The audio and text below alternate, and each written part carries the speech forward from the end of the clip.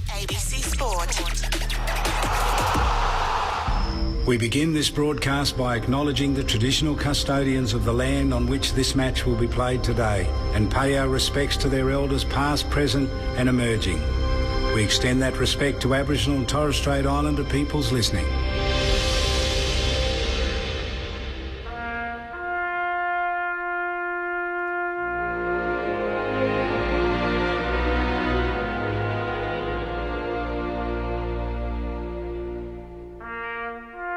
The Anzac spirit was born through conflict overseas, and we continue today to celebrate some of the very best aspects of that spirit in our culture and in our national game. Aussie rules football. Courage, commitment, fairness, loyalty, and mateship.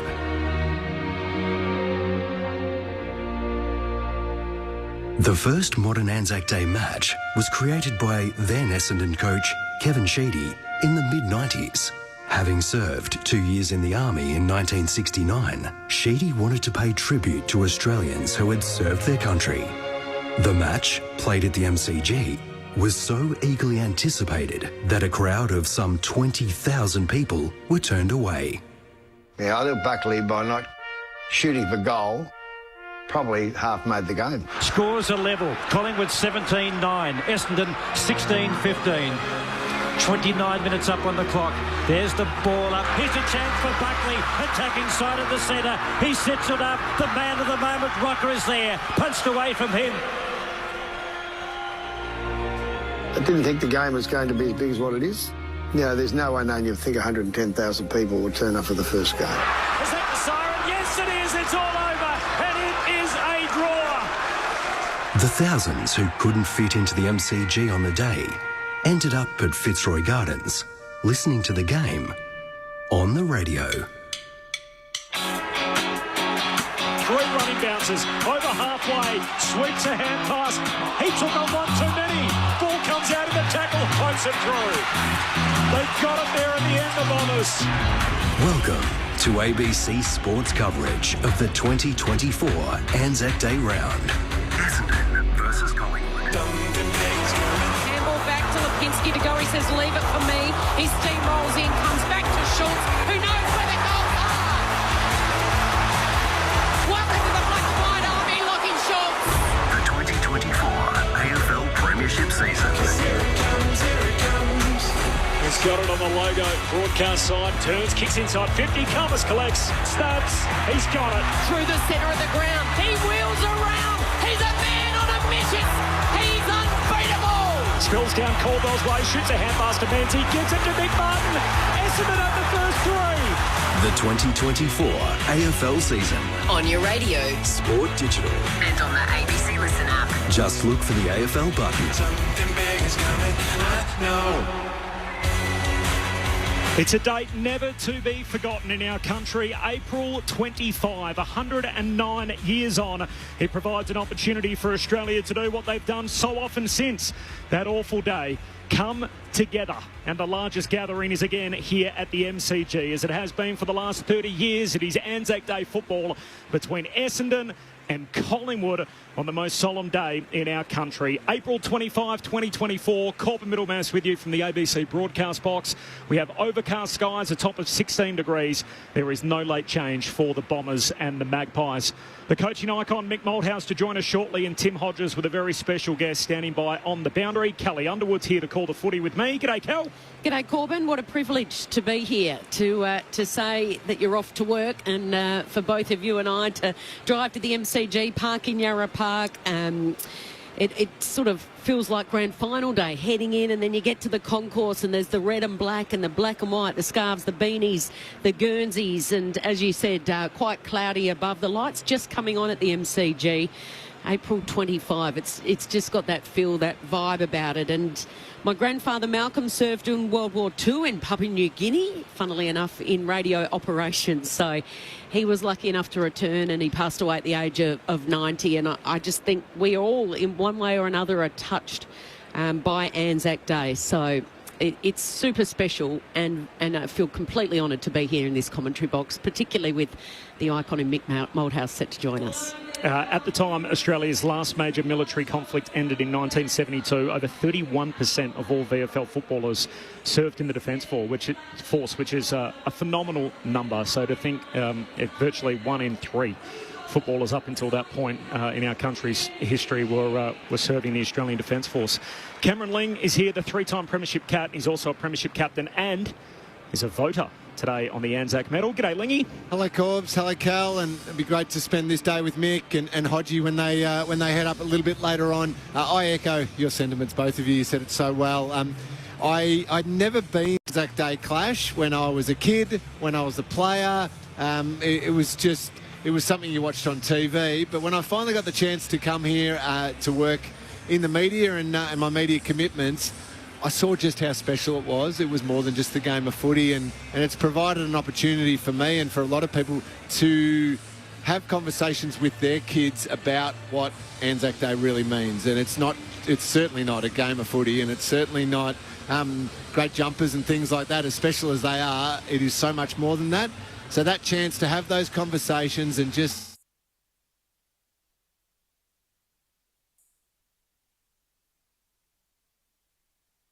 now and wonderful things for us, things I could never do. So we're very thankful for them, but I also love the opportunity that this footy game brings people together to continue those conversations along.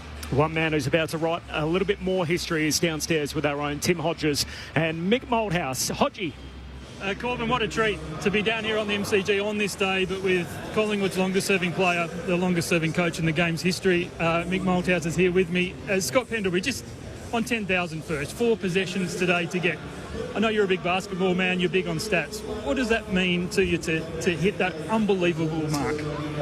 Yeah, it's probably one, obviously you never set out to do something like this, and yeah, look, I've just been a guy who's tried to prepare really well, prepare with humility, but play with confidence, and prepare every week I've got something to really prove and get better at throughout the week, and then come and play. And that's been my mentality for a long time, and it's held me in good stead. And it'll be nice to get the 10,000s hopefully out of the way nice and early, then we can worry about the match.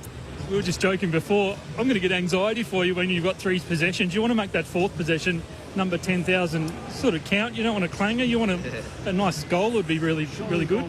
Yeah, I wouldn't mind a goal, or I might have to steal a kick in from Nick Dacos, so it's something notable. I don't want a little handball out of a clearance or something, so see how we go. I hope it's brilliant. What about this bloke? The fact he's down here to do an interview with you, it must be pretty special to bring Mick down to the boundary. Yeah, it is. Well, we were just talking before.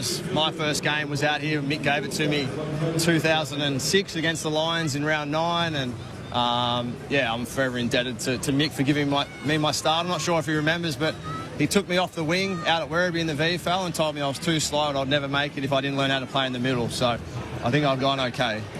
Certainly have. Over to you, Mick. Well, they're little testers, you know, to play.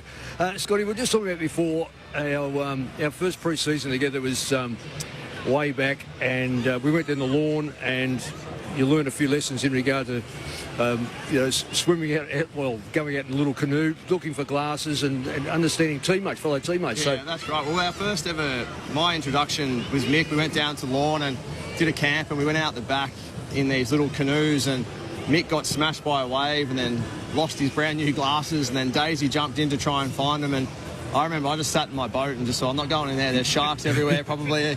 Sorry, Mick, your glasses are going to be 12 foot under.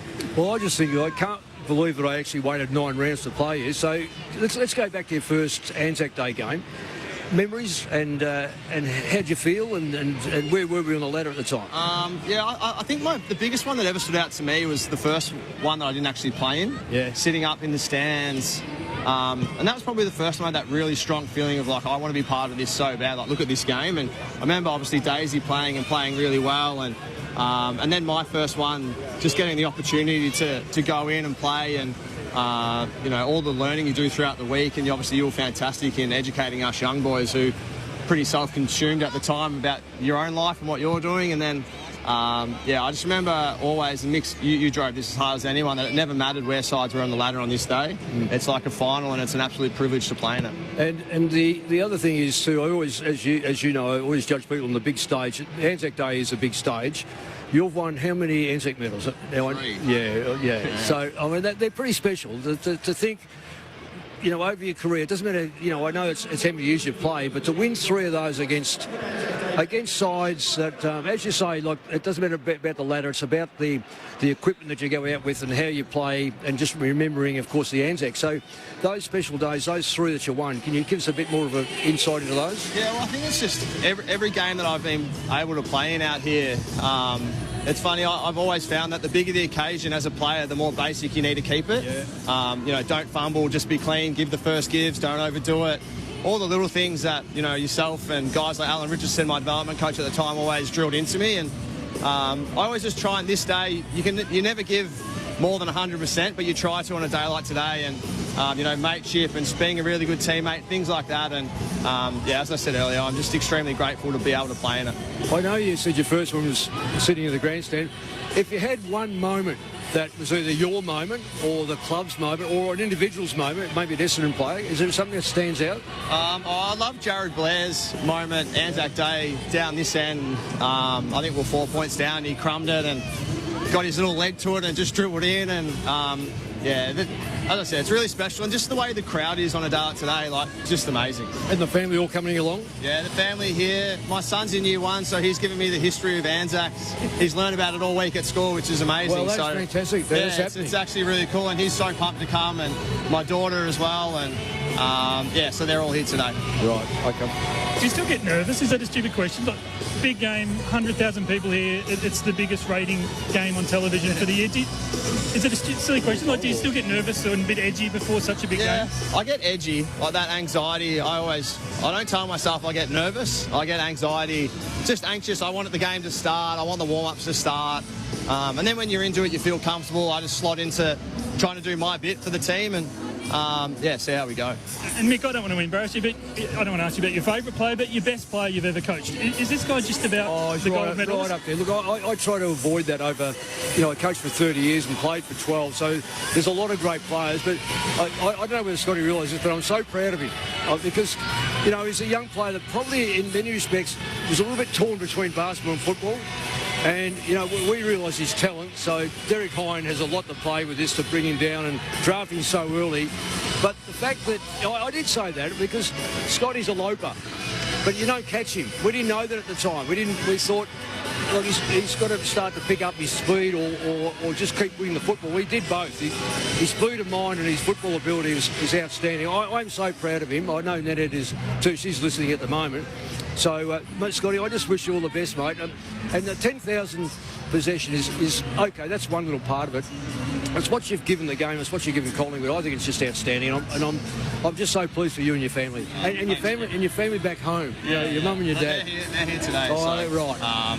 It's funny. I actually feel like I sound like Mick more and more as I've got older because all the life lessons he's given me and the words of wisdom along the way I'm trying to pass down now to guys like Nick and those young guys. So, I'm forever indebted to Mick and this football club for giving me my start.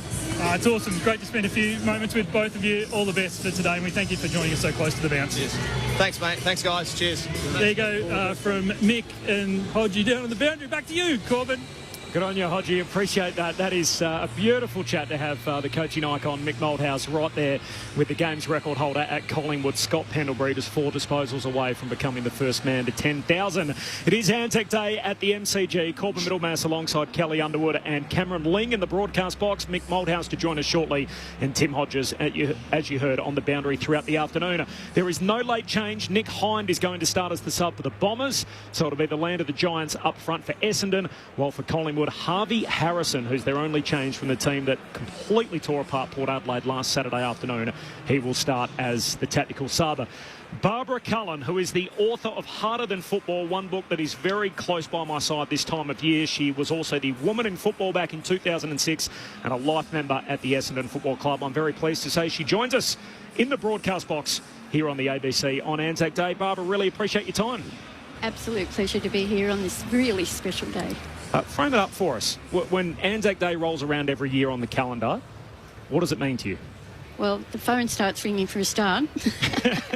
Every club's in touch with me. No, I really look forward to it because I help organise the Anzac Day lunch over at Crown. So that's the first function I go to. but I've already been to a couple. I'm involved also with the Rats at Trabook.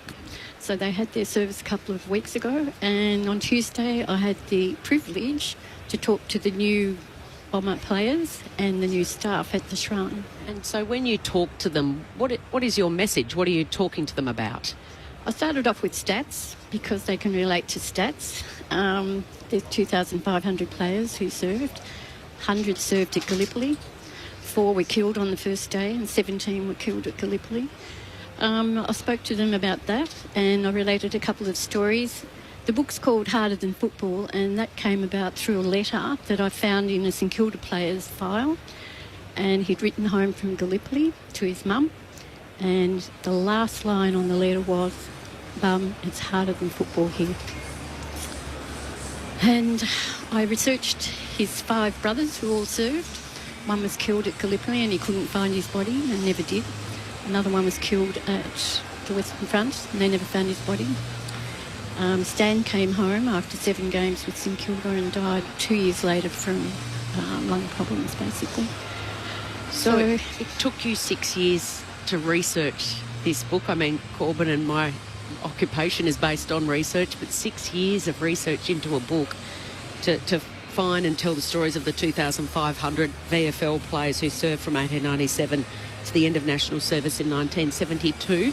Have you come across more since? Yes, I have. I found, initially when the book was printed, which was 10 years ago now, there were 156 players who died on active service, and I found another 4 and also another 75 players who served. And I missed them, like one of the Richmond players enlisted under his mother's maiden name and took 13 years off his age. So, of course, I didn't track him down. But hopefully we can go to reprint and I can add all those amendments in, because I'd like to honour every one of them who served. What was the reaction you got from the young Essendon players that you spoke to this week? I was so impressed with their respect and their beautiful manners. They took it all in. We did a tour of the Shrine and then I spoke to them around the Perpetual Flame. And I was just so impressed with them. Lovely, lovely young men. And a couple said, "Oh, my bucket list is to go to Gallipoli." Wow. And so you're a storyteller at heart and a football lover. What sort of reaction when you printed this book and then you said you want to go into reprint, what sort of reaction have you had from football family, the friends, or just the general public? I think they're grateful that someone recognises their service. I have to say, beautiful Harold Lambert from Essendon had a go at me because I didn't list every place he'd been in and every unit he'd been in. But I think clubs are grateful because no one had ever done a definitive list. So, and it fits in beautifully with Anzac Day, I think. Barbara, you should be commended for all the work that you've done and being able to help tell some of these stories. Harder Than Football is the book written by Barbara Cullen. It's a fascinating read and one which I have particularly close by at this time of the year. Really appreciate your time and have a wonderful day here. Thank you very much, Corbin, and thank you for asking me over. Barbara Cullen with us in the box here at the MCG. Thanks to Barbara for dropping by. A life member at the Essendon Football Club, and it is a tremendous read. As is The Fallen, by the way, The Ultimate Heroes, which was written about 15 years earlier by Jim Mayne and David Allen, which document a similar thing. 20 Essendon players were killed in active service, 10 from the Collingwood Football Club, and their names are etched on the joint banner, which is being displayed to the MCC members on the broadcast wing at the moment, and the two teams will run through that when they make their way out on the ground shortly. This is Anzac Day footy on ABC Sport. Corbin Middlemass and Kelly Underwood to call the action. Cameron Ling, the 3-time Premiership cat, and the coaching icon Mick Malthouse with me in the box. Mick, you just caught the back end of that, of what Barbara Cullen had to say on your way back upstairs. Beautiful chat with Scott Pendlebury. Firstly, this day, you've spoken to many teams before they've run out on Anzac Day. What do you tell them? Well, Corby, thanks, and good afternoon, everybody. I'm sure that you will be listening, because it is the greatest day in Australia. It's ahead of Australia Day, It's below a grand final, because there's only 2 clubs that play these games on this day, albeit the fact I did coach Carlton against St Kilda in Wellington on Anzac Day, yes, many years ago. What do I tell the players? It's not... We do. It's probably the prep. So we start off with, and when I first arrived at Collingwood, I I've got to say disappointed that many of the players didn't know why they were playing. Anzac Day was Anzac Day. So I quickly was able to get hold of the people at the shrine and say, can we have a mock-up Anzac Day? Because we're not going to have the players go on Anzac Day to do the dawn service. So we had an actual service, if you like, at the shrine with all the players, and we showed where the sun shines at 11th hour of the 11th day of the 11th month, and where it comes in, and the flags of those different divisions, the medals and everything, and had someone actually go through why Anzac Day is so precious in the Australian history. So it started to open up Pandora's box in many respects, as players then become very curious. So we got more and more people. In fact, I was going to tell you off air that we were able to get, you've all heard of Tom, Dick and Harry, the underground escape, the tunnels in Germany. Now, I know this is the Second World War, but I had a person who come out here who was one of the escapees, or tried to, he actually helped dig the tunnel, and he was a Melbourne supporter, and we were playing Melbourne, so this wasn't Anzac Day necessarily, it was before we played Melbourne, and he said, I'm only doing this for you, Mick. I would never do this for the Collingwood Football Club in preference to my Melbourne Football Club. But he was only joking. We gave him a Collingwood jersey, which he stood all over. He said, I'm not taking it home. My wife will kick me out of the house. But so to get back to it, it was more the work done beforehand. And then on the day itself, you've got the book there, Fallen. Yep. And what I would do for young players coming through, I would, at random, take a page, photocopy it, hand it to the player and say, all I want you to do is read this. You're not going to be tested on it. I just want you to read this. And almost to the player, they'd say, we started to read about the player, but then we realised he wasn't coming home. And I said, well, that's what we call about life and death. So let's not confuse Australian rules with life and death, but we owe it to those people that have served, are serving, and future serve, that we cannot afford you cannot afford for them to judge you on lack of courage. You don't have to say much more. Because from there on in, I know that, I've virtually done 13 that I know of, and you have to vary it because you've got so many players that are probably repeat. So, but it was more about just the energy required, and the game this is not a game of football. This is an occasion, and we never forget the occasion that we are here principally for the Anzacs. Darcy Moore spoke so beautifully after Collingwood won last year. They had to come from 28 down at three-quarter time, which has really been their trademark under Craig McRae, the games that they've been able to reel in, and they did so on the back of Nick Dacos and a few others last year. He's about to turn and make his way up the race and lead Collingwood out onto the MCG in front of almost 100,000. It is such a special day. Big smile on his face. No late change for the Pies or the Bombers. Harvey Harrison is the sub for Collingwood. Nick Hind for Essendon. Let's have a listen as Darcy Moore leads his team onto the G. Welcome onto the field, the Collingwood Football Club, led out by captain Darcy Moore.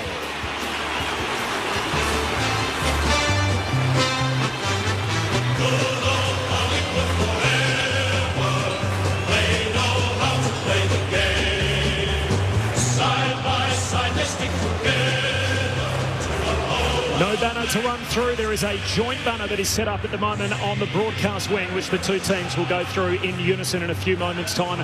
Collingwood had 10 players killed in active service, 8 in the First World War, 2 in the Second World War, including Norm LeBrun, who played for 4 clubs. He's one of just 25 players in AFL VFL history to have done so. He's the first known Indigenous player to represent the Magpies. He was the 10th and the last Collingwood footballer to be killed as a result of war. He was the second rover to Harry Collier, who played 17 games in 1934 for Collingwood. He enlisted in 1942, a week after the bombing of Darwin. He later served with Harry Collier away at war. He went to Papua New Guinea. He was reportedly shot by a trooper, and as a result, his body was buried a few hundred metres away from where he fell and never brought back. He was one of 10 Collingwood players, as mentioned, to be killed in active service for the Magpies. The Pies, the first team out on the ground, predominantly in white, a white-based jumper with the black stripes today. That jumper, by the way, features a design of the maps of the sites of significance from the World War I battles. It has 2 sprigs of the iconic rosemary in the middle and the Ode of Remembrance on it, intertwined into the black stripes on the white base. Now, the maps include both the Gallipoli Peninsula in Turkey and the German Heidelberg line in northern France. So both of those featuring on the base of the Collingwood jumper.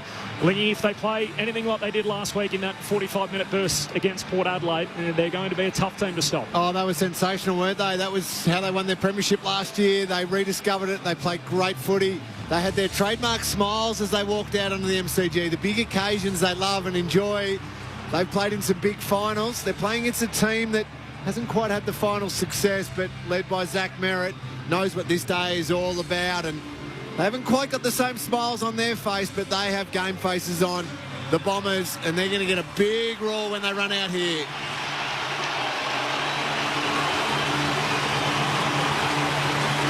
Zach Merritt leading his team out on Anzac Day. He was suspended this time last year, and so as a result, it was the acting captain, Andy McGrath, who led the side. So for Zach Merritt, his 213th game, but the first time that he's captained Essendon on Anzac Day. The iconic red sash comprises of the red poppies, the commemorative flower of remembrance, one of the first plants to regrow across the battlefields in northern France and Belgium post the First World War. 233 Essendon players served their country in the Defence Force, 20 of them killed while on active service, including Charles Moore, who was part of the Boer War. His mother was Elizabeth Kazali, who of course was the aunt of the legendary Roy Kazali. He was the first VFL player killed in active service in May 1901 in South Africa. He was hit in the waist by a bullet passing through the body of his dead horse. Coming back from a reconnaissance patrol, he was placed on the back of his mate's horse and taken back to camp, where he later died. He was buried not far from there, but is remembered on a drinking fountain memorial in Albert Park, Sir Vincent Gardens, which still stands to this day. Charles Moore, one of 20 Essendon players killed while on active service. There are 6 players out there who are featuring in their first Anzac Day clash today. For the Bombers, they are the 4 recruits: Jade Gresham, Todd Goldstein, Xavier Dersma and Ben Mackay, while for Collingwood, Lockie Schultz and the sub Harvey Harrison here for the first time. Mick, take us down into those rooms from those years ago when you would have your final words to the players. What is your message to them? I heard 2 players, former players of yours, talk this week. Simon Prestigiacomo spoke to the Collingwood team. He says you taught him and his teammates about the sacrifice and the horrors of war. And then I heard Mark McGough speak on the Channel 7 front bar program during the week, and he said he remembers his first one. He was in tears, and other players were in tears before they ran out.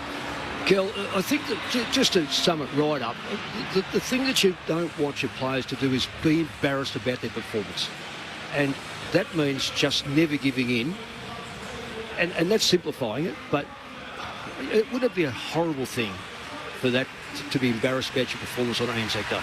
The Bombers and the Pies make their way through the joint banner. Just a handshake between Zach Merritt and Darcy Moore. The 2 captains, and Collingwood burst through their side of it with the Anzac Appeal logo in the middle and the Bombers on the left-hand side. The roulette's flying overhead. It is an overcast day, 16 degrees. There's no late change at the G. Did you try and draw on their emotion? Did you want to make them emotional before you were before they ran down the race, or was there the concern that they could burn that energy and that emotion beforehand? Well, you've got to then put your coach's hat on. So that's why I said to Corby, is a lot of your work's done during the week, and it's just an awareness. So the heart rate you've got to lower to the point where there's something to give when the ball bounces. So it's a real balancing act. I don't mind how they feel internally, so long as they can understand the occasion, if there is an occasion, but also then turn that energy into a positive energy of trying to win the game. So it's you know, and I've got no idea what the record is, and I don't really want to know. It's just simply I was part of the occasion with these boys for 13 years that I'm aware of. I think there's a couple of West Coast that might have been on Anzac Day that we probably weren't celebrating as we should have, because it wasn't football-wise, it wasn't really thought that much of. I think we still thought of Anzac Day, but regardless, it's more about the effort, Kel. More from Mick Malthouse and Cameron Ling coming up. Kelly Underwood and myself, Corbin Middlemass, here to call the footy. Tim Hodges on the boundary. We're all standing by the Anzac observance ceremony, and the full preview from Mick and Lingy coming up next, live from the G on ABC Sport. Time to steady and pull the trigger. Take sparkle your week with the ABC AFL Daily Podcast. Join myself, Catherine Murphy, AFL legend Paul Roos and expert panellists every day to get the latest news, game analysis and insights straight from the field. The way the rules are now, you're not allowed to brace yourself and hit someone in the head in a marking contest. Tune in to stay ahead of the game and get your daily dose of footy fever. Find the ABC AFL Daily Podcast on the ABC Listen app. ABC Sport. Welcome to ABC Sports coverage of the 2024 Anzac Day round. Something big is coming, I know. April 25, it's a date as Australians that we all carry with us, and everyone seems to have some sort of connection to this particular day. And for the last 30 years, so have Essendon and Collingwood at our Cathedral to Football here at the MCG. It is the 29th traditional Anzac Day blockbuster between Essendon and Collingwood. There is no late change. The Anzac observance ceremony to come. The two subs, Nick Hine for Essendon and Harvey Harrison for Collingwood. Welcome to ABC Sports coverage. Corbin Middlemass to call the footy alongside Kelly Underwood and our ABC Sport analyst, the three-time Premiership captain Cameron Ling, who's voting today on the Anzac medal, and Mick Malthouse, the coaching icon, is with us in the box. Tim Hodges to join us on the boundary. Scott Pendlebury 4 disposals away from becoming the first man in history to break through the 10,000 disposal barrier. It's all set up beautifully. Cameron Ling and Mick Malthouse, before the ceremony, set it up for us. What are we in for today? Well, it feels like finally we've got Collingwood are the reigning premiers, so we know they're good. We've got an Essendon team that there is genuine excitement about. I still have a couple of nagging little doubts, Corbs, but they are playing some good footy and they've had some good wins, and you can just see by the Essendon crowd here, they're hopeful of knocking off the Pies and pushing themselves even further up the ladder. There's quality in that Essendon lineup, but Collingwood have rediscovered their form with the great win they had against Port Adelaide last week. The midfield battle will be good. There'll be intriguing matchups everywhere. We're going to get, I think, genuinely a great game of football. Sometimes it's close because of the occasion, Mick, and regardless of where they are on the ladder, you still end up with a close game, not necessarily a great game. I think today we have the potential of a really high-quality game of footy. Yeah, I hope you're right, Lingy, because it was a close game till half-time last night. Feeding, I reckon a lot of people went to bed very, very early. It was the most disgraceful game, and that was close. Yeah, so that wasn't quality. No. So, yes, we are after a close game, but we are after a quality game. Yep. I'm going to be intrigued. We know how Collingwood play. I'm going to be intrigued by the 4 players that Essendon have brought into the football club to see how they handle this situation. This is a grand final crowd. It's going to be 75% broken up by half by Essendon and Collingwood. The other 25% will be probably people who just want to come to Anzac Day. So, and I'm going to throw in a couple more. I'm going to throw in Stringer. Stringer is on. To me, he's got to be examined today on how he plays. It's wait for the crowd. He's a crowd pleaser. It's how consistent he can be, because if he is switched on, he's going to be really dangerous. Because I don't know whether Collingwood have got a player on that back line that when Stringer's hot can really stop, because he's got aerially, yep, they know he can cover it. On the ground, yeah, but it's 2 different players, so he's one. I loved your chat with Scotty Pendlebury where Pendle said the bigger the game, the bigger the occasion, you concentrate more on the little things, the simple parts of your game.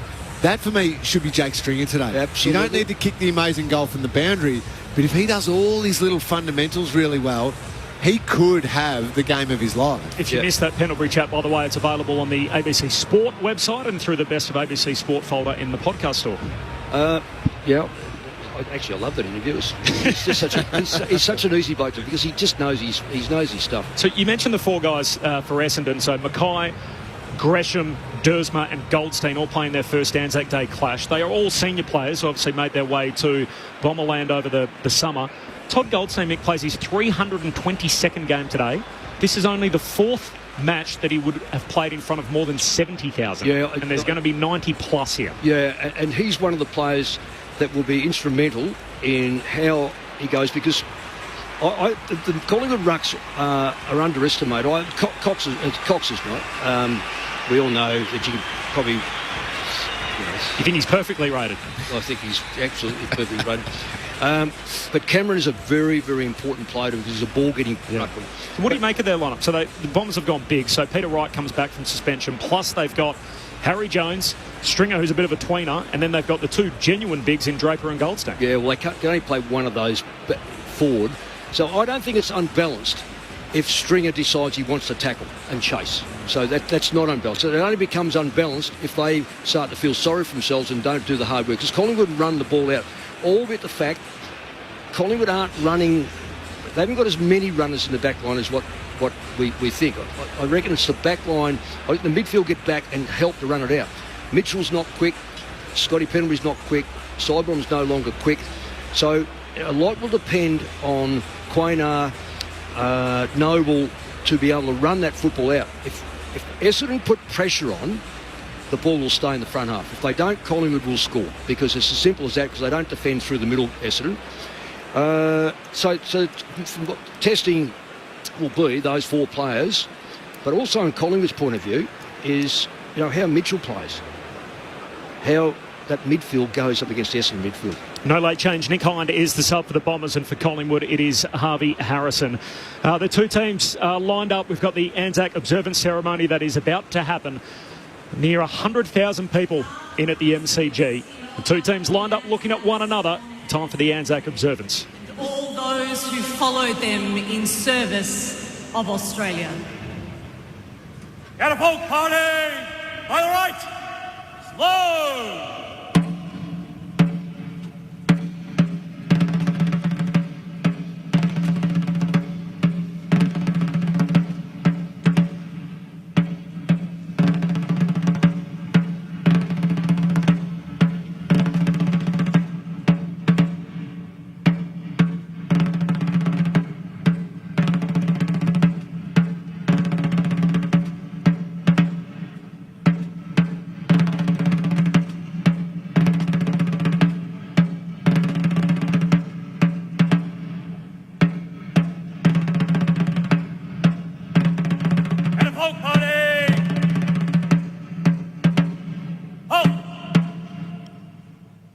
Party outwards.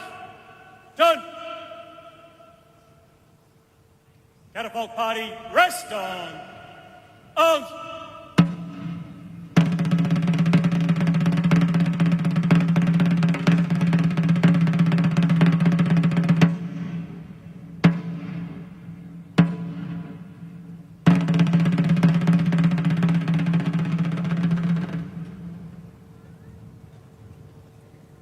The Australian Football League, Essendon and Collingwood football clubs and the MCC invite you to join the coaches, players and umpires in honouring the memory of Australia's servicemen and women who gave their lives for the nation. Please welcome Uncle Colin Hunter Jr. to welcome us to country. I'd like to start by acknowledging that this afternoon we are meeting on the lands of my ancestors, the Wurundjeri people, and I'd like to take this opportunity to pay my respects to my elders, both past, present and emerging, elders from all nations. But I particularly want to pay my respects to everyone gathered here today, Aboriginal and non-Aboriginal. But I want to make a special acknowledgement for Anzac Day. I want to acknowledge the Aboriginal and non-Aboriginal men and women that fought for this country. Wominjeka, welcome. Wurundjeri Bullock, Yima Kondi Big.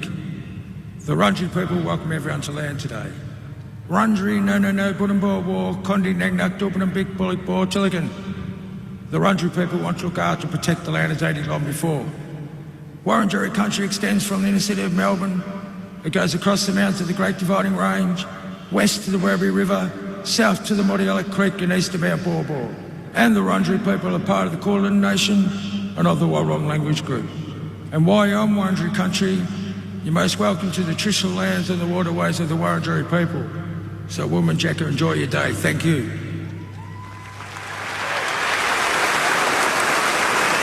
Thank you, Uncle Colin.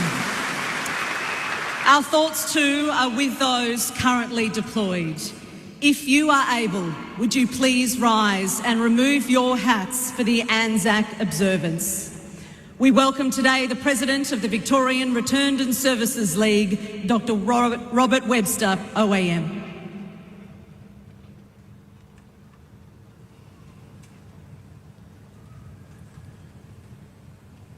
in memory of the fallen. They shall grow not old, as we that are left grow old. Age shall not weary them, nor the years condemn. At the going down of the sun and in the morning, we will remember them. Catapult party, a turn! John! Catapult party, present! Arms!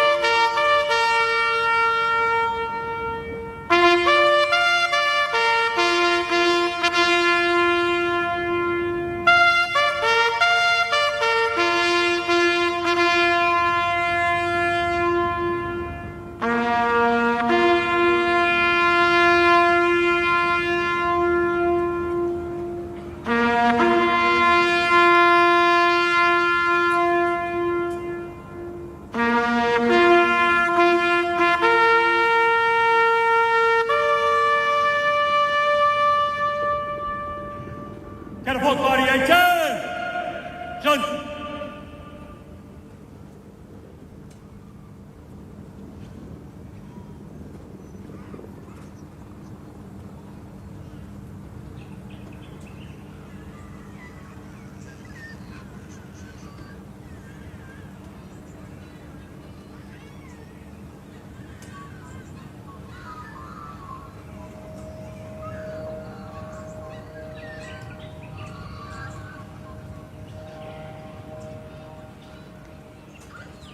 Lest we forget.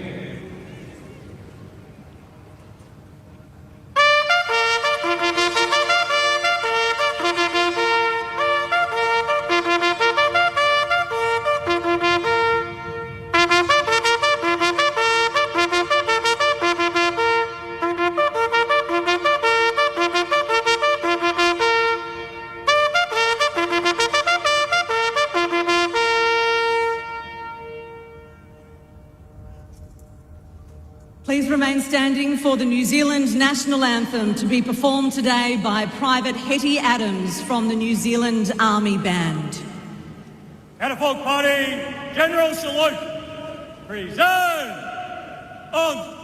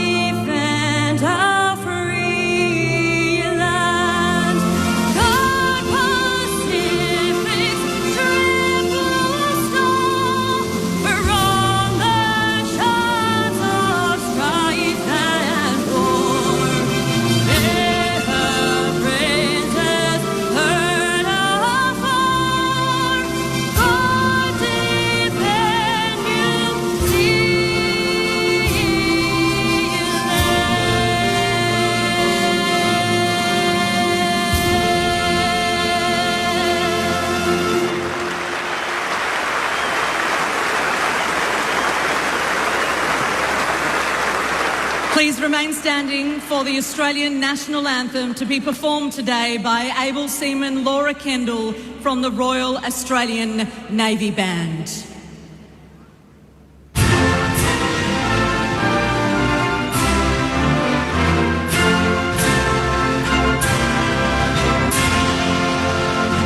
Australians, oh, let us rejoice, for we are one and free.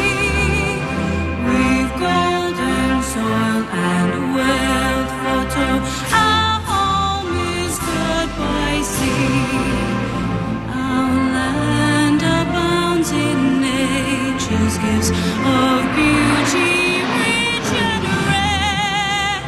In history's page, let every stage advance Australia fair. In joyful strains then let us sing, advance Australia fair.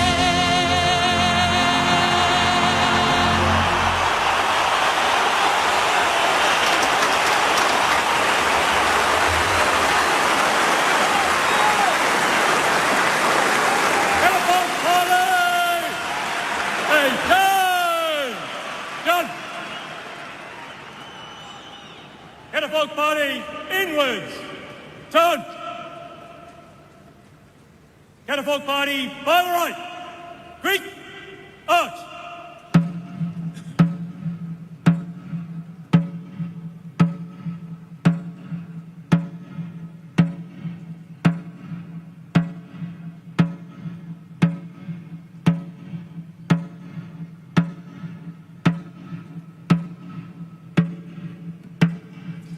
Thank you. Enjoy the game. It's such a special noise when 100,000 people roar, and yet probably nothing as moving then when almost 100,000 people fall silent as it does on Anzac Day. Such a special day. It's great to have you with us. Anzac Day footy on ABC Sport here at the MCG. And just to try and put all of this into some kind of context, Australia lost over 100,000 soldiers, and in World War I and World War II alone. And there wouldn't be a seat for all of them here at the MCG. Such was the atrocity of those global wars.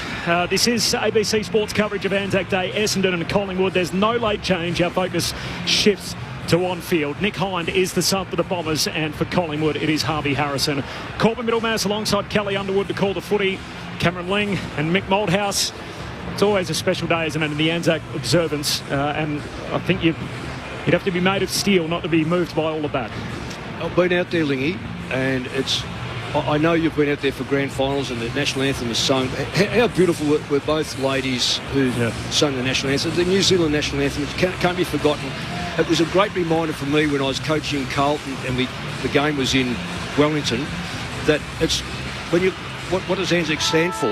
You know, there's New Zealand proportion of it, and sometimes we get a bit caught up in it's just Australia. But no, this is a brother to brother, really. It was fantastic. And being out there, honestly, this is... I go right back to the start of these, and there's always a yobbo in the stand who would yell out because he wanted to be heard. It's self-regulated. There was no instruction of the AFL, nothing from the police.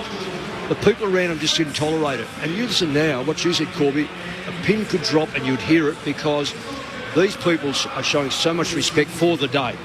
Zach Merritt and Darcy Moore are shaking hands in the middle. Tim Hodges is standing by on the boundary. Hodgie, we've already heard from you with Scott Pendlebury a little earlier on alongside yourself and Mick Malthouse for that chat.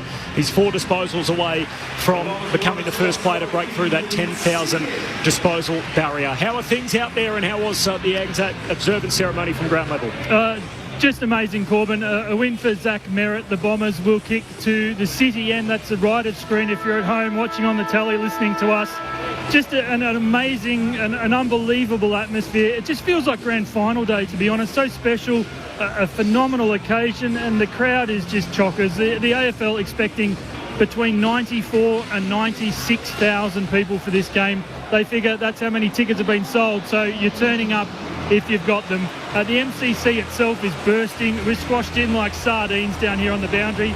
The perfect conditions. It's a little chilly, it's a little breezy, it's swirling at ground level as you'd imagine, but an ideal 16 degrees. The lights are on, but not really required at the moment. Just repeating, no late changes. The subs for the Bombers, it's Nick Hind. For the Magpies, it's Harvey Harrison. It's just a really special day to be at the footy. It's a privilege to be here, and let's hope the game lives up to the hype. You heard the roar as the roulettes flew overhead. The two teams, both their respective benches, take a seat. It'll take a little while for the goosebumps to go down, I'm sure, for all involved. And Sam Durham starts in the middle of the ground. He'll be lined up alongside Nick Dacos. The countdown is on. It is footy's annual tribute to the troops. Essendon versus Collingwood. For almost 3 decades, here at the MCG on ABC Sport, you're with Kelly Underwood. And the 29th edition of this special day about to get underway. Stringer is in the centre alongside De Goey. It's Draper and it's Cameron. Draper takes it straight out of the centre. Kicks it forward, diving. Quaynor couldn't hold it in. Sam Draper kicked the first goal of the afternoon last year. And he's involved at the centre. It's an early stoppage here. Tossed up in the air. Cameron slips through his fingers. Schultz was fighting in there. His Stringer started in the middle. Merritt, the captain, gives it off. Quick little handball. Involved is Martin. Gets it off to Harry Jones and passes it. Short, low, Langford on the end. Terrific composure by the Bombers because Collingwood were bringing the heat around the congestion. Just some good, sharp handballs. And then Harry Jones, I thought for a second he was just going to blaze away long, but instead saw Langford on the lead and hit him with a perfect kick. And it had to be perfect too because Jeremy Howe was closing quickly. That's a good match-up there because I reckon Howe might get him in the air, but not on the ground. Kyle Langford to open proceedings. The crowd will tell the story. It's about 70% red and black. And he buries it and he grabs his jumper with both hands. He clenches his fist. He tugs at his red and black sash. And he's nailed it at the city end. With the opening goal, 1 straight 6, just like last year when Draper put the first one through. Langy, I just noticed the Collingwood forward line, on that bounce, all their forwards come right up to about the 50-metre line, whereas Essendon kept in front. They kept a big 4 in a box formation around about 20 metres out from goal. So we're seeing contrast in the forward line structure. I think Collingwood are thinking we can get him out the back with their speed. Essendon are virtually saying, we'll get him in the air. Yeah, you're right. And they want that. And I think with a couple of smaller players around that Essendon forward line to buzz around, there's going to be marking opportunities, but crumbing opportunities too. Gresham's had a big say on this, not today so much, well, he just started, but for the year. Restart back in the middle. First goal to Langford and the Bombers. The ball spills to De Goey. He's wrapped up by his opposite number, Draper. You love that. Draper just nailed the tackle. Follow-up was superb. Bombers with the opening goal. No late change. One down in front of Gresham. He left it behind. Trapped in by Crisp. Got a hand pass out. And in the end, Schultz throws his boot at it. Sockers it about 40 metres downfield, deep into the forward pocket. And in the end, it rolls out of play. Cole Langford, his great-grandfather, Ernie Farrer, actually served in Papua New Guinea during the Second World War. He spoke about it during the week. He's part of the 2nd 8th Battalion, was a Lance Corporal, contracted malaria, but did make it home after receiving shrapnel wounds from a bomb blast. Boundary throw in at the punt road end. And they wrap him up in the tackle down there, Redmond. A couple of pies got him either side. So right forward pocket, Draper into space, running onto it is Heppel. He's got time to squeeze a kick out of the defensive 50. Over the head of right it went. It beat a couple. Clean bowl was Quaynor. Nick Dacos, the Anzac medalist from last year. High ball, sitting under it. And paid the mark is Cox.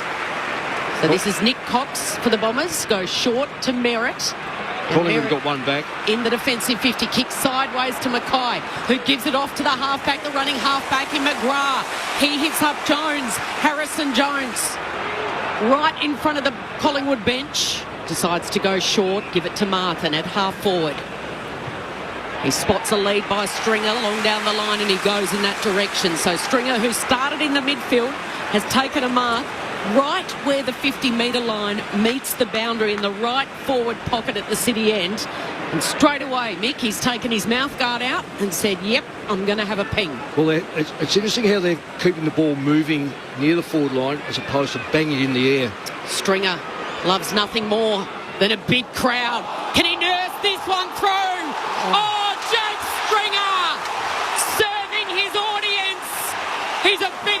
Legend player, and doesn't he love 100,000 at the MCG?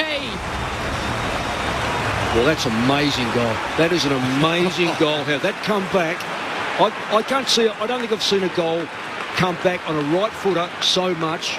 That was calculated. Talk about a guy unafraid of the moment. Oh, yeah. Takes the mark against the boundary line, 55 out, and says, "No, I'm having a ping." I'm having a ping, yeah, and I'll how kick it it. Come back, does. Brilliant. Just, you've got to explain it, Lingy, to the people who haven't seen this. Yeah, if you're a left footer from there, you understand your left foot. Nice draw comes around to that. He's the right footer kicking hard up on the boundary, and he's put it just in the perfect spot for it to just drift into the goal. I love the celebration, Lingy. Just on the right hand, the point finger, licks the tongue, turns up to the crowd to say, yep.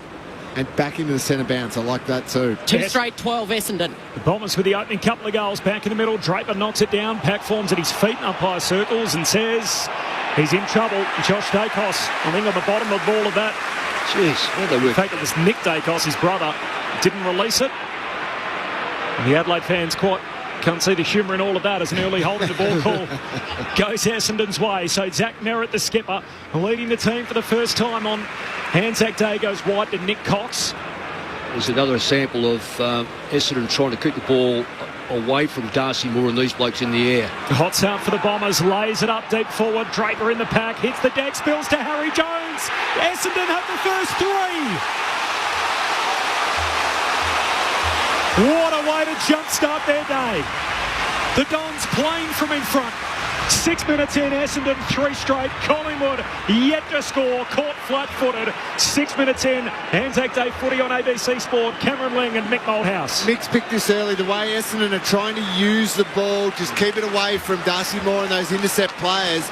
But the mobility of that forward line is working at the moment. It is. They've got the big tall targets. Peter Wright's really deep, but the other players around him are quite mobile. Yep. Jake String is starting in every centre bounce, Mick, and then just going straight forward. Their Collingwood defenders a little confused on who's going to take him. Is it Crisp? Is it Maynard?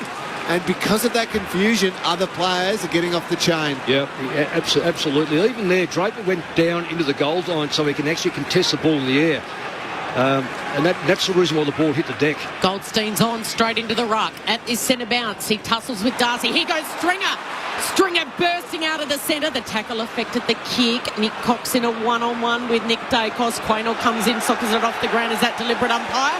He socketed it straight over about 10 metres it rolled, and the umpire says, yep, it'll be a free kick. It's accepted by players now. So the free kick by Caldwell. He goes into the left forward pocket. Goldstein's down there. Straight to Merritt. His snap was smothered by Crisp. Comes out the back. Gresham. Quick hands. Darcy Parish goes towards goal. Oh, it's a snap and a goal.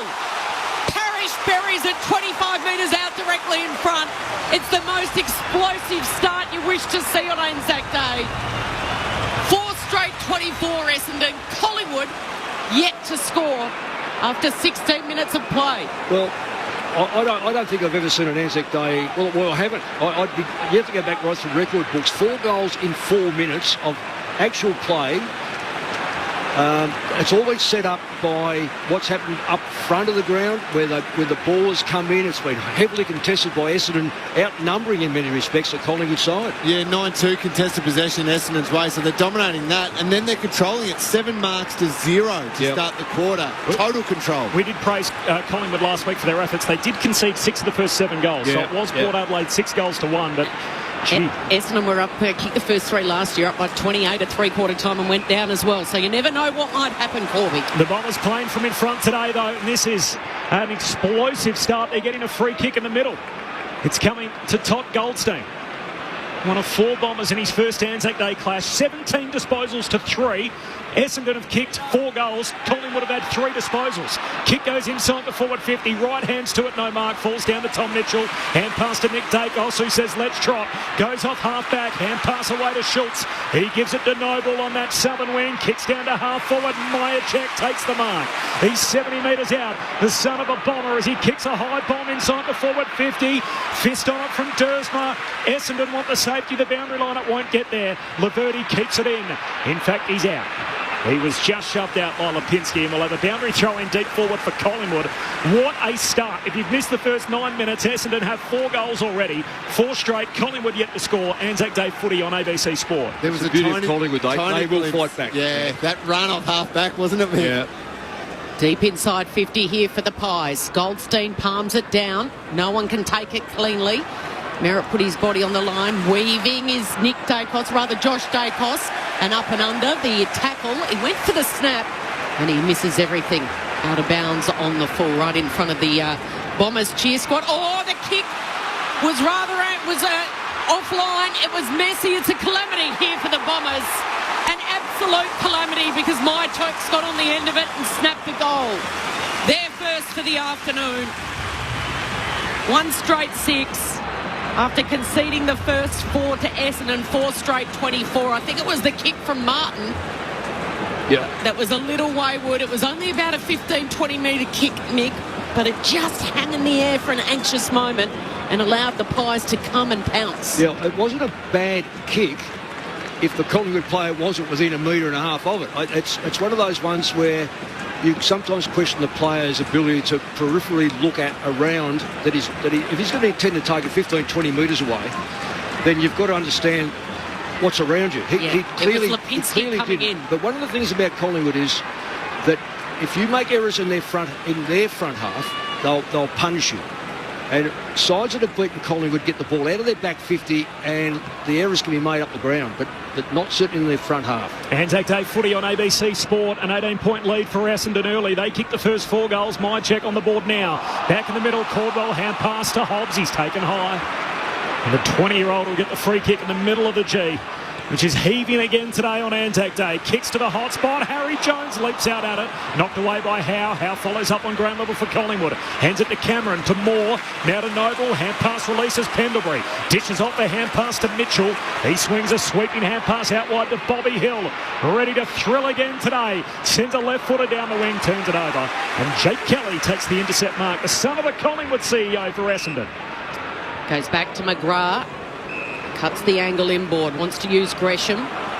Handballs back to McGrath, fakes one way, takes the bounce through the corridor, and then delivers on the bounce. There's no one there for Essendon. It's Moore to Noble, to Cameron, to Howe. Oh, his high handball was smothered though. Bombers defenders closing. Noble picks it up, kicks it wide. Goldstein almost spoiled it over the boundary line. It stays in. Nick Cox comes in. He's tackled to the turf by Crisp. Still a loose ball. On the southern wing they go. Hemmed in against the boundary. Heppel goes back to Redmond. Redmond now a high up and an under. Darcy Cameron sets himself. Comes over the top. Can't take it cleanly. Big tackle applied by Caldwell. Umpire blows his whistle. Says it goes against Caldwell. He dived into the back of Pendlebury. And Pendlebury with his second possession. He needs 2 more to become the first AFL VFL player to reach 10,000 disposals. Possession 9,998 is sent up to the wing for Collingwood. Ball hits the deck. There's another free kick for a hold, and Myercheck as he's jumped the tugs by Benny Mackay. He'll get the free for Collingwood. So Essendon, the first 4 goals inside the opening 8 minutes. Left us all without jaws on the floor, but Collingwood have kicked the last, trying to settle back in the game. Hand pass to Nick Dacos, to Noble. Flares it out wide to Josh Dacos. Kicks inside 50. Hoskin Elliott flies, no mark, spills down to McCreary. Jams it on the boot, bounces on the behind line. Bobby Hill tackled through from behind. Nick Martin makes sure he won't be too dangerous in that scenario. 13 minutes in, Essendon by 17. Anzac Day footy on ABC Sport. Corbin Middlemaz, Kelly Underwood, Tim Hodges on the boundary, Cameron Ling and Mick Malthouse. 4 straight Essendon. Collingwood 1-1. Collingwood, you're right, Ling, you go. Got aggressively forward then. They had both Hill and side bottom goal side of their opponent. So that's what you were talking about earlier, Mick. They're trying to get him out the back.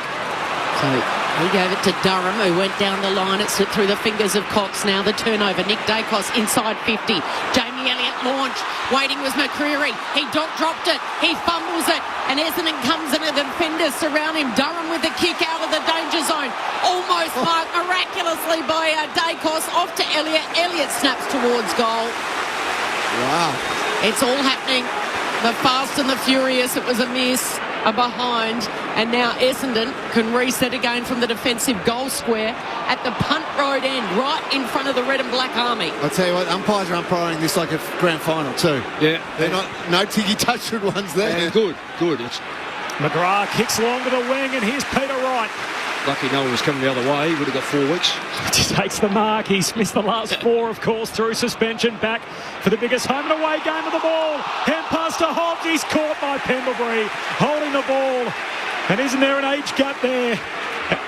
And Scott Pendlebury, at 36 years of age, on the 20-year-old in Ben Hobbs, getting ready for disposal. Number 9,999. We don't have that much time on the field on Anzac Day. Ben Hobbs, he was just wandering around. He's got one to get for 10,000. The Bombers by 16 points. Pendlebury to a pack, and Mason Cox stands tallest of them all. Who, of course, made his debut on this day. Kicked a goal with his first kick in the big time. Now the only American to have won a premiership. He kicks to the top of the goal square. They come from all directions. Spills down to Myercheck. He snaps goalward but misses. They're on top, Collingwood. Pendlebury on 9,999, trying to become the first man to 10,000 disposals. Essendon by 15 points after 15 minutes. The Bombers 4 straight. Collingwood 1-3. Anzac Day footy on ABC Sport. Redmond short to Laverty in the back pocket. He goes down the line. Sidebottom's in front, launching over the top. Lovely mark up on the back of Sidebottom was Caldwell. I think Sidebottom's a little bit sore too. Oh, I think he got kneed in the back of the head on that one. Caldwell, the risky kick. He goes inboard. Draper's there. The double grabber beats Frampton. Mark's paid. He's got it just inside the centre square. He can see Langford down there. Oh, that's wonderfully brave by Howe. Going back in a one-on-one against Langford. He stole it out of the air, but his kick's gone straight to Durham. Sammy Durham, fast becoming a fan favourite. He chips it short to Heppel. Oh, forward pocket. In his 12th Anzac Day clash, looks into the pocket now, trying to get it to Gresham. It's broken up by Moore. And Moore is going to be paid the mark here in the back pocket after colliding with Gresham. Pendlebury's on the bench. Hodgie, you're going to have to keep us up to date when he's ready to come back on. Will do. He's on the phone upstairs to the coach's box. He's had a long conversation with Craig McRae. So McRae has spoken about how he was an on-field coach, and he's just told him everything that he's seen in the opening 16 minutes of this match. Bombers by 15, halfway through the opening term, and here's Durham again with the intercept mark. Leaps up, marks the Darcy Moore kick and sends Essendon deep inside 50. 2-metre Peter running out after it. He's got it. Velcro for hands. He rips it down. The contested grab.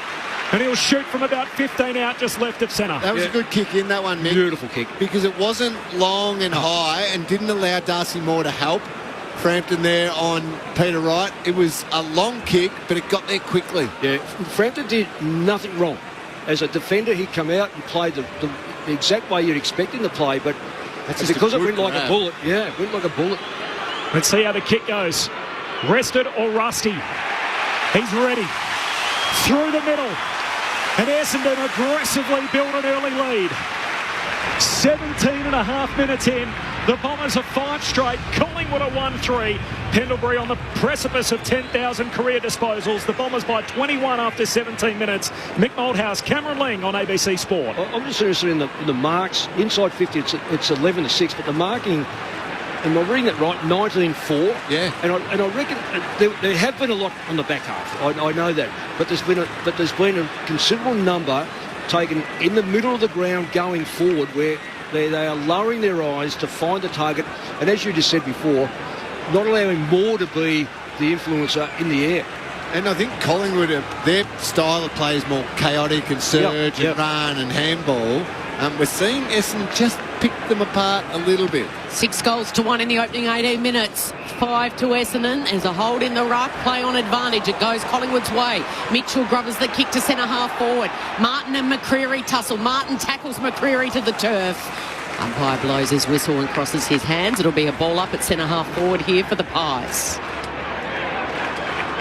Mason, Cox and Goldstein. Cox reaches up over the top. That white glove gets hold of the Sherrin, palms it down. They pile on top. The umpire's picked out a free. It's going to Essendon, to Nick Cox for over the shoulder against DeGoey. So Nick Cox for the Bombers has got it at centre half back. He's going to go backwards and sideways. to the former skipper in Heppel, who goes wider still. This is Durham. Rather, Dersma. Dersma goes along down the line. Draper and Darcy Moore. This will be interesting. It bobbles over the boundary line in that one-on-one. So boundary throw-in right in front of the Shane Warne stand. The first couple of tiers are all black and red. Just black and white at the Ponsford stand. And right up high, there's a little bit of black and white. Otherwise, it's red and black everywhere you look, Corby. It's like they're divided by blocks in which they sit in the supporter groups from both teams. From the boundary throw-in, Parrish, hand pass to Gresham, squeeze a little kick forward. Langford hitting up but left it behind. Attacking edge of the centre square for Essendon, and a pack forms. Tim Hodges on the boundary. Corbin just keeping an eye on Mason Redmond. Came off with a real corky. He's on the exercise bike at the moment. He was involved in that heavy clash with Josh Dacos, which didn't see a free kick awarded inside Collingwood's forward 50. Essendon by 21 from the stoppage. The Merritt kick smothered. Ricochets to Dersma. Hand pass to Martin. Put his teammate Kelly under pressure. Hoskin Elliott running with him. Close to the boundary line southern side. He paddles it back to Hobbs. Sweeps a hand pass forward. Merritt taps it to his own advantage. Along the boundary line, he's run out of room. And the boundary throwing on the southern wing. Pendlebury still on the bench, still on 9,999 career disposals, trying to become the first man to 10,000. Essendon by 21 points. They've kicked 5 of the first 6. And Corby, just for you, the Goey, no possessions. Spinning back into play. Parrish read it off the ruck. Spinning kick inside 50. Umpire says free kick to the Bombers. Peter Wright in the marking contest. Was that against Darcy Morlingy? Yeah, for just the arm wrapped around the torso a little bit. I mean, I don't think there was much in that at all. No, there's nothing in it, Lingy, but I tell you what, though, he's good for 55 metres, Peter Wright. Yeah, the umpire do have a couple of cues, umpires. If they see a little pull of the jumper, what they call a sail, they'll pay it. If they see any arm wrapped around that body, they'll pay it. But, gee, that didn't look like it was much there at all. The man on the mark is Josh Dacos. Right, let's rip from right on 50. He's got 2. Kevin Sheedy, the giant screen shows him. He gets the pen out of his pocket and he goes, my goodness, I've been doing so much writing.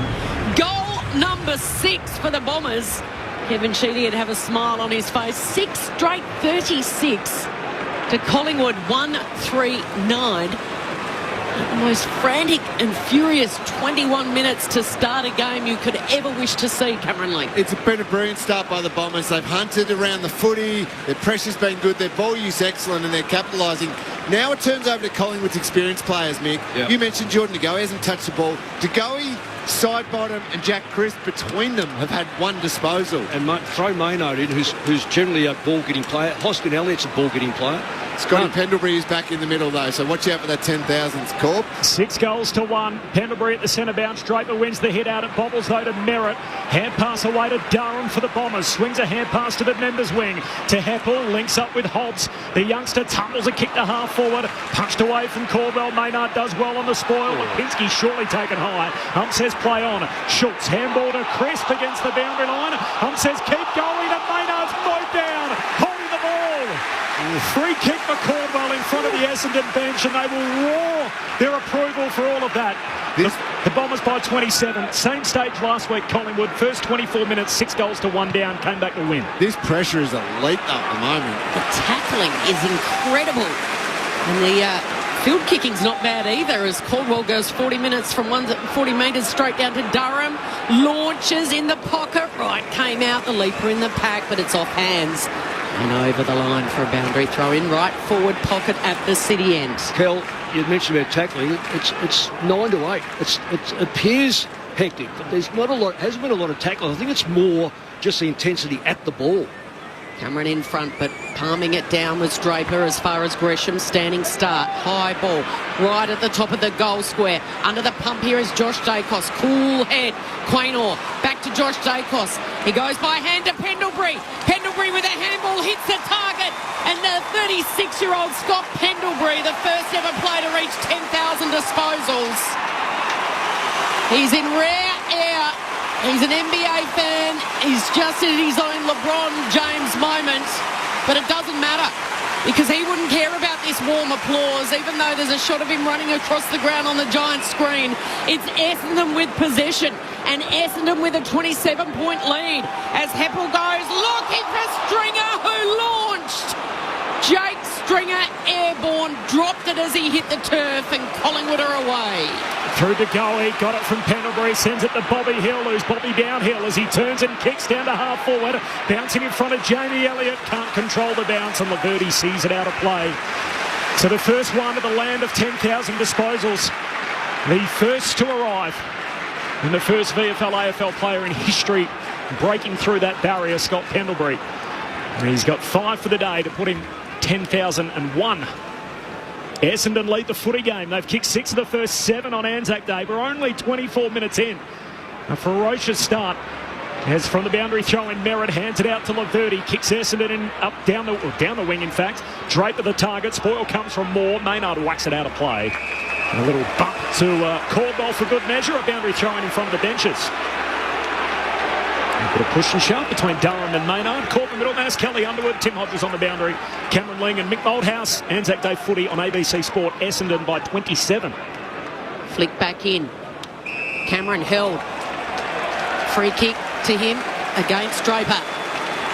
Darcy Cameron wants to go on with an awkward little kick into the centre. Really reaching up high was De Goey, but he took the mark and then he flares it wide.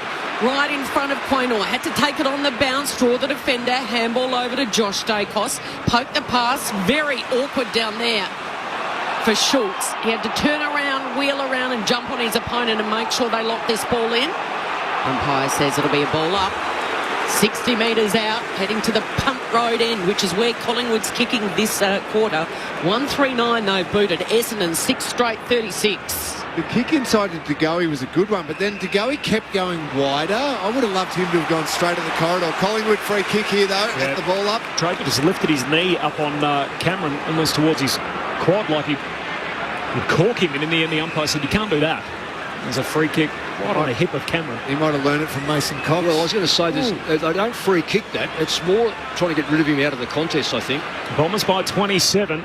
There's Darcy Cameron. He's about 60 metres out. Kick straight to Draper. And Sammy takes the intercept mark in front of the behind line. Yeah, this will be interesting what he does with it. He's a ruckman.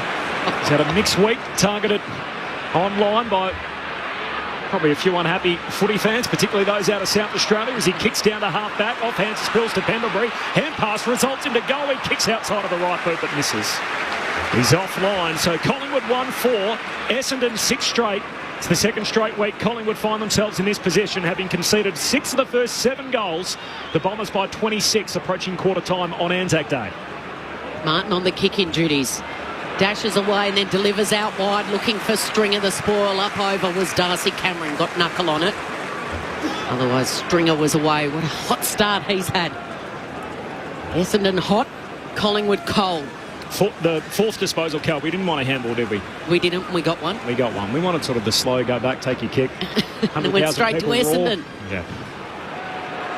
Boundary throw in. De Goey getting involved. Handballs to Mitchell. Mitchell, Chris Noble. Closes to 48. Could have gone for goal. Instead went to Hill. And Hill with the spring up over the top of McGrath. Worked his way into the front position. Couldn't really get separation on McGrath, but the leap was lethal when he's taken a mark, and he'll go back and have a set shot. 30 metres out. 45-degree angle to the Punt Road end of the packed MCG. Very good kick by Noble. He's not recognised for his position, his kicking, but all equally a very good mark under pressure too. It's not easy to take when a ball comes to you like a bullet. Well, rewind 6 months or so, and the number 23 was starring on this stage on grand final day. The Norm Smith medalist from last year hasn't got his kicking boots on. He misses to the left-hand side. Let's get down to Hodgie on the bench. Cal, Mason Redmond back on the ground. He still hasn't run. He's just walking to this possession. He's trying to get in this chain here. He's been off the ground with a corky from that incident 12 minutes ago with Josh Dacos, so he's really struggling with that corky. He wasn't running too freely there as he tried to get into some kind of jog, so good observation, Hodgie. This is Jake Kelly off the back flank for Essendon. The Bombers by 25, long down the wing, but Cameron takes the intercept mark. Been impressive, Cameron. Anzac Day footy on ABC Sport. Hot start. The Bombers kicked 4 goals in 8 minutes. They've kicked 6 of the first 7. They lead by 25 as we close in on quarter time. That is one with the lot from Cameron as it floats its way to centre half forward. Elliott almost marked it, got it to De Goey, hand pass back out of the 50. Merritt was over the top of it, dragged off it. The Bombers win it anyway. McGrath away towards Langford, hand pass to Davey, waited, hand pass, finds Parrish, kicks inside 50 and Jones marks. And the transition from the Bombers from D50 to up front. And now, just left of centre, Harry Jones marks about 50 metres out. I don't know about I'm not sure about his kicking depth. I know he kicks reasonably accurately, but 50 metres, he's going to have to go 53, 54 to get this over the line. He thinks he can, so I think you know him better. Yeah, I reckon he's got it. Got the distance. It's probably just from here, but he's got a pretty big kick on him. Jones looking for the extra distance. He's underneath it. The kick has the trip, but it's offline. This is to the near side. So 6-1 to 1-5. Half-hour mark opening term. Essendon by 26 points on ABC Sport. And they're away quickly. McCreary's got it at half-back. He's driving to a one-on-one. It's Hill v. Heppel. Hill with the speed. Gets it on the bounce. Oh, the banana kick to the top of the goal square where Elliott strolls in. He'll never kick an easier goal than that, Jamie Elliott. Bobby Hill igniting the Magpie crowd. 2-5-17 Collingwood after a slow start. Essendon 6-1-37. A minute to go before quarter time. Mick, you've seen a hell of a lot more footy than me, but I've seen a lot of footy. Sometimes I still just get blown away by the skill level of some of these players. That was superb by Bobby Hill. And that had like a tracking device on it? Oh, that was unbelievable. Jamie Elliott didn't have to break stride. He's at full speed running towards the boundary and it was a banana. And he made it look like he was having a kick in the park. Yeah, there's two things out of that. Essendon's lack of defence from the back end. Yeah, front set shot. So once that, as we said before, if Collingwood are clearly trying to get in behind it, once Hill was in possession, Elliott was they're instructed clearly, just get towards goal, possession and don't go with them. That kick was magnificent. 50-metre check side outside of the right boot with the player running into the goal square for the walk-in goal. What a moment from Bobby Hill. Collingwood out of the middle again. Nick Dacos unites and links up with Myercheck, who takes the mark out on the lead. And he's got it just left of centre. He'll kick from 50 out. It's amazing the last 2 minutes will show a dominant quarter reduced to a good quarter. Yeah, and you think, assuming this makes the distance, 8 shots at goal in the quarter by Collingwood. Yep. They've done a lot right, but Essendon have kicked a lot straighter, of course.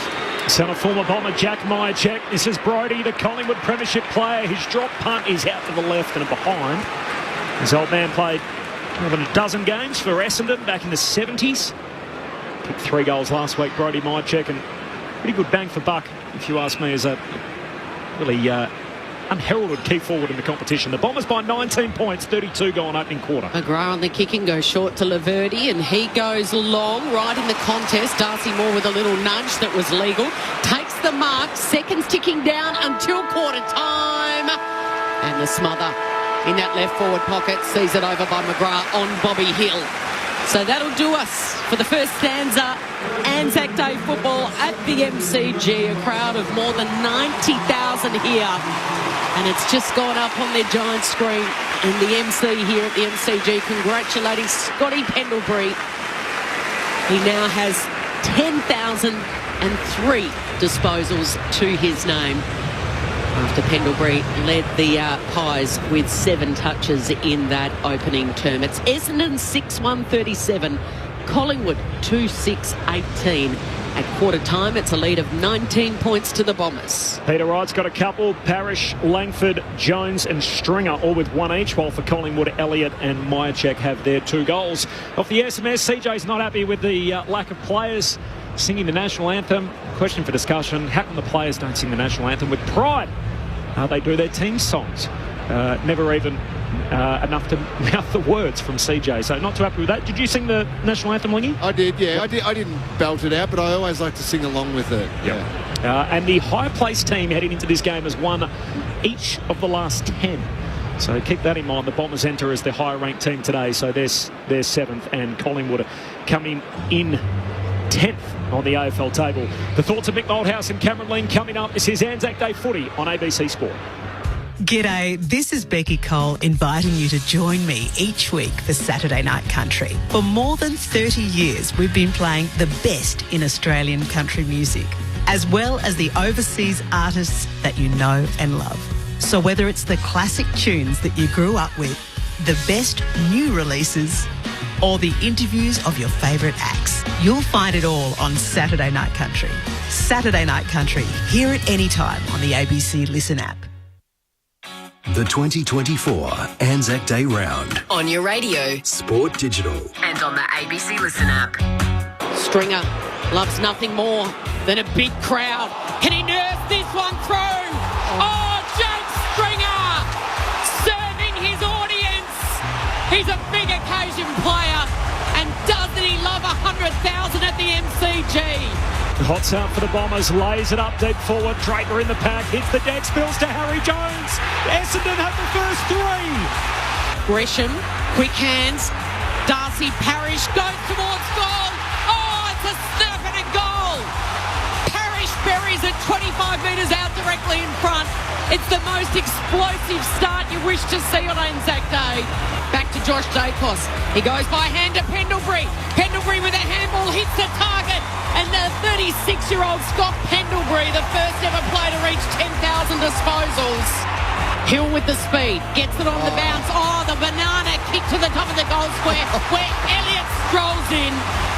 He'll never kick an easier goal than that, Jamie Elliott. Bobby Hill igniting the Magpie crowd. ABC Sports coverage of the 2024 Anzac Day Round. Essendon versus Collingwood. Sounds there from the opening term. Over 90,000 in the house. Essendon by 19 points at quarter time. The thoughts of Cameron Ling and Mick Malthouse, Anzac Day footy on ABC Sport. The Bombers by 19. Well, Mick, when we're going through it all, you can't help but be impressed by the Bombers. What a start. 4 goals, they just banged them on, end up the quarter with 6 goals for that first quarter. It's strange, though, because sometimes maybe it's just as simple as accurate goal kicking and taking your chances. Collingwood have had 8 shots at goal to Essendon 7, and a couple more of those go through for the Pies, and we're probably a little bit more 50-50 after the first quarter. So while I felt Essendon was certainly the better team in the quarter, Collingwood had plenty of chances, and we know they're going to keep coming. Oh, absolutely. And the inside 50s, 15-13, tells you a lot about it. I just think that Essendon, the way they've gone forward, though, has been really well thought out, well structured, and it's okay to have the ideas. You've still got to produce, and I reckon that they've been able to find. McRae will no doubt talk to his players about the ease of which Essendon are bringing that ball into the front half. Yep. But I still think Collingwood will get them out the back. Let's weigh up each quarter differently, but certainly out the back, Collingwood will get them because they're just. I reckon Essendon's defence is a bit too aggressive. They're just allowing, like let's face it, that goal of Elliott, closest player to him was probably the emergency sitting on the bench down in front of us. So Essendon are controlling, as you said, they're using the ball beautifully going forward at the moment through that first quarter. They've also taken 32 marks to 12, so they're controlling the footy going forward. If Collingwood can flip that a little bit and bring some more heat onto the ball carrier, the kicker, and those kicks start ending up a bit more shallow, a bit more dumpy, and Collingwood defenders can start intercepting, and they can send it back through Essendon. That's where that out-the-back play is really going to be on for the Pies, absolutely. Isn't it? I think also, Lingy, taking into consideration contested football, I believe greatly that a contested football side, on the big occasion, the receives outside, they're all home and away matches. This is a different game altogether. Essendon are winning that. It's Collingwood's modus operandi, if you like, to be a contested side. We pointed out De Goey at one stage had nothing. He's now had 5, and that come in the late part. This is where De Goey and the Dacos boys have got to get themselves really involved in this. And if they can, they might change things around. Tim Hodges is on the boundary. Hodgie. Corbin, the Bombers have the lead, but they are a bit banged up. Xavier Dersma was in the hands of the doctors for a lot of that quarter-time break. His left knee has been heavily bandaged, really struggled at the end of that term. We've already mentioned Mason Redmond struggling with a high corky. He's struggling just to get into a trot, to be honest with you. So they've got their concerns. Just updating Steele Sidebottom. Lingy mentioned an incident on the members' wing when he was collected with a knee to the back of the head. I watched the Collingwood doctors. It was the back of his neck. So he's had a lot of physio on that neck during the quarter-time break, and at the end of the first term, he's got a decent headache, but no need for a HIA. He's back out there and okay. Thanks, Hodgie. One of 4 Collingwood players without a disposal in that opening term, still side bottom. Essendon by 19. Second term underway. Anzac Day footy on ABC Sport. Nick Dacos tackled in the middle, lost it. Stringer just kicks a torp inside the forward 50. Langford at the drop. Howe a critical touch. Knocked it away to Frampton. To Maynard by hand. 1-2 with Mitchell, and then Maynard swings it out to Noble. Another hand pass off the back flank. To Gully, run down by Stringer. Ball held in, umpire says holding the ball. I'm not sure where the prior opportunity was. And now a little shove from DeGoey on Stringer, and he's going to pay for that. 50 metres. Just out of frustration, shoved Stringer down. And now Jake Stringer, who got the centre clearance, wins the free kick for the rundown holding the ball. And now he's having a look at the sticks inside 20 metres. Oh, it was there too. I just saw the replay. He grabbed his ankle, tipped him over. That 50's there. I don't think the free kick was there because of no prior opportunity, but 50 was definitely undisciplined. Well, what a start this would be for the second term for the Bombers after such a great first quarter. Jake Stringer in a contract year. He's got one already. He's now got 1-1. He misses wildly out to the left. You mentioned the free kick wasn't there, perhaps. The footy gods taking care of that. That was a dramatic miss from 20 out dead in front, out to the left. Essendon by 20 points, 90 seconds into the second term. And he's kicked the best goal you would ever hope to see, a set shot from the boundary in the first quarter. And from directly in front, he's had an absolute howler and missed. No wonder footy fans get stressed. That just sums up that's Jake a shock, Stringer. It's the Houdini line where the freaks don't walk, they strut, and 9 out of 10 times they drive you nuts, and that was one of those times. Well, the Pies brought it back into play, Darcy Moore, and then right in front of the interchange gates that went over the boundary line. So toss back in, Goldstein in front, taken by Parrish. Merritt overrunning it was Heppel. He's looking for a bit of help. Parrish just scooped that to Gresham. Comes back to McGrath. This is all under pressure. The hurried kick was taken. The mark by Darcy Cameron. He gets in the right position, Cameron. Yeah. He's a player, unbelievably, that Sydney let him go. He just gets in the right spot. He's a competitor. From the defensive side of the wing to the attacking side of the wing. Mason Cox didn't take the mark, but Ben Mackay gave away the free. So Cox has now got it. The Americans brought a bit of flair to our game. Australian rules football. He's got the sunnies on and the white glove. Never seen before. He says, I'm just going to pop it up to the hot spot. Run and launch. That's what my check does. At the back, Hobbs. Davey Jr. fumbles it over the point line. I think he actually meant it, but not about himself. No. I mean, I think he didn't mean it, rather. Yeah, because I reckon it was a fumble. I reckon he'd be thinking, have I given away a free kick here? Bombers by 19, back to where we were at quarter time as McGrath comes wide to Kelly. Slow motion now, the Bombers. Kelly off a step, finds Heppel. Marks on the back flank, looks for Stringer, all alone against the boundary line, given a bit of a rope and takes the mark, just in front of Cameron, who draws Mason Cox on the mark. Umpire says, no, you can't do that. Sort of fake to kick and try and draw the 50, so kicks to centre half forward. Langford up strong, marks over Darcy Moore. He's got it, 55 out, centre half forward. Stringer just cruising by him. Slow movement. Goldstein had a mismatch he loved long. Back and across to McGrath. McGrath short kick to Laverty. Plays on immediately. Swings a hand pass out wide. He's the skipper. Merritt with their forward 50 entry. Jones leaps up. No mark. Falls down to Moore. And he kicks off the back 50 out to Schultz at half back for Collingwood. That mark will be paid. It's Essendon by 19 points. 4 minutes into the second term. Anzac Day footy on ABC Sport. Corbin Middlemass, Kelly Underwood, Tim Hodges on the boundary.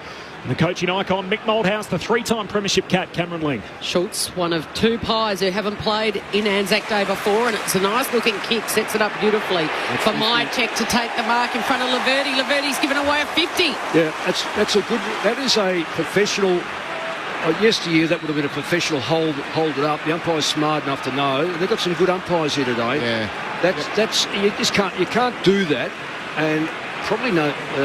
All you're doing with Mychek, anywhere within 60 metres is fair range. So he's probably giving away a goal here. Yeah, he's dragged Laverty to 48 metres out. pretty much directly in front. Laverty, the man on the mark. Can Myercheck make him and the Bombers pay with his second goal of the afternoon off a couple of steps? He lets rip and he misses to the left-hand side. Kicking to the City and the Pies in this second term. The margin is 18 points, Bombers lead. Got no momentum in his kick there. It's really surprising how he took it. I think he knew it was well within his range, but... Redmond straight down the pipe. Sammy Durham got his name written on it. Spills at last moment. Drops down towards Merritt. Hand pass back into congestion. Picked up by Nick Dacos. Hand pass trying to link up with Moore. Stolen by Parrish. He's tackled. Dispossessed. Up says holding the ball.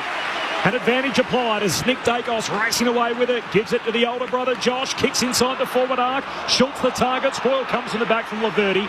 says play on. McGrath coughs it up. Mitchell. Centre half forward for Collingwood. Hang on, the ball's coming back and it's going to be an Essendon free. Wow. Yeah, it was there. It was a push in the back. The tackle continued on after McGrath got rid of it and landed fair and square in his back. Essendon by 18 points, 6 minutes into the second term as they come out of the back 50 through Martin. And the kick has been picked off, a turnover straight away. The Martin kick, Noble's got it.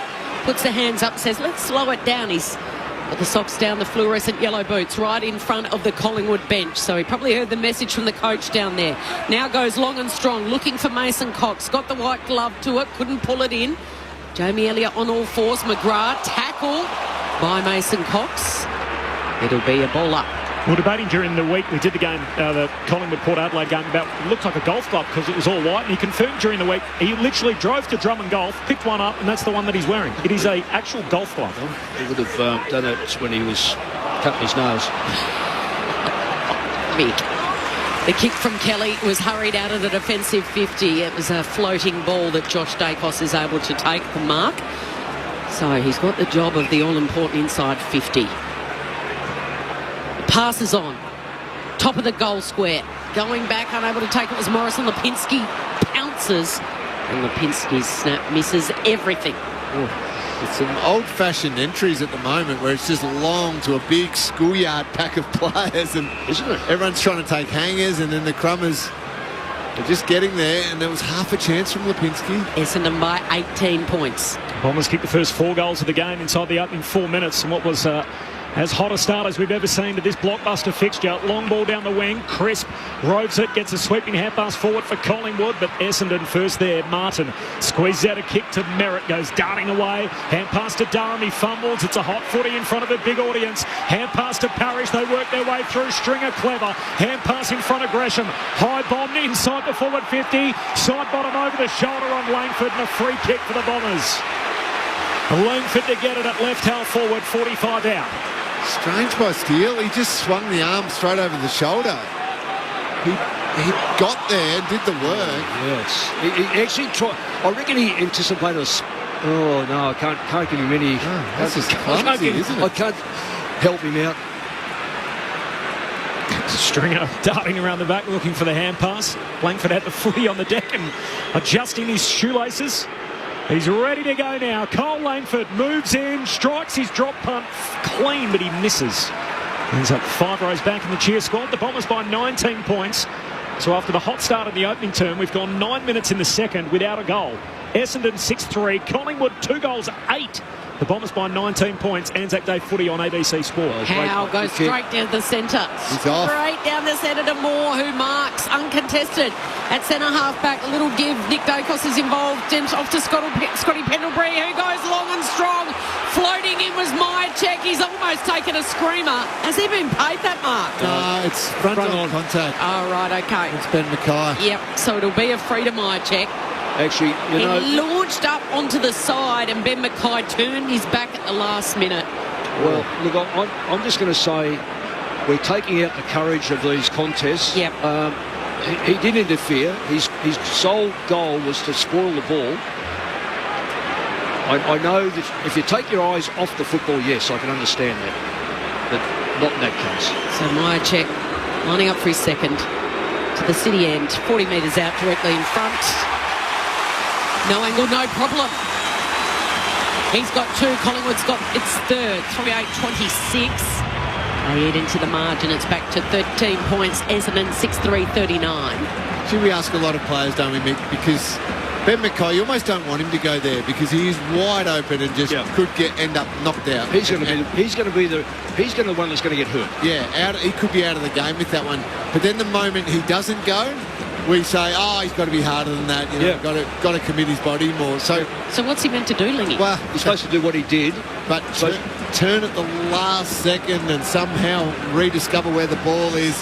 We ask so much of him, and I mean, in the end, probably looking at that one, it's a free kick, but gee, that's hard for him in that position. So courageous. They're having a chat about it now, Mytek and Mackay. Yeah, well, I don't think it is a free kick. I just don't like those. I think we take away too much beautiful ruck work. Cameron palms it straight down the throat of Nick Dacos, darting away, sweeping Polyfather, hand pass to Lipinski inside 50, kicks wide and Hill takes the mark 2 steps in from the boundary at left half forward. Well, Collingwood have just taken over this game. Outside that shot from Stringer, Essendon have slowly just eased back too much. Collingwood have put the foot on the accelerator, gone past them as far as intensity go. Contested football, Collingwood's.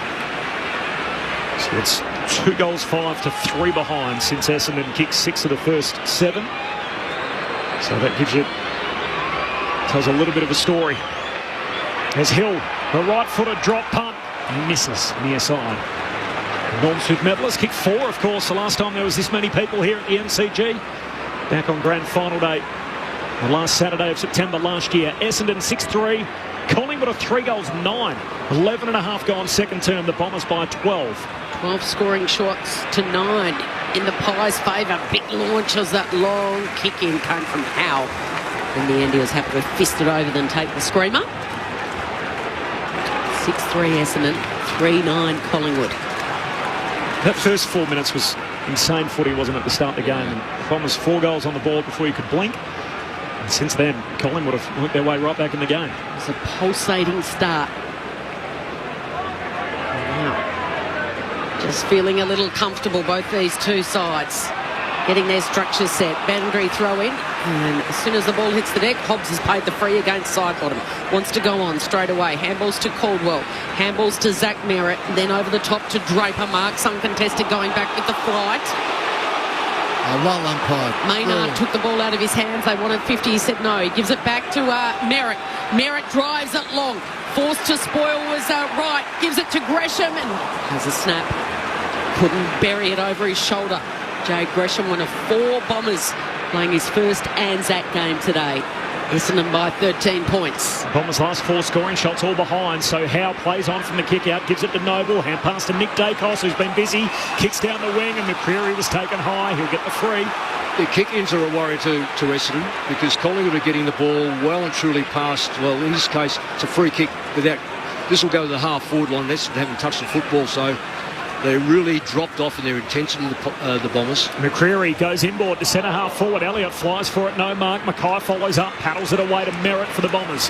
Back the other way, hand pass to Hobbs, back to Merritt, hand pass turnover. To Goey, hand pass to Nick Dacos, kicks inside 50.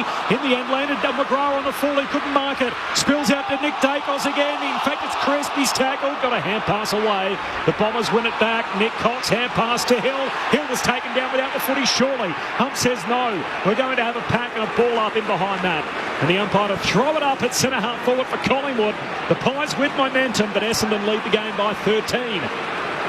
Yeah, a lot of Essendon's possessions now really under pressure. Draper just pushes, tosses Darcy Cameron aside like a rag doll. No. They've lost it though. The volleyball slap by Essendon has come down.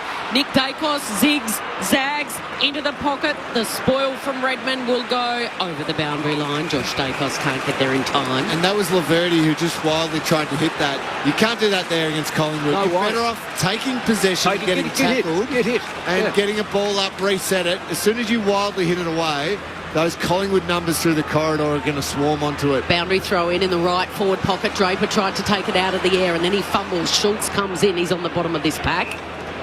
See, they're fumbling now, the Bombers. It'll be a ball up, 40 metres out. Well, this is Collingwood's, as I said, their modus operandi is the contested football. Darcy Cameron, Crisp, had it, lost it. Martin at the back just hacks it out of there. David Jr. goes without it. Good pick up Langford, gave to Hobbs, he's caught. not for the first time this afternoon. Quainer, a little pirouette was exquisite. Gives it over to Noble. Now off to Josh Dacos. Can they take a mark at the top of the goal square? Hoskin Elliott does.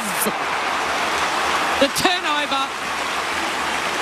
Passage of brilliance from the Pies. And Hoskin Elliott will dab this through from the top of the goal square. And the margin is going to be back to 7 points. Ben Mackay is having a shocker today. Oh, is he ever? He needed to be in the air stronger there and spoil that. The 30-year-old former Giant straight through the middle. It lands in the Collingwood cheer squad. The flags are up. Pies fans finally up and about. And after a 27-point lead early stages with Essendon's hot start, they've been able to reel it in and get it back to 7 points. Collingwood 4-9-33. Essendon 6-4-40 after 15 minutes of this second term. Mick Malthouse, Cameron Ling on ABC Sport. And just to clarify what I mean by Ben Mackay, it feels like the occasion's got a hold of him. Yeah. He's really reactive to Brody Myercheck. He's letting Myercheck lead him up. At the ball, Myercheck's drawing the footy really well. But now some defenders get like this, they're just so consumed by their opponent, they become huggers. Yeah. They just wrap their arms around and think, I'm comfortable on my opponent. He's got no awareness of where the ball flight is or anything like that, and he can't help out. He's got a few friends. Essendon have really gone to the water. One of 4 Bombers in his first Anzac Day fixture. He's never played in an atmosphere quite like this. Collingwood going forward again. Knock on Sir John Staffers. Crisp just knocks it to centre half forward. On the hands and knees is Parrish. Hand pass to Caldwell. His hand pass picked off. Centre half forward for Collingwood. Myercheck gives it to Josh Dacos and hits up Schultz in the pocket. Takes the sprawling mark 35 metres out. 2 in from the boundary line. Well, Moses couldn't have done it any better when he parted the sea. You know, it's right now it's just opening right up from. It's just it's like a wave that Essendon cannot penetrate. They try to overuse the football under pressure, and that's exactly what Collingwood want, and that's how they've played to win a premiership last year. In front of the Collingwood race, Lockie Schultz on the stage for the first time himself. His drop punt misses near side. But all of a sudden, Collingwood are 1 score away from tying the game. It's Essendon 6-4-40, Collingwood 4-10-34. Anzac Day footy on ABC Sport. 17 minutes into the second term, Essendon by 6. They've kicked the last 3, the Pies. They're coming with a flurry, and the kick in from McGrath gone straight to Maynard. He's marked 70 metres out. His eyes are darting. Had a shorter target too. He wheels around. On the left, he bombs it. It'll land in the hot spot. Myercheck's there. Quick snap goal. Brody's got 3. Pies have kicked the last 4. And it's all tied up on Anzac Day at the 17-minute mark of the second term. 6-4-40 Essendon. 5-10-40 the Pies. Just have a look at the Essendon players' heads. They're dropping. This is only... the lesson here is learnt.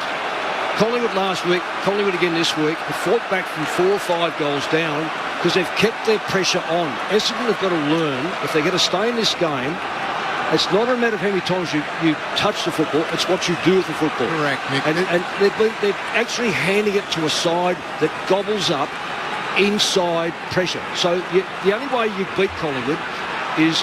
don't give them the ball, get the ball forward and create something 50 metres down, not 5 metres down from where you are. There's a lot of, I don't want the heat, you can have it. Exactly. Very similar trimmings to last week as Goldstein wins the hit out down to Parrish. Centre break for the Bombers, sets up, Hobbs taps it towards the boundary line, right against it, picks it up at half forward, hooks it back inboard, Noble collects, breaks out of the Davey tackle.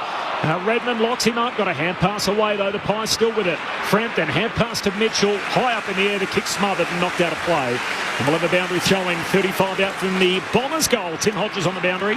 Corbin, a huge luxury for the Magpies. Their last 2 goals to tie this score came with Jordan De Goey and Nick Dacos on the pine. Both are back out there in the middle.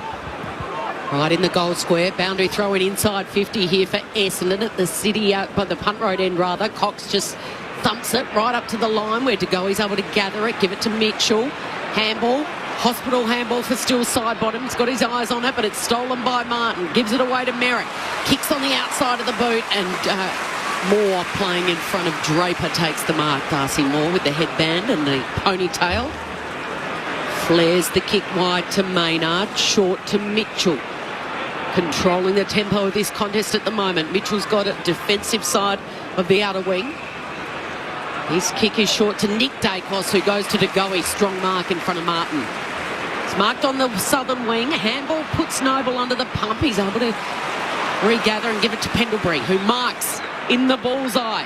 And now the switch is on. Kicks it over the head of Quaynor. Lets it bounce. Then he traps it. Drives it long. Waiting at the back. Bobby Hill didn't quite get the bounce. Still side bottom comes. He's involved. Socket off the turf by Elliott.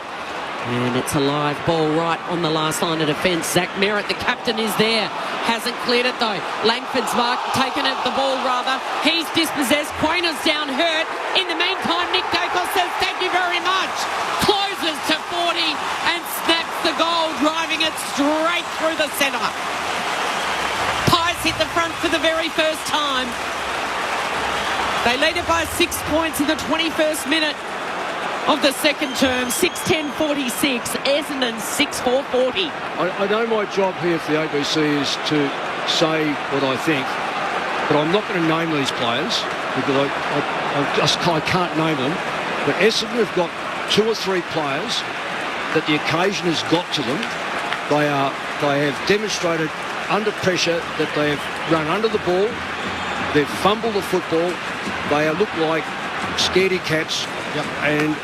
And I'm not going to name them, but whilst you've got these players on the ground, Collingwood will just gobble them up and smash them because they identify them. As soon as you, and I've talked to the coach here, if you identify players that just don't want to be out there, you just run your play right through them every time you can.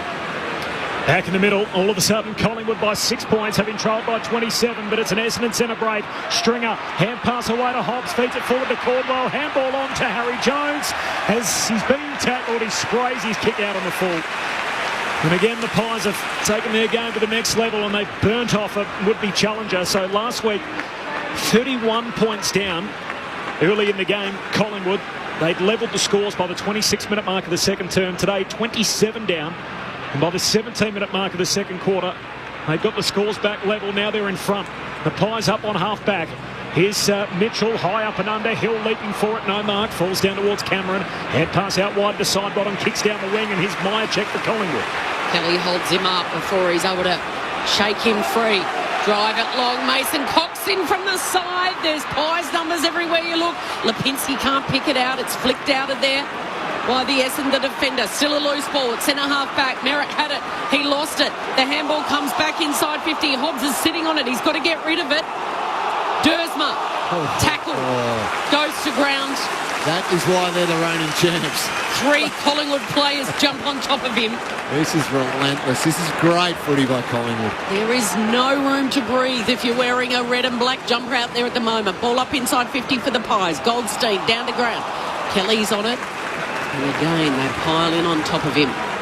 They have just cranked up the pressure dial, the Pies, the reigning premiers, and the Bombers can't go with them. Goldstein straight to Dersma. He just hacks it out of the dangerous territory there. Quaynor thumps it back in. Now it's a loose ball, picked up by Parrish. Everything the Bombers do is under pressure. High ball, Draper slaps it down. Noble sets off after it, tries to tackle Stringer. Stringer had to let it go. Hobbs, he's dealt with it. Langford, back. Caldwell in front of the interchange gates. And a good mark by Harry Jones. One out with Frampton. He's got it 70 metres out. What's he got inside 50? He's poking it in the 2-on-1 direction. One was Nick Cox. Draper does the roving, and the ruckman snaps the goal. A moment of inspiration by Big Sam Draper. Didn't fly for the mark. He waited at the back. Threw his right boot at it and curled it around the corner and scores the level again. 7-4-46 Essendon. Collingwood looked like they were right on top. 6-10-46. Well, they are, Kel. With 4 minutes to play before half-time, Mick thinks they're right on top, the Pies, but the score tells us it's all tied up, it's level. You know, with 23 players, I'd be making a sub now. Yep. And I know who you're going to take off. Yeah, well, again, we'll just see what Essendon do. it's a waste of time having players out there that can't meet the requirements on a big occasion and can't contribute either by, if you can't win the football, then tackle or chase or put yourself in the vicinity. Fair enough, Lingy? Who are you subbing out, Nick? Who are you subbing out, Lingy? Elwyn Davey Jr. Youngest man on the ground. It's the lights burn bright from the restart in the middle. Cameron Cook kicks out towards that outer wing, picked up by Durham for the Bombers. Hand pass out in front of McGrath. His kick ends up out on the full under pressure. There's no Tim Hodges on the boundary. Free kick. Hodgie, get a free kick from the back. Oh, no, I'll let you go. Free kick. All right, it'll come back to the wing. So Collingwood, the #1 pressure team in the league the last 3 weeks. No surprise the team started zipping 3, and since that number's turned around, they're undefeated. Square themselves off at 3-3. They're 27 down in this game. They come back and they led it by 6 points moments ago. Scores level now as Heppel swings the kick out towards Dersma. That left knee heavily strapped, goes short to Parrish. He marks on the broadcast wing. Scores level, 25.5 gone second term. After the Bombers kicked 4 goals in the opening 4 minutes, it's been Collingwood's game. Pack forms at half forward. Hand on it from Howe, slips down towards Harry Jones. He's tackled and a ball up 45 metres out from the Bombers' goal. Left half forward, Anzac Day footy on ABC Sport. And they snare a goal here, the Bombers, and hit the front. Oh, Stringer's going to do it all by himself. He needs a kind bounce. He doesn't get it. It goes across the face. One bounce was the snap in the left forward pocket. Barged his way through about 3 Collingwood players. These kick-outs. Oh, it's going to miss the target. So it's going to be a boundary throw-in. Yeah, he'd run out of the goal square, thankfully. But again, it was on, though. If that kick hit there, Collingwood were probably at half forward. Just go to sleep. Yeah. On the kickoffs, they just go to sleep. It's quite remarkable. They did it in the first quarter. It's not as if it's just happened. There's the #1 point in the shadows of half-time. Goldstein gets it down. See, the one player, though, who's trying to will his team back into it is Jake Stringer right now. Yeah, he is. A couple of big contested efforts. He's gone deep forward now, and they've put Frampton to him. So Goldstein got it down to Gresham, who was set upon. Here we go again. Goldstein palming it down. It bobbles around. Parrish can't take it. DeGoey on the bottom of the pack. Fires out the handball. Parrish forced to kick on the spot. Oh, Stringer! Jake Stringer, a ball of muscle, too big and too strong for Frampton.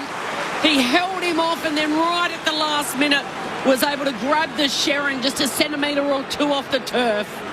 Oh, that is brilliant. That's a great call, Lingy, though. That's a great call by you because he has put himself about and there was a mismatch there. He was always getting him, centre of gravity. He's always going to hold off Frampton, but that's a great call, Lingy. Now, he's kicked a miracle set shot in the first quarter and he's missed one directly in front in the second quarter. To give them a 7-point lead, what does Jake Stringer deliver here? A miss. A crucial miss to the near side. Yeah. Bombers by 2. 2 minutes to play before half-time. But he pokes at the closer ones. He does. But he also, I think he's trying to get him to slide. Instead of kicking through the ball, there's a sliding motion of his kicking, which you quite often see with players. But Quain all round of the defensive 50, marks the kick out, goes long down the line to Mason Cox, and offhands is knocked out of play, southern wing. Tim Hodges on the boundary. Hodgie. Corbin, just Jaden Laverty. He came off the ground with a left hip issue. He's been to the rooms. He's been back from the rooms. He's been in the hands of the doctors and the physio. He's back on the ground now, but he's really struggling with that left hip. So Essendon's got 2 defenders, Laverty and Mason Redmond, who are just struggling to get going at the moment. For the boundary throw in, first clean touch for DeGoey. Hand pass misses Mitchell. Loose footy on the southern wing. Gresham scoops it up for the Bombers. Hand pass away to Parrish. Tumbles a kick down to half forward. Eludes right. Picked up clean by Moore off the back flank. Hand pass away to Lipinski. Defensive side of the wing. Tries to kick back inboard. Slides off his boot. Turns out okay. DeGoey a little fumble. Regathers. Hand pass back to Lipinski. Handball over his shoulder to Cameron. He gives it to Tom Mitchell. Not a heap up ahead. Mitchell just kicks a high up and under down to half forward. Crisp forced to spoil from the back. Harry Jones for the Bombers. Hand pass away to Durham. He gives it to Merritt. He kicks for Gresham, who marks in the centre square. Only 2 Bombers players back inside 50. Gresham's going to go to one of them. He sets it up. Oh, playing in front this time. Frampton beats Stringer. Goldstein and a 50 given away here. Didn't give it back to Frampton quick enough. Goldstein was probably 30 metres away from any other player. Just didn't look at... this is a double 50. Yeah, so Jake Kelly has just had an absolute brain fade. He's the one who picked the ball up. then put it back on the ground. So he's given the 50 away, and then he's got in the way of the movement of the first 50-metre penalty. Is this the first game he's ever played? Well, that's a great question you ask, Corbs. That's two problems I'll have to deal with on Saturday in an under-12s game. Not AFL football. It was almost like he dragged him 20 metres and then Kelly said, yep, I'll man the mark here. And it's like, well, hang on, this is a 50-metre penalty. Actually, my under-12s would know better than that. Now the man on the mark is directly in front, 40 metres out. Frampton, the defender, to rub some salt in their wounds. No, he misses. It's a let-off. And a very big let-off at that. So Essendon on the scoreboard, still in front by 1 point. Although you wouldn't know it listening to Lingy and Mick Malthouse. They know a thing or two about football. 6 premierships between them. Redmond kicks out wide from the kick-out, finds Nick Cox, who marks against the boundary line. So Essendon by a point. 31 minutes travelled in this second term. The Bombers did lead by as many as 27 points. That lead long gone. And kicks down the wing for Essendon. Off the pack. There's a whistle here for a hold. It's going Collingwood's way. And Jeremy Howe's going to get it. Is there a chance late for Collingwood to put their nose back in front? Kicks in retreat, finds Noble. Noble comes out wide to Josh Dacos. Short kick to Moore. Slides in, takes the mark on the logo. We've got 7 ticks of the clock left. The Collingwood players are saying, quick, get it in. Maynard standing up on the boundary line, screaming for it to go forward. Pack forwards as the siren goes. It's punched away by Peter Wright. And that'll do us to half-time on Anzac Day. What an eventful half of footy. Essendon kicking the first 4 goals in the opening 4 minutes.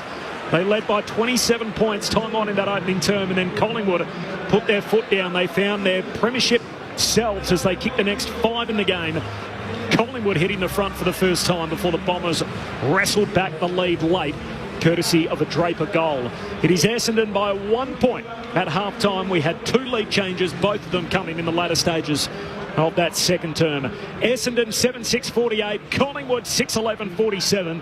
The goal kickers to half-time. Peter Wright has a couple, and then singles for Draper, Parrish, Langford, Jones and Stringer. Meanwhile for Collingwood, Brodie Myercheck has 3 for the second week running, and then 1 each for Hoskin Elliott and for Dacos. I'm also missing Jamie Elliott's goal. So Jamie Elliott, Hoskin Elliott and Nick Dacos, the goal kickers for Collingwood alongside Myercheck's 3. Essendon by a point at half-time. Anzac Day footy on ABC Sport. Corbin Middlemass and Kelly Underwood calling the action. Tim Hodges on the boundary as the Pies make their way down the tunnel closest to the goals at the city end, and Essendon using the narrow race next to the MCC members, departing behind captain Zach Merritt. The thoughts of our analyst, the 3-time premiership captain Cameron Ling, and the coaching icon Mick Malthouse. Well, 1 point difference, and yet outside of the first 8 to 10 minutes you'd say Essendon were dominating, but we always knew that Collingwood would come back. They come back very hard, but I like the way that I know Strings missed 2 goals this quarter, but I like the way that Essendon at the end were able to actually gather themselves, kick the goal, and they've ended up in front. So if Brad Scott goes in there at quarter time, he's going to be at half time, he's going to be able to say, hey boys, we might have been playing poor football in the last part, but we're actually in front. Yeah. And why did Collingwood get back in the game? Contested possessions, not much difference. No. Possession rate, identical that quarter. Inside 50s, 12 to 18. So we're spending too much time in our back half with the football, giving Collingwood a chance. So that really Brad Scott's, I would say, theme is we've got to clear that football. Collingwood would be just the way they're playing. You know, they'll wear Essendon down. But I'm not. I know I've picked Collingwood, but I'm not sure now that Essendon can't do something about that. So they've had a good sighter of Collingwood's game structure. They can get back, but they've got to get back through that winning of that contested football through their midfield and settle themselves a little bit with that. I would imagine Brad Scott's message is, okay, contested possessions that quarter it was actually 34-31 Essendon's way, but so many of those were having to re-pick up the ball because somebody had received it, taken possession, and just didn't want any of the heat and wanted to just give it to someone, anyone. And it was a missed handball, or it was on the ground, or it was just handball straight to where Corbin is, half a metre away from me, and then he's going to get nailed and it spills to the ground and we pick it up again. So the contested possessions went nowhere for Essendon. So Brad Scott's message will be, hey guys, take a breath. Take a breath. They threw a lot at us in that quarter. let's absorb some of that pressure. Let's trust ourselves, stand up strong in a tackle and still deliver a handball when we need to. But once you've got your shoulders squared towards your attacking goals, go at it. Go at it. Don't re-handball, just trying to get rid of the heat, because Collingwood was superb in bringing that pressure. They created turnovers, and then like they've done all through last year and the year before, but they won a premiership by doing it last year, they then capitalise on those turnovers and their ability to turn great pressure into great attack and end up kicking those goals and well and truly back in the game. They've had 17 shots at goal, the Pies. If they'd been a little bit more accurate, Essendon could be getting even more down on themselves. Now, I know, Lingy, you spent most of your time in the midfield, but if you've got a clearance rate of, now I'm reading this right, 11 to Collingwood, 25 to Essendon, something from that stoppage is not happening that should be happening. In other words, what I'm saying here is that if you can clear the football, then you've got to go try to get forward. And if you know you're winning 2-1, then the structure that I would have had in front would have been a 30-metre player for the haphazard kick, and a 50-metre player for the one where you get clear and you're able to bang it in. Right now, that ball doesn't seem to be an effective ball for Essendon. Their clearance rate is high, but nothing is coming from it. No, and there's types of clearances, I think, amongst that. So 25 to 11 Essendon's way, as you said, Mick. The two leading clearance players on the field for the Bombers are Darcy Parish with 5 and Jake String with 5. Well, give me Jake String as 5 any day of the week right now. Darcy Parish's 5 are handballs just to the outer ring, so it counts as a clearance, but not going anywhere. That player who he's giving the ball to is still under the same amount of pressure that he was under. So it's not breaking a line. It's not getting in and over Darcy Moore or those Collingwood defenders. So you're ending up with clearances that aren't going anywhere, what you're describing. So, great. That first handball's important within a clearance if you're under a bit of pressure. But then it's got to be to someone who can get upfield and kick the ball upfield. It should be based on how many metres. In fact, we know that the game's close, so the metres are probably the same. But you would love to think that clearances can be judged on metres gained. I would love to see that become another stat. I know we're full of stats, but that's an important one, that one. I love little battles within the game too, of course, in the middle of the ground. Sam Durham, I think, he's not totally playing on Nick Dacos, but was playing a bit of a role at times first quarter. Really good. Excellent. Dacos quiet. 5 touches, not much influence. Then seeing Nick Dacos work his way back into the game. 9 touches, a goal. I love that response from Dacos. He's not running around trying to get little cheapies. He's actually getting damaging ones coming through the middle of the ground and finishing with that goal. That's the beauty of a battle, that one. Off the SMS, Mick, Cameron, etc. Pendlebury, I thought you two knew better. The VFL reigns. You ignore the Sandful, the Waffle, Tasmanian representative game. Once it became a so-called national game, you start from scratch or include other states. Plenty on that in the days to come, much as I admire both of your analysis from Pat in Adelaide. Now, we did have this conversation off air at the start, Mick, about Scott Pendlebury's record, first to 10,000 disposals. Now, we did note that is known disposals because they didn't keep stats up until a certain point, but I think it's fair to say in the history of the Sandful, the Waffle, the old VFL, before we became a national competition, which, by the way, is when Pendlebury's played his entire career, nobody would have ever had 10,000 disposals, surely, in the way that the game was played then compared to the way that the game's played now. All you need to do is just go back through, and I take into consideration, say, 1992 premiership side that the Eagles played and coached. Yep. I think we had 260. Disposals in the grand final. And Peter Matera, who was best on the ground, on the wing, probably, I think he had something like 20. And kicked 5. And kicked 5. but it wasn't, that's not an unusual figure. 20, 21, 22, 25 was outstanding. Greg Williams probably, but Greg Williams is already counted. They're all counted. So I'd be very surprised that any player, including the great Bob Skilton and these sort of players, had anywhere near 10,000 stats. More of your thoughts coming up off the SMS 0437 774 774. And MRO news out of last night. One charge, Marlon Pickett for striking on Clayton Oliver. Intentional, low impact, and to the body. So as a result, $3,750 fine. So he's free to play next week against the Dockers, Marlon Pickett. Half-time, Anzac Day at the G. The Bombers by a point. This is ABC Sport. Let's see what's happening in the ABC newsroom.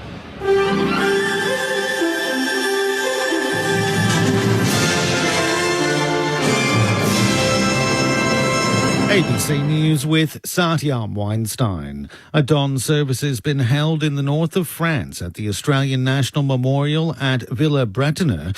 The service commemorates the Australian units who helped defend the region in April 1918, as well as the approximately 330,000 Australians who served overseas during the First World War. The Minister for Veterans Affairs and Defence Personnel, Matt Keogh, travelled to France for the event. He says Anzac Day is a time of remembrance. As the dawn breaks in Australia, around the world, and here in France, we gather to remember. We remember all who have served in Australia's name and all those who never returned home. Meanwhile, official Anzac Day commemorations have wrapped up with crowds filling pubs and clubs across the country. Alania Chiniri is out and about at the Rocks in inner Sydney. Festivities for Anzac Day at the Australian Heritage Hotel in the Rocks are in full swing. Known as the Aussie to locals, the hotel has cordoned off a section of Cumberland Street in order to host the betting game of Two Up. The game is an Anzac Day tradition in New South Wales, only being legal today, along with Remembrance and Victory Day each year. Many patrons have been here since early this morning to enjoy a bacon and egg roll and remember those who served. A volunteer who helped rescue more than a dozen pilot whales trapped in shallow waters off southwest WA says she's praying they don't re-strand. Up to 140 whales remain stranded at Toby Inlet near Dunsborough, with at least 26 more dead. The Department of Biodiversity, Conservation and Attractions has been coordinating rescue efforts.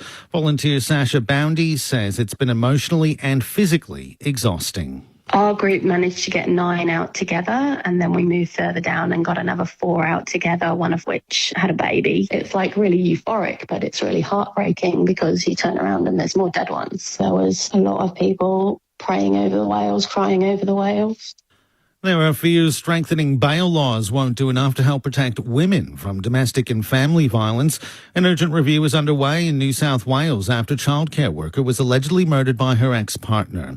It's been revealed the man was on bail for violent crimes against the victim at the time of the alleged murder. Domestic and family violence prevention campaigner Rosie Batty says Australia needs to take this issue seriously.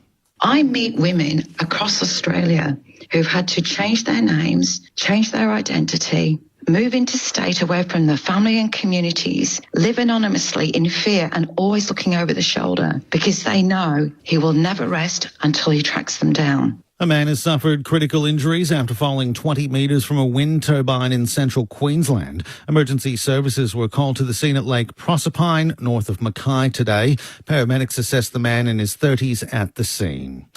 Police have charged a man and are continuing to search for his alleged accomplice after a car was rammed and gunshots were fired in the southwest Victorian town of Cobden. Olivia Sanders with the details. Police say 2 men rammed their car into another vehicle in Cobden around 4:20 a.m. on Wednesday. It's alleged the pair fired a gun several times before fleeing the scene. Their silver Ford sedan was found burnt out on the outskirts of town shortly after. The female driver of the second vehicle was not physically injured. An aerial search led to the arrest of a 40-year-old Cobden man who has been charged with several offences, including reckless conduct, endangering life and assault. He'll front the Warrnambool Magistrates Court tomorrow. The search continues for the second alleged offender. 8 people are expected to be rescued by helicopter after being stranded in a flood-ravaged part of WA's Goldfields region. The group left Kalgoorlie Boulder on Monday for the remote Aboriginal community of Junjunjara, about 650 kilometres to the northeast. An aerial search spotted them yesterday. The CEO of the Aboriginal corporation that manages Junjunjara on behalf of the Spinifex people, John Lark, says the community remains cut off by floodwaters. We've still got a metre of water out there in places. As we've said before, this is a once-in-a-lifetime event, and it's very hard for people to accept 5 weeks after the rain that there is still a situation in place like this. So the road is very poor and impassable. The latest incident comes a month after 7 people became bogged on their way to Junjunjara and spent 4 nights in bushland before being rescued by helicopter. ABC News. Hi there, Lisa Miller here. Isn't it great to get outside for a breath of fresh air? It's one of life's simple pleasures, right? Well, I can help you to keep something else simple too. Finding news you can trust. You can stay in the know with ABC News. Download the app and receive alerts to your phone. Visit the ABC News website. And for stories straight to your inbox, subscribe to one of our newsletters. It's all the latest, all verified, all the time. Stay in the know with ABC News. The 2024 Anzac Day Round. On your radio. Sport Digital. And on the ABC Listen app. Scotty Pendlebury, who goes long and strong. Floating in was Myercheck. He's almost taken a screamer. Front on contact. Oh, right, okay. It's Ben Mackay. 40 metres out directly in front. No angle, no problem. Collingwood have just taken over this game. Essendon have slowly just eased back too much. Collingwood have put the foot on the accelerator, gone past them as far as intensity go. Noble, now off to Josh Dacos. Can they take a mark at the top of the goal square? Oscar Elliott does. Ben Mackay is having a shot that's all, is he ever? 30-year-old former Giant, straight through the middle. And the kick in from McGrath gone straight to Maynard. On the left, he bombs it. It'll land in the hot spot. Myercheck's there, quick snap goal. Brody's got 3. Pies have kicked the last 4. ABC Sports coverage of the 2024 Anzac Day Round. Essendon versus Collingwood. Sounds there from the second term in which Collingwood picked up where they left off. They grabbed control of the game late in the opening quarter and then were able to put through the first 4 goals of the second. At half-time, it is Essendon by 1 point. The Bombers 7-6-48 over Collingwood 6-11-47. Corbin Middlemass alongside Kelly Underwood calling the footy. Mick Malthouse, the coaching icon, and the 3-time premiership captain, Cameron Ling.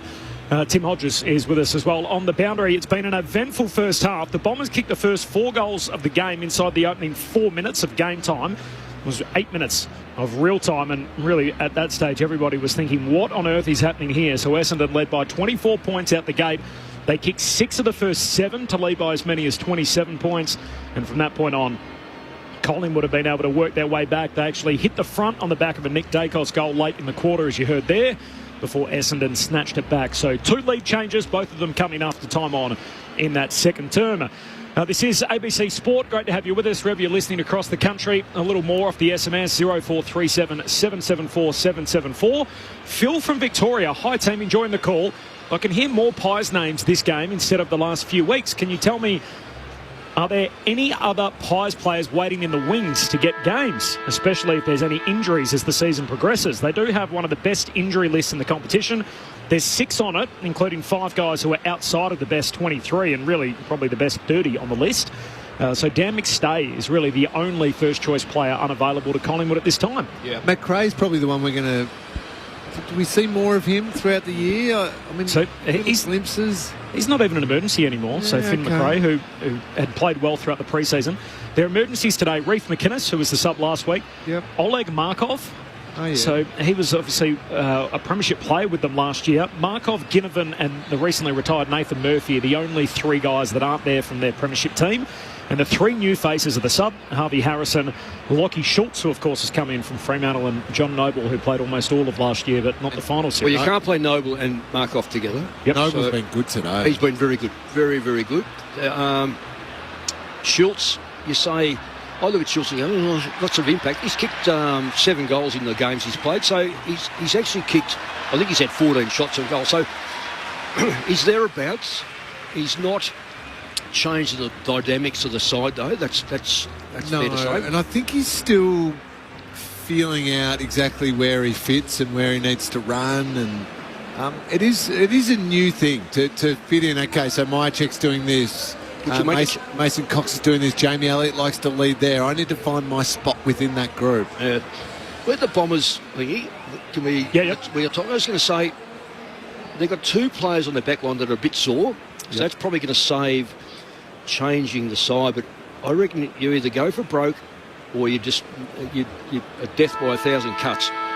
So I'm hoping that Brad Scott pulls the trigger. change the dynamics of the side. Nick Hind and Harvey Harrison are the two tactical subs, neither of them used so far. Laurel in Rushworth off the SMS, remembering, along with all the Anzacs today, our family Anzac, Wall McGilvray, who was a World War II vet who passed away 2 weeks before his 100th birthday in December. Wall was the uncle of Matt and Bill Goggin. Thanks, Laurel. Appreciate that. Corby and Cal and the rest of the team right about now in 1915. My great-grandfather, J.J. Cook, was crawling over dead bodies making his way back to the beach at Gallipoli. They patched him up and he was sent to the Western Front where he was gassed. He survived, but the spirit of the boy from Bunbury, fireman by trade, was forever lost. He died in his early 50s, and right now I'm at the War Cemetery placing a poppy on his plaque of commemoration. From the Freo Cookster off the SMS, who's one of our most loyal listeners. Appreciate your contribution there, and so many today on a day which obviously is so important to so many Australians, and everybody has a connection to it. We spoke to Barbara Cullen in the pre-game along with Scott Pendlebury. Barbara Cullen, the author of Harder Than Football. I had the opportunity to catch up with Alec Matheson a couple of years ago, former Geelong footballer. Yep. He died 2 days after his 101st birthday a couple of years ago. He was a leading aircraftman in the RAAF, served in New Guinea. He spoke to me about the fact that they played footy there on coral. And that the thing that he regretted most about the whole experience was he contracted malaria, and as a result, when he got back to Australia, had a 2-year battle with that, and that ended his football career. But he went to the 1937 grand final as a youngster when polio was running wild in the city of Melbourne. His parents didn't want him to go. He caught the train, sat on the boundary line, watched the Cats come from behind to win that grand final. Ultimately went to New Guinea during the Second World War and lived a full life through to 101. A tremendous chap, and I was very lucky to have the privilege of chatting with him. Actually started out selling records at the old Corio Oval back in the day. A lifelong Cats fan and former Geelong footballer Alec Matheson. Like so many who we remember today on Anzac Day. Second half is upon us. The players are out there in position. It is Essendon by a point at half-time, so we virtually start again into the third quarter on ABC Sport. Here's Kelly Underwood. Darcy Cameron hunched over, ready to do battle with Draper. Draper gets that long arm to it. Durham bursts through. He's stripped of it, though. Good tackle by De Goey. Comes the way of Pendlebury. Gives it to Cameron. Cameron bombs it long, and McGrath marking in front of Bobby Hill. Top of the goal square. Flares it wide to a 2-on-1 on the wing. Waiting at the back is Davey Jr. He takes off. He's able to mop it up. Handball to Caldwell. Handball to Harry Jones. Oh, the fumble, and he's been absolutely dropped into the turf there by Maynard. That was a fierce tackle. Now Howe for the Pies. He's quick, looking for Bobby Hill. Again, McGrath out in front. Handballing backwards to Redmond. Comes to Martin, right in front of the Bombers bench. He curls the kick back inboard, and the skipper in Merritt's got it. Merritt, his first Anzac Day as skipper, looks back to Harry Jones. It carries his head, and Peter Wright marks on his chest. Go back, have a shot. He's a beautiful set shot goal kicker. Doesn't need to reinvent anything here. It was a good kick by Martin inboard. He had the composure. Other Essendon players just haven't had the composure since quarter time. He got it into Merritt, and then they had options on there. It could have been Jones, it could have been Wright, but in the end, probably with the correct person, given Peter Wright's great set shot goal kicking. He's kicked 6 goals straight for the season, Peter Wright. His right-footed drop punt starts out to the right-hand goal post and misses to the near side. Commentator's curse. That was always going to happen. What are you doing? 90 seconds into the third term, the Bombers by 2. Anzac Day footy on ABC Sport. Corbin Middlemass, Kelly Underwood, Tim Hodges on the boundary, Mick Malthouse and Cameron Ling. Oh, and Darcy Moore on the kicking into the pocket. It only went 15 metres, and Frampton just took the mark. It was a test for Essendon to see whether they could stop this ball before it hits Collingwood's half-forward line. Frampton kicks, looking for Myercheck, and he just gets there. No, that should have been a free kick to Durham. Day a week. Marks at half-back. Handball sideways to Maynard on his preferred left. He's trying to go to McCreery. Instead, it's over his head. And again, Bobby Hill caught behind. McGrath sliding him with the mark at half-back. McGrath's been good. Yep. Back to Redmond he goes. And then sideways, the switch to the Shane Warne stand. Nick Cox has got it. He's got no one for company. He has a bounce, and then he handballs over the top to Kelly, and Kelly goes short to Davey Jr.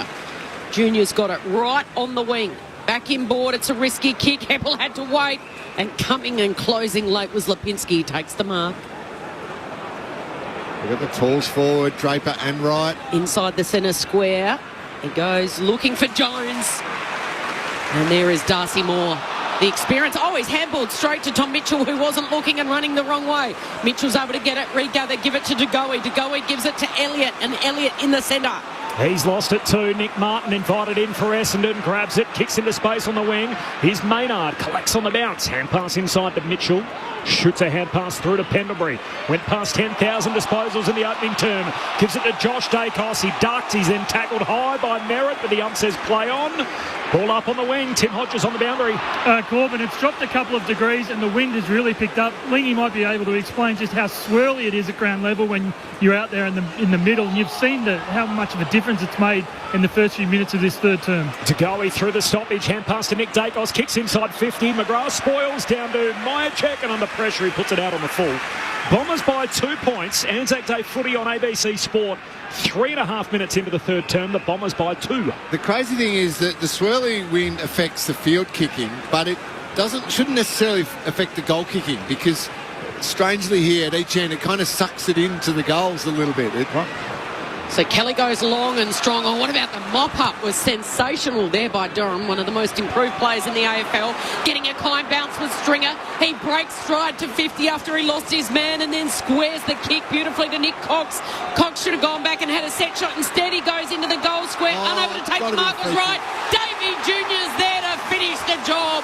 It's hard-enough stuff for Essendon fans, but they got there eventually. And Essendon with the first goal of the second half, and they're out by an 8-point lead. Okay, everything's good. Essendon got the goal, but Mick, that has to be a free kick to Peter Wright. That's unacceptable that it's not. Well, you know what gets me, Lingy, is that they have all the umpires are connected. Surely the third umpire being up the ground would have seen exactly what we saw, which was just being absolutely ripped off the ball. Now, Essendon, I've always believed that you can get Collingwood out the back. There's no doubt here, aggressive back line has set it up for Essendon, and because they moved the ball quickly, they were able to score the goal. But that's because the ball was got on the wing, and they moved the ball quickly. So that's the lesson that Essendon can learn from this game. A crooked bounce back in the middle. Cameron palms it down, but straight to Stringer. Head pass over his shoulder to Caldwell. Pack forms around him. He's taken high. Free kick. The Bombers will go quickly out of the centre to the city end. Low trajectory drop punt. Perfect for Jones. Stuck his hand up. Had the other one chopped. Free kick for Jones. And Essendon will get it at centre half forward, 45 out. That's that danger, that really low pass, because the backline player really has no option but to see if he can disrupt the player in front of him. And Harry Jones, identifying there, just run hard at it and get your arms up. You make the defender worry, and in the end got the arm chopped. Yep, it was there. Yep. The replay, it was there. It was certainly there. That's because of the kick. Howe just holding the right arm down of Harry Jones. Put the left one in the air and couldn't get the right one up, and that was a fair trigger for the umpire. So Harry Jones skips in. His right-footed drop punt sails goalward. It's out to the right. And behind. Bombers by 9 points. 6.5 gone early in the third. And the early momentum with Essendon. 8-8-56. Collingwood 6-11-47. Anzac Day footy on ABC Sport. Essendon seem to be giving up this short forward pocket. Maynard's kick out of that. It's the second kick that's killing Essendon. Yep. And this is the one. Yep, and that's it, because Darcy Cameron takes the mark, gives it off to Nick Dacos. Possession number 21. He's given it straight to the opposition. Parrish takes the mark. In front of De Goey on the edge of the centre square. Couple of kicks out from goal. Just wants to go long and strong. This should be easy pickings for Moore. In the end, he just slaps it down to Nick Dacos, getting involved. Kicks sideways in that defensive 50 to side bottom, who kicks, flares it wide to Lipinski. Marks uncontested. Goes down the line. Schultz has got a little bit of separation on his opponent, Mackay. Mason Cox with a big mismatch if they'd gone there. Cuts it back inboard instead. He's on Mitchell Merritt. couldn't take the mark. Now it's Essendon with quick hands. Redmond at half-back. Brings it back inboard. Goldstein marks uncontested. Through the centre they go. Hobbs, handball, straight to McGrath. Sold him into all sorts of trouble. Hobbs comes in, tries to make amends. He can't. Caldwell's in there. He gets it. Redmond handballs to Heppel. Heppel then gives it off to McGrath. McGrath lifting in this third term. They've still got possession, and now Parrish has got it. Marks Goes from one side of the centre square to the other where Zach Merritt had to wait for it to bounce. It's a 2-on-1. Martin and Merritt team up. Nick Cox, his handball was too hot for Merritt. They're over-possessing it here, the Bombers, but still they go. Martin able to scoop that up, gives it to Gresham. It's a push in the back. It's coming back to the captain. And Zach Merritt is going to have a set shot just about 10 metres in from the boundary line, 40 metres out. Gee, they made hard work of it. Well, they over-possessed it, but they maintained the possession, Lingy. Yeah, they over-possessed it, right. It's only a matter of time before that comes undone. That was a silly free kick by Quaino, though. He just pushed him straight in the back, and really they had Essendon pushed right up against the fence. Everything that Collingwood do there defensively was right. Just keep forcing, but they've now opened the gate for Merritt. Wrong side of the ground for Merritt to kick this. But he's sucking in the oxygen, is the captain. He's run from one end to the other. Can he finish it off on the left? No. Misses. You're going to beat the champs. You've got to take every opportunity. Well, they missed the last three. The last three shots on goal have really... And here it is, opened up again. Essendon by 10 points. 1 goal, 3 Essendon to start the quarter. Collingwood yet to score.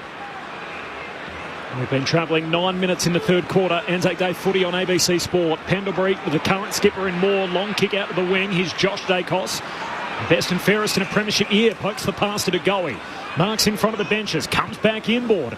Kicks inside the forward 50. Jamie Elliott with the air raid. Leaps up on the shoulders and takes a hanger on Anzac Day. Oh, you saw that coming a long way back. Used Benny Mackay as his step ladder.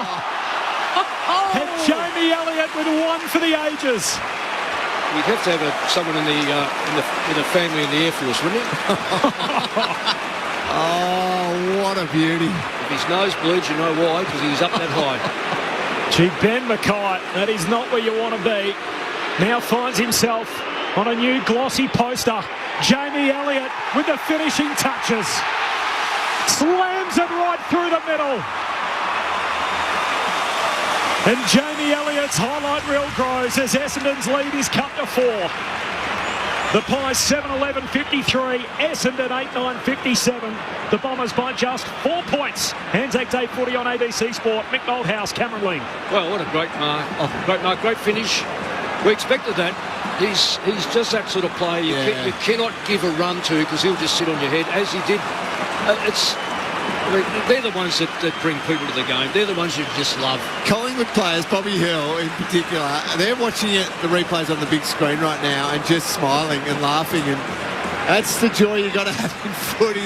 What a mark. So you're watching the teammates' reaction. I'm looking in the crowd at the Collingwood fans, and the jaws are just wide open and the eyes are popped out of the heads of Collingwood fans as they watch 3-4 replays on the giant screen. And the goal, by the way, similar spot from when he kicked that winner against the Bombers late 2022. Right. Oh, is he coming back to haunt Essendon? Margin now, Essendon by 4 points. As they go into the attacking zone, half forward here. It's punched down by a couple of Collingwood defenders. Josh Dacos gave it to Mitchell. His handball was a little bit too hot for Noble. Had to go back and get it. And he was set upon by a couple of Bombers. And in amongst the joy of that mark, Mick, Jamie Elliott nails his chance. Yeah. Essendon have had 3 chances. They missed all of those. Yep. And Pies go down and bang, straight to the middle. Ruckman take it out of the air. Durham is able to scoop it and give it straight to Crisp, who gives it to Nick Dacos. Squares the kick from one side of the defensive edge of the centre square to side bottom, who gives it to Lipinski. Could go inboard to Elliott. He doesn't. Instead, he goes inside 50. Coming out and crunching Schultz was Redmond. Ball spills the way of the Bombers defenders. Kelly, Heppel, they combined well. Harry Jones loops the handball over the top to Hobbs. He's got time to take it on the bounce, give it back to Heppel. He gets it back and then skies the ball. Well, this is an awkward one as Jones goes back with the flight bravely. Knocked down to Pendlebury. Faked one way. Handballs to Mitchell. Mitchell set upon. He's forced to handball backwards. The Collingwood players had it. Now they've lost it. Here's a chance for Durham with the Bombers. Gets his kick away just in time. Into the centre of the ground. Goldstein, quick hands. Beautiful to Gresham. Has a bounce. He's tackled. Breaks the tackle. Handball's over to right. He's going to loop the handball over the top to Langford and Snape. 6-pointer. His second of the afternoon, Kyle Langford. And they creep out to a 10-point lead. They are clinging on, these Bombers. 9-9-63. Collingwood 7-11-53. Just when you think the reigning Premier's going to get a roll on, the Bombers are able to stand tall. I'll tell you what, talking about overuse, that was always going to be one hand pass too many, or a very big floating hand pass at the end. It's hard in the mouth stuff. Well, I reckon it was the fact that it landed in Langford's hands meant that at least he thinks through it. What about the numbers? So there's a place of 3 in the back 50. We've got now Essendon had 4-2, and that's what I mean about this aggressive back line of Collingwood. If you make it past that middle line, you've got a real chance. But if you muck around with it down the other end, good luck. Bombers by 10. Great ruck work, Goldstein. The problem was it went straight to Pendlebury of Collingwood. Kicks inside the forward pocket. Elliott hitting up, tackled by Kelly.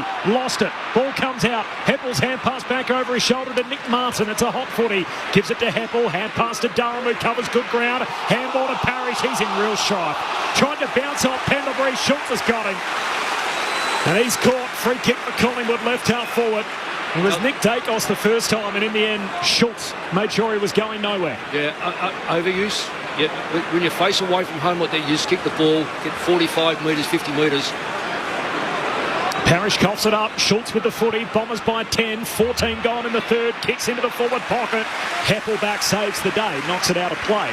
So Essendon by 10 points. Anzac Day footy on ABC Sport. We're halfway through the third quarter. Corbin Middlemass, Kelly Underwood, Tim Hodges on the boundary, Cameron Ling and Mick Malthouse. It's been a pulsating game so far. Heppel with a fumble in the D50, but that's okay. Got it over to his teammate in Caldwell. The kick ricochets the way of Kelly, who settles and kicks sideways. Laverty says, let's just slow it down. He's got it in the back pocket.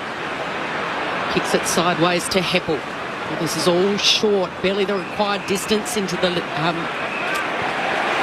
back pocket to Mackay. So that's the 9 metre, the top of the goal square rule. So it's a 50, and it'll come back to Ben Mackay. So it's a long way round from the goals for Myercheck to immediately realise he had to be that distance away. Mackay moves it quickly to Parrish, who's got it in the bullseye. Just drives it strong and long, looking for the ruckman in Draper. Couldn't take it in the air. Hobbs has got it at ground level, and guess who's got him to going? Hobbs is going nowhere. Hobbs, unfortunately, hasn't adjusted to how little time you've got in this game. Yeah, no, he hasn't. So is that just through experience in it? Yeah, it will be experience, because you'll get smashed a couple of times and you'll work it out. The game right now for him is going at 1,000,000 miles an hour. Yeah. It'll slow down as he gets more experience. Ben Hobbs, 20-year-old, playing in his third Anzac Day game. It's just his 41st match, so lucky enough in his first 41 to play in 3 of these. Well, mind you, he's a slow learner for his 41st game. Yeah. I probably didn't do him any favours there. Apologies, Mr. and Mrs. Hobbs. There's a long kick from Maynard. Goes down the wing. Off hands, falls down Essendon's way. It's Dersma rather, but he's locked up straight away. So ball up on the wing. Bombers have 4 guys playing their first Anzac Day match. Collingwood have 2. One of them, Harvey Harrison, who's yet to come in the game as the sub, and Nick Hind unused for the Bombers. Well, there's a free kick for a ruck infringement. What happened there, Mick? Free kick. Too high on Mason Cox. That's impossible.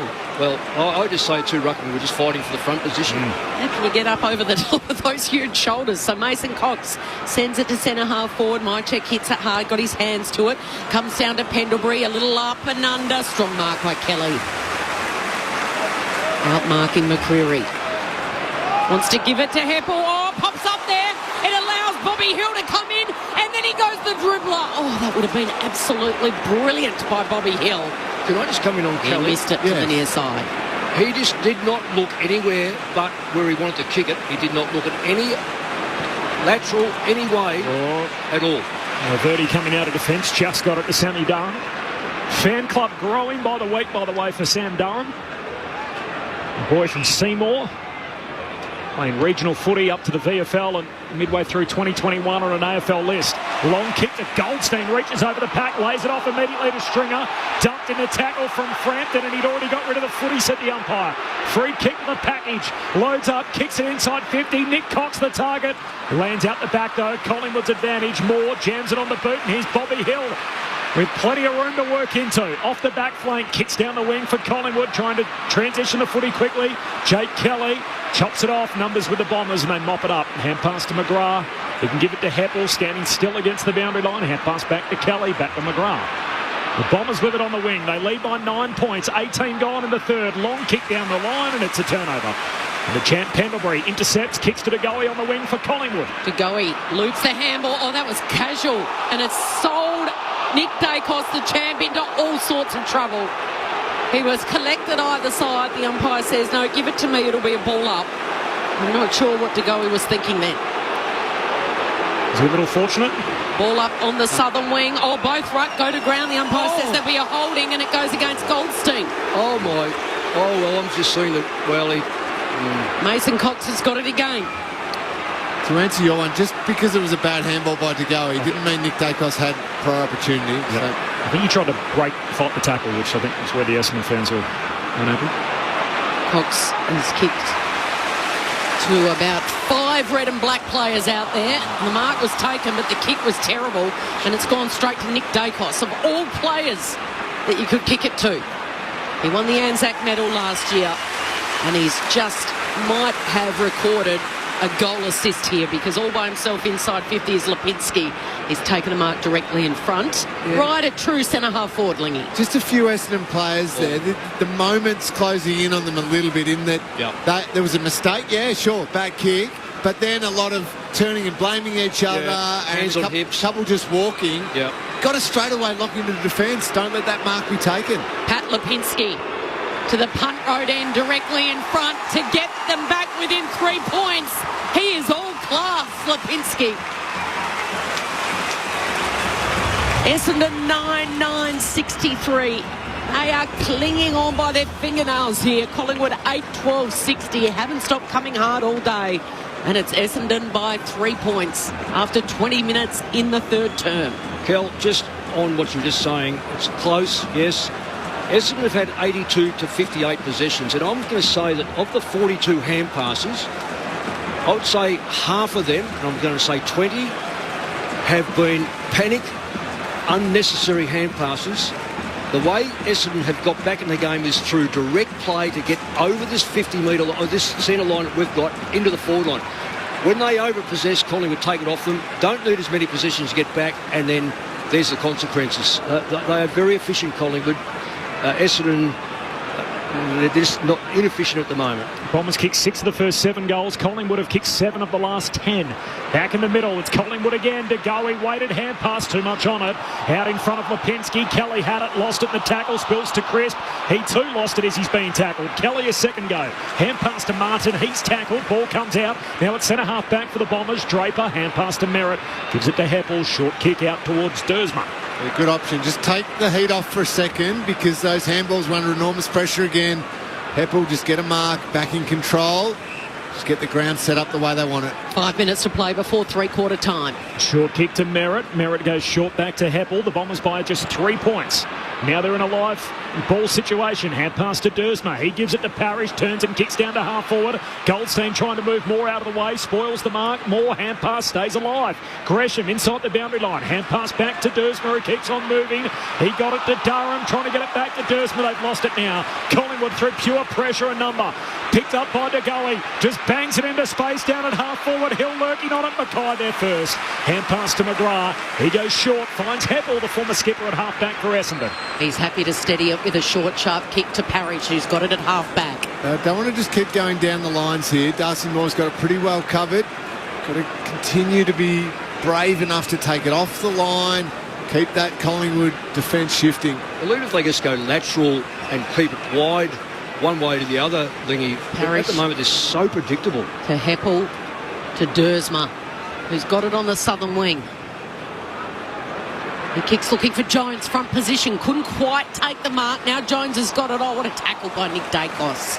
Made sure Jones was going nowhere. Yeah, tackling has been outstanding. Both sides, Crisp, actually. Rather. It's the same colour boots, but it was Crisp with that brilliant tackle. Flicked up in the air. Cameron down to Chris. Tries to break a couple. Then he lost it. Holding the ball. Durham. Looking inside 50. You've got players around him telling him to settle down. Forwards want it in there. And that's exactly where he goes. Oh, leaping up over the top was Jamie Elliott, making sure that Hobbs couldn't take the mark. And now it's called Collingwood as they drive out the defensive 50. Howe is hitting up Hoskin Elliott at half-back with 3 minutes to play before three-quarter time. Essendon by 3. There's the contrast in Collingwood getting out, back 50 with minimum number of possessions. Mick Malthouse on ABC Sport as Hoskin Elliott goes inboard and Laverty's up and marking. Strong mark, edge of the centre square, just in the back half for the Bombers. Hoskin Elliott too got top votes in the ABC Footballer of the Year for his game against Port last week. 21 and kicked 2 goals. Luke Ball handed nose out as Laverty heads down to half forward. Frampton spoils it away. Down to Maynard. Looks inboard over the outstretched fingertip to De Goey. Mopped up by McCreary. Collingwood owning the corridor. Hand pass to Elliott. Handball back to McCreary. Shakes the would-be tackler. Kicks to Schultz, who's all alone. And they burn Essendon on the overlap. And Schultz marks 40 out right half forward. But Mick, again, it's coming from the predictability of Essendon's ball movement. It's long to about 60 or 70 out from the Essendon goals. Collingwood are getting the spoil in, they're getting numbers there, and then bang, they're gone. So that good attacking play from Collingwood is simply stemming from Essendon's inability to take the ball off the line and be a little bit less predictable.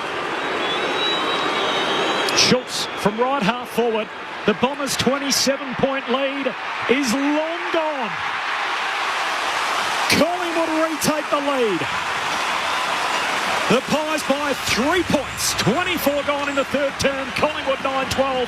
Essendon 9-9. And welcome to the big stage for Lockie Schultz, the former Docker, with a goal on Anzac Day.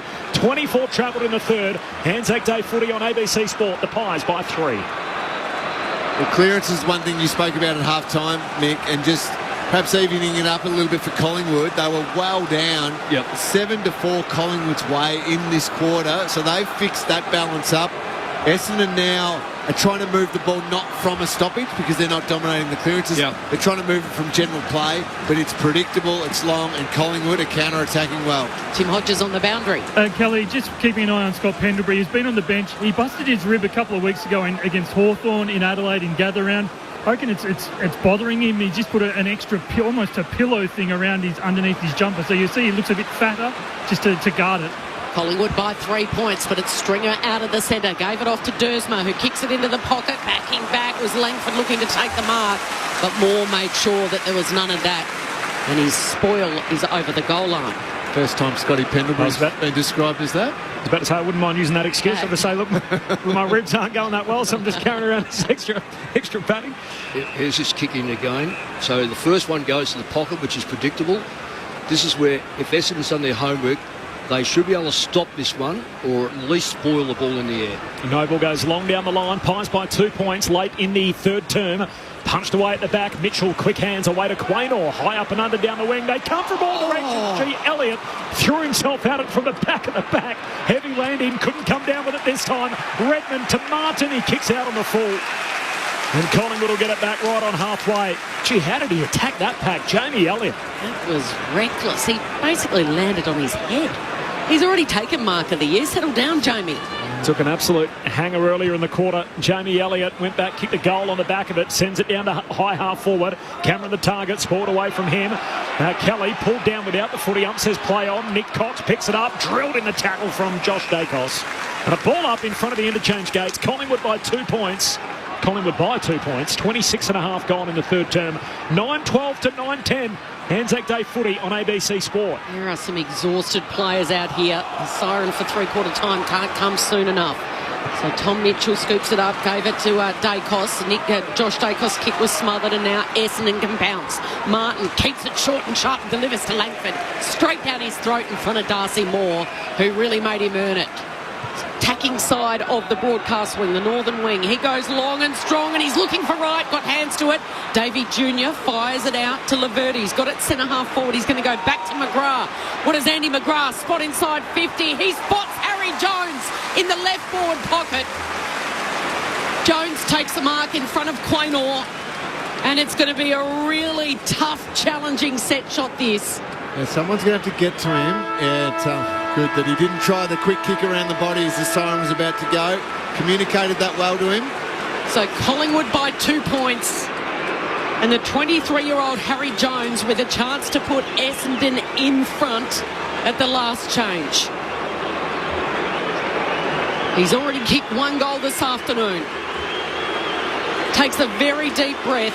He crosses the 50. He's a step or two in from the boundary line. Left forward pocket to the city end. He misses. Misses to the near side. So it means there is 1 point the difference at 3/4 time. Collingwood with the most slender of leads. Essendon, it's like they're walking a tightrope. They can't afford one slip up, and Collingwood, the reigning premier, just ready to rip this game apart in the final term. Pies by 1, 9-12-66. Essendon 9-11-65. Tim Hodges on the boundary. Hodgie. Corbin, I'm just watching. Both teams have told their subs to do full warm-up. So Nick Hind is flat out outside, inside the punt road forward 50. Harvey Harrison down the City Road end. I'm just a question to Lingy and Mick upstairs. I mean, you've got fresh legs. Who are you putting out of this game to get them into it? Well, I'd take... I know who I'm taking off for Essendon. I've already said that one. Yeah, well, I'm with so that's Davey Jr. Davey Jr. Yes. If you want with us. Yeah. Look, to me, it's... Look, I hate saying this, but I reckon Steele side. I'm about to say the exact same thing, Mick. I just don't think he's got his legs today. Hasn't found the footy. I'm with you. The goal kickers, Brodie Mychek's kicked 3 for the Pies, who lead the game by a point. 2 for Jamie Elliott, and then 1 each for Lipinski, Schultz, Hoskin Elliott and Nick Dacos. While for Essendon, Langford's got 2, Wright's got 2, and then 1 each for Draper, Parrish, Jones, Stringer and Davey Jr. 3 lead changes, all of them coming after time on in the second term. It is Collingwood by 1 as we turn for home. Marlon Pickett was fined $3,750 for his strike to Clayton Oliver last night. It was judged intentional conduct,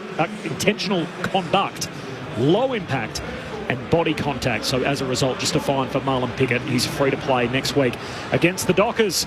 Anzac Day footy on ABC Sport. It is set up beautifully heading into the final term. Collingwood by just 1. The thoughts of Mick Malthouse and Cameron Ling next. Time to steady and pull the trigger.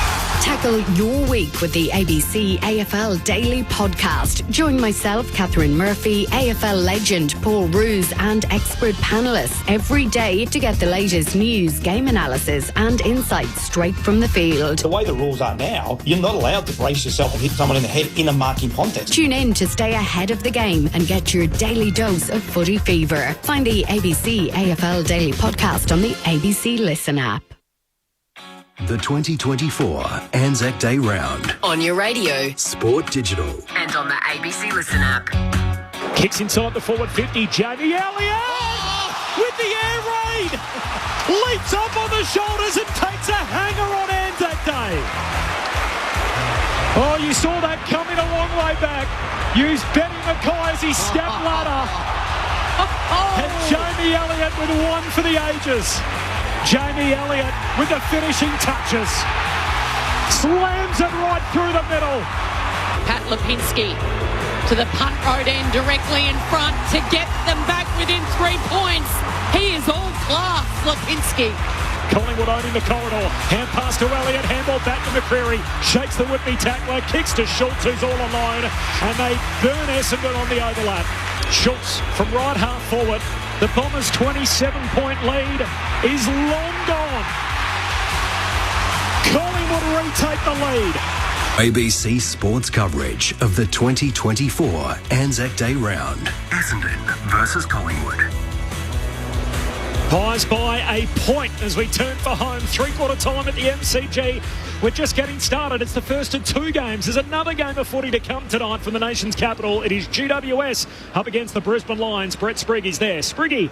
Corbin, footy is not a matter of life and death, but strictly within the realms of football significance and what today's contest represents. It doesn't get any more important than that for the Brisbane Lions. 2 recent wins offset by a loss to Geelong last week at home, and now they'll face another contender in the Giants, themselves coming off a loss last week, their first of the season. No doubt keen to bounce back at their second home here in Canberra. They'll be doing so without their skipper Toby Green, as we know, out suspended. Darcy Jones will make his debut. A young West Aussie joins an already impressive brigade of small forwards, but still no Steve Steve Cornelio or Sam Taylor, so they are under strength. These sides also met on the Anzac Day weekend last year. Charlie Cameron kicked 7 that day, and they've won 5 in a row. The Lions against the Giants, and both of their previous outings at Manuka Oval. We're still a couple of hours away, but they'll pack them in here later on. A sellout crowd, Walsingham footy in prospect, with Ty Kennelly, Joel Paffel and Daniel Garb to join me for our ABC Sport coverage, the Giants and the Lions here in Canberra. Looking forward to it. Thanks, Spriggy. And that eye-catching helmet Darcy Jones is going to wear. He's got an orange and charcoal helmet, so we'll see the West Australian make his debut later tonight. It's a fair bit to happen here. Before we get to that, it is a 1-point lead for Collingwood as we turn for home. Cameron Ling, Mick Malthouse. Well, I'm just seeing on my screen here, and we might go down to Hodgie if we can, if Hodgie's listening right now. On our screen, it's showing Tom Mitchell as the sub. Hodgie, is that what you're seeing down there? Yeah, Lingy. So Tom Mitchell was the first to the bench. He gave high fives to every player that came to the bench. He was then handed Harvey Harrison's T-shirt, and he's gone to the back seat of the bench. So Tom Mitchell has been the man fired out of this game for fresh legs. Harrison comes in. Great, thank you for that, Hodgie. That's fair. Had the 19 disposals, Tom Mitchell, a heap of handballs, which is probably his game a little bit. But only 2 clearances. Yeah, the leg speed and the run is obviously going to be really important. So basically establishing Steele Sidebottom's going to play that winger structural role, even though he's not having a huge influence on the game. And then hopefully Harrison can get moving and run up and down and really use those fresh legs. We'll keep an eye on when Nick Hines going to come into this game as well for the Bombers. But, wow, this is going to be a close one, Mick, right to the end. I keep feeling Collingwood. I have more trust in Collingwood, but Essendon, to their credit, they have surprised the hell out of me today with the way that they've had the resolve to keep going in this game. The Bombers kicked 4 goals in 4 minutes to start. We had Scott Pendlebury getting to 10,000 disposals. Jamie Elliott took mark of the year. It's already been a memorable Anzac Day, Mick, and it's a point the difference at three-quarter time. And it's a beauty because we really, if Essendon play with that grunt. Essendon don't know who's supposed to be on the ground here. No, it's confusion before Nick Cox eventually says, yeah, I'll run out there and start on the wing. So sorry about that, Mick. No. I was watching him say, hang on, I just thought there was a spare man in the backline, but you're going to let him do it anymore. So I think the Pies, they've been in here, they've been in this position before, and they know how to win. I don't know whether Essendon know how to win this. And that's the only difference, really. Pound for pound, Collingwood are probably a better side, but Essendon's bottom half have got to be better than what Collingwood's bottom half are. And Collingwood's bottom half, players like Maynard. There's still more happening with this bench. There's a bit more going. Bombers haven't made their sub either, by the way, so Nick Hines coming into the game. They're sending Nick Cox off the ground, so the interchange steward is saying that Nick Cox is not the one listed who should be on the ground. Darcy Parish, who originally came off, he now needs to go back onto the ground. The other thing is Brad Scott took an long amount of time with his team, and in the end the siren was going and it was time to restart, and he was still out there with the board and the rest of his coaching staff. That's $1,000. I can tell you through experience. It's probably more these days. Add on a little bit of GST these days. Here we go, Corbin. Perfectly builds a bit of suspense as the final quarter is now underway. Collingwood by 1 point with a quarter to decide it in front of a full house on Anzac Day. Draper wins the first hit out. Down to Sammy Durham off the left peg. Gets the centre break for Essendon. Moore at the drop. Got his hands to it. No mark. Davey Jr. trying to trap it. Now 70 out at half forward for Essendon. Collects. Breaks the Moore tackle. Does a 360. Kicks down to half forward. Bouncing footy. Cameron will be the first one there. Can't take it clean. Now he's under pressure. Lost it. Davey took too long. Caught by Noble holding the ball. Thought that was high contact, Nick. Wow, I haven't been his favourite supporter, but that is quite. I'm not 100% sure. The Pies have been outscored only once in the final quarter all year through 6 starts. They lead by a point here as we start the final term. 45 seconds old. Collingwood by 1. Anzac Day footy on ABC Sport. And John Noble's going to kick it from the punt road end, long and strong down the line, straight to Draper. He says, yep, I'll gobble that one up. It's too easy, and he gobbles it right in front of the Pies bench where Mason Cox is watching on. Draper looking for right the target, reaching up over the top was Maynard. Lovely defensive mark. Just forced it up by Essendon. Really forced it up. Mind you, it was Ruckman kicking the ball in. So Maynard goes down the line again. Draper's there. De Goey wins a free in the contest. Wants to go quickly, and he does. He's going to give it to Hoskin Elliott. Marks. Spots something he likes about 20 metres further down the ground. It's Bobby Hill with that shock of peroxide blonde hair. Hard to miss. Hill is a long way from home. He ignores a lead from Chris. Pick it up for Elliott again. He thought about getting rid of it, and in the end he drew a couple of defenders and gave it off to Josh Dacos, who lines it up from just inside the boundary line and says, "Joke Stringer, you thought you had magic in your boots from that spot in the first quarter, but look what I can do." Yeah, great kick. A step in from the boundary line, a step ahead of the 50, and from the toughest of angles, it was a miraculous kick from Josh Dacos. And Collingwood now out to a 7-point lead with the first goal in the last term. 10-12-72. Essendon 9-11-65. Yeah, I'm looking at my stats here and it says Essendon inside 51. So I was going to say, I thought it was flipped around. There's the difference. The way Collingwood took that ball in, the way Essendon took it in, and the difference is 6 points. And that becomes a 7-point lead. So all of a sudden it's now 2 kicks for Essendon to get back. Early days, yes, but there's got to be a method of going forward, and you've got to have a setup that's going to be highly competitive, or someone's free. Dacos is free. Collingwood have kicked the last 3 in the game. They lead it by 7. The all-important first goal of the final term. Down to De Goey off the hit out from Cameron. He tried to fight through a few tackles, and the ump says holding the ball. It was a team effort to get him down. And in the end, Zach Merritt with the biggest piece of him, and as a result will get the free kick. The Essendon skipper just kicks it straight to the hot spot. 30 out from goal. They come from all directions. Floats out the back. No one there. In the end, Crisp goes to ground. Stringer kept his feet, got run over it. Now Langford. Hand pass to Dersma. Kicks a high bomb to the top of the goal square, and Noble puts his fist through it. Punches it through for a rush behind. Collingwood's lead back to 6 points. Harry Jones really saw out of that contest, and they're just going to stop the game. Calling a blood rule, so maybe he got his head split open here. He got sandwiched there between Cameron backing back and Moore coming from behind, and in the end he was sandwiched in between them. So, there's blood streaming out of the nose of Harry Jones. So, as you said, play will stop. 4 minutes into the final term, Collingwood by 6. This is ABC Sports coverage of Anzac Day footy. Corbin Middlemass, Kelly Underwood, Cameron Ling, Mick Moldhouse and Tim Hodges, your call team. That was Ronaldo. The first thing he said to the trainer when he hurt his nose like that, get a mirror, am I damaged? So I don't know that'll happen now. Well, Harry Jones might think too. Well, I'm just saying. He's a nice-looking boy. Yes, he probably thinks the that's same the reason why I said it. Kel, is he going for the mirror? I can guarantee you that's broken, that nose. Well, that's the end of his modelling days. His modelling days are gone. That's a lot. Mick, I had a broken nose. I've still got them in front of me. Oh, well, your modelling days. Okay, kick in here. Howe goes straight down the ground in a one-on-one. Draper goes to ground. Maynard takes off, grits the teeth, sockers it off the turf, straight to Mackay. Mackay gives it to Draper, who bounced back up and takes the mark. Mackay's first thing was he was going to hand pass. Peeling round behind him as Redmond accepts the handball and then delivers inside 50 to Langford. Better, much better. Well, quick legging. Yeah, quick movement. You said it already to start this quarter. Long, predictable, not a good structure, and Collingwood have handled it comfortably. That one, Redmond was prepared to get on his bike, run a few metres, and then low and hard to a player that was free. Much better entry. Tough set shot from 50 out. Tidy Shangle, he's already booted to Langford to the punt road end. That had promise the minute it left the boot. He took a while to celebrate. The entire stadium held its breath. And then Langford let out an almighty roar. And it's all tied up again. 10-12-72 apiece. After 5 minutes of play in this final term, what a rollicking contest is unfolding before us.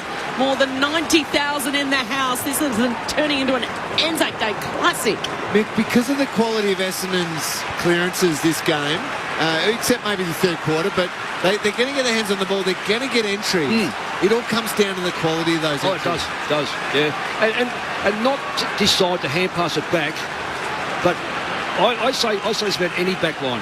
If you get the ball in quickly at 6v6, the ball hits the deck, you are automatically vulnerable. You are highly vulnerable.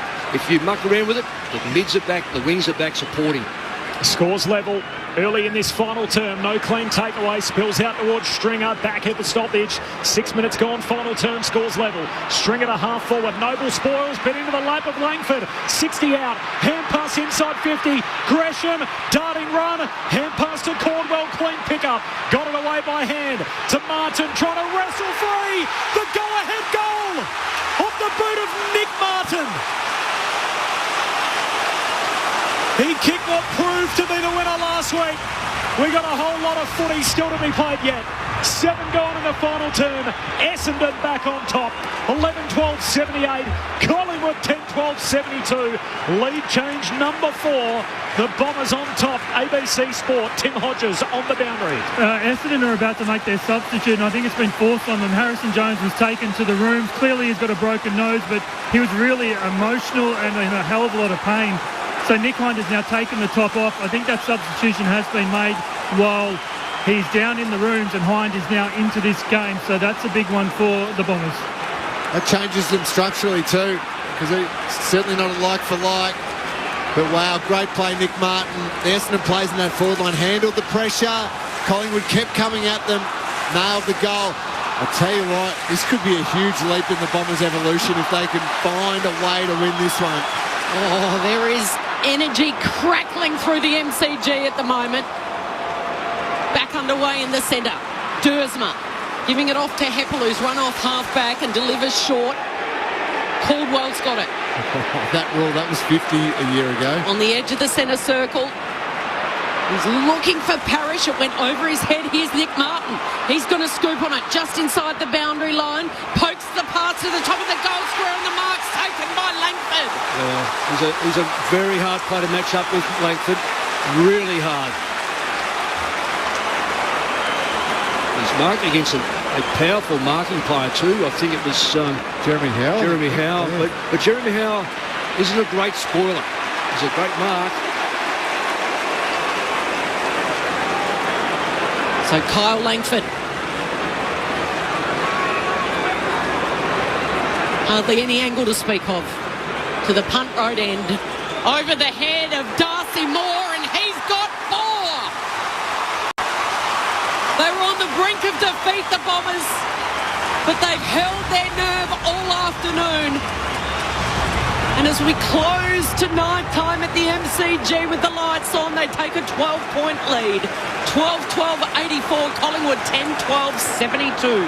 Mick, clearances 4-0 this quarter, Essendon's way, and they're the clearances you've been asking for all game. Not stuffing around with an extra handball. They are getting it in there deep now. Those Collingwood defenders are starting to feel the pressure. Yeah, and 7-1 inside 50s. And 4 of those would have come directly from those clearances. So there's no secret to it, really, but it's easy sitting up there. You've got to do it. They kicked 6 of the first 7, the Bombers, and then 3 goals across 2 quarters. They've kicked 3 goals in 3 minutes here to go from 7 behind to now 12 on top. Back in the middle, another clean break for the Bombers. Merritt first touch, hand pass to Stringer. Kicks out of the centre square. Peter Wright crashes the pack. Spoiled by Frampton, but straight down to Caldwell. Hand pass broken up. There's Harrison, the sub. First touch, hand pass away to Noble. He gives it to Maynard. Hand pass to Noble. He steps right around Merritt. Kicks straight down the pipe for Collingwood.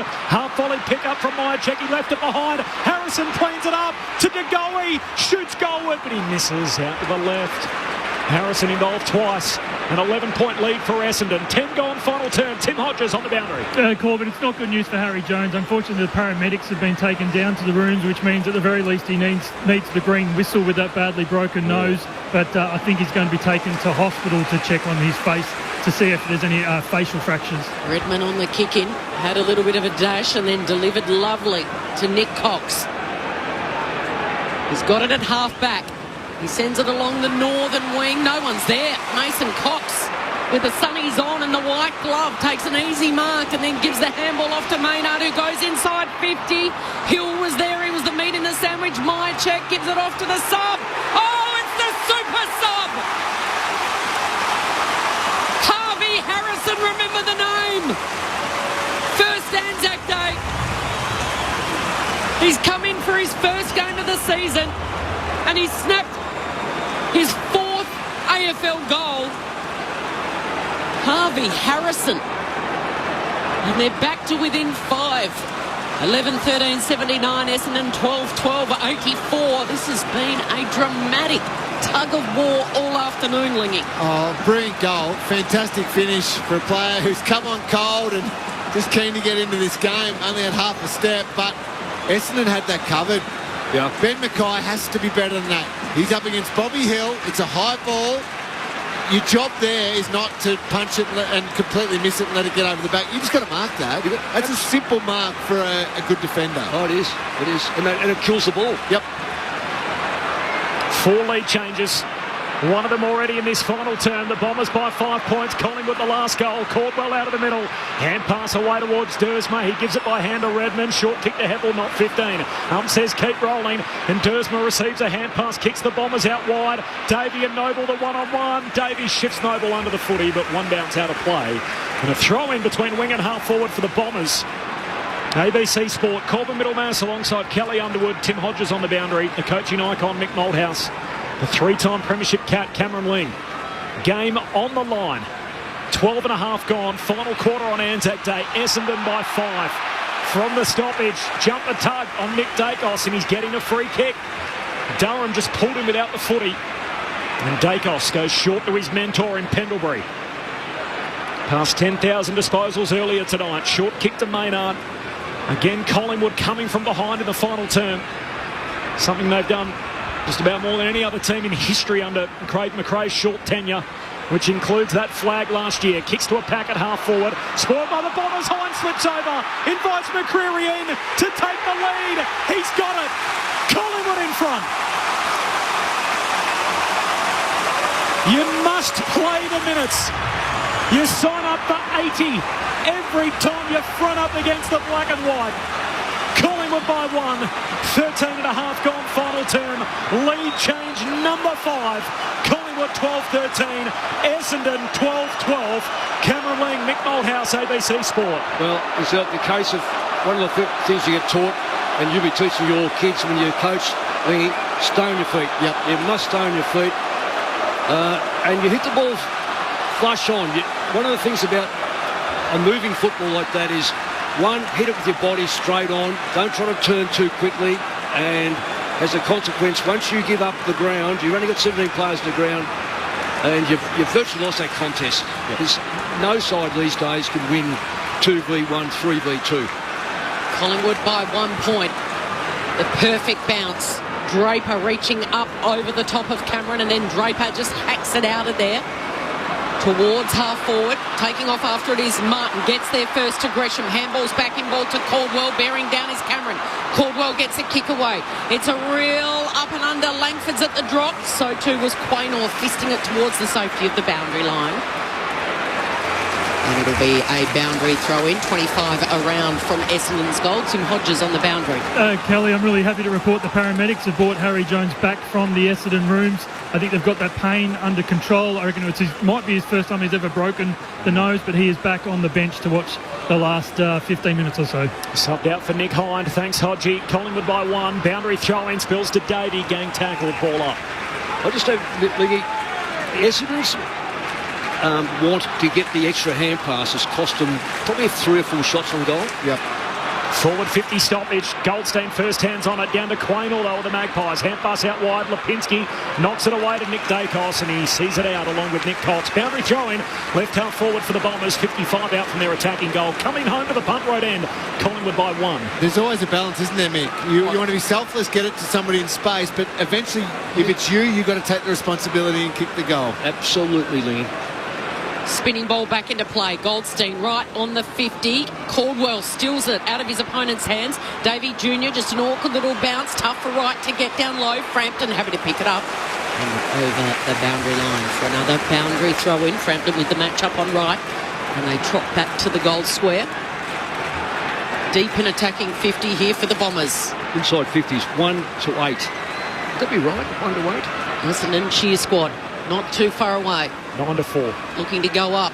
9 to 4. As Cameron just thumps it back over that boundary line, and we'll reset and go again. That 8-1 number though is clearances. Yeah. I was going to say Heady kicked 2 goals from 1. Yeah. So I was trying to work it out. Maybe it was outside 50, but then again it wasn't. Collingwood by 1 My point. maths has always been pretty good. Goldstein. Stolen by side bottom.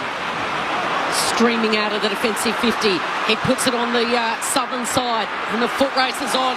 McCreery takes on Redmond. Redmond goes to ground. McCreery's got it. He has a bounce. He stops. He props. He assesses. And then he delivers to the sub in Harrison.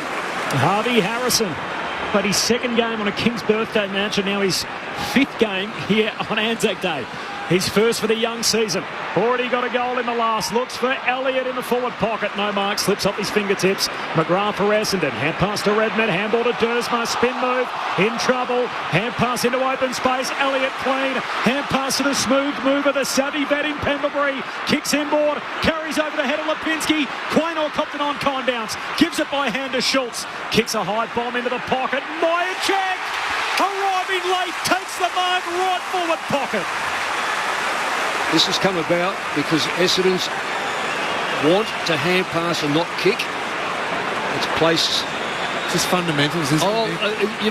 The Essendon player was out by 30 metres, but they hand passed it back, lose it. You just don't do it against good sides. This will be his seventh score in all likelihood. He's kicked 3 goals, 3. Myercheck. In fact, it won't be a score at all. He's hit the fat part of the footy and put it from one forward pocket to the other out on the full. Score doesn't change. 18 gone final term. Halfway through the final term, it is Collingwood by just 1 point. Crowd posted at 93,644. Game on the line on ABC Sport. Collingwood by 1. Breathtaking, compelling football. From the very first bounce when the Bombers kicked the first 4, they led by as much as 27 in the first quarter. Essendon by 1 at half-time, Collingwood by 1 at three-quarter time, and it's Collingwood by 1 with 10 minutes to play.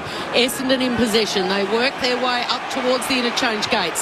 Martin's got it, stabs the ball, back inboard. It was a low grubber, tough one for Heppel to control. Here's Hind the sub. Handballs backwards to Mackay, back to Martin, who started this messy passage of play. He loses Maynard, who was bearing down. Martin's given it straight, though, to the opposition just about. Backing back was Durham bravely. Stringer, he might keep it in play here. Hind beats Moore for the ball, then Moore stripped him. Hind gets it again. Clever tap on from Merritt to Davey Jr., who's had his moments this afternoon. Draper then scrapes it, gets it to Durham, back to Davey Jr., who lost it. And Nick Dacos picks it up, has given it to Maynard, who's all by himself. It's 3-on-1 inside 50 here, favouring Collingwood and needing to taking the mark strongly there.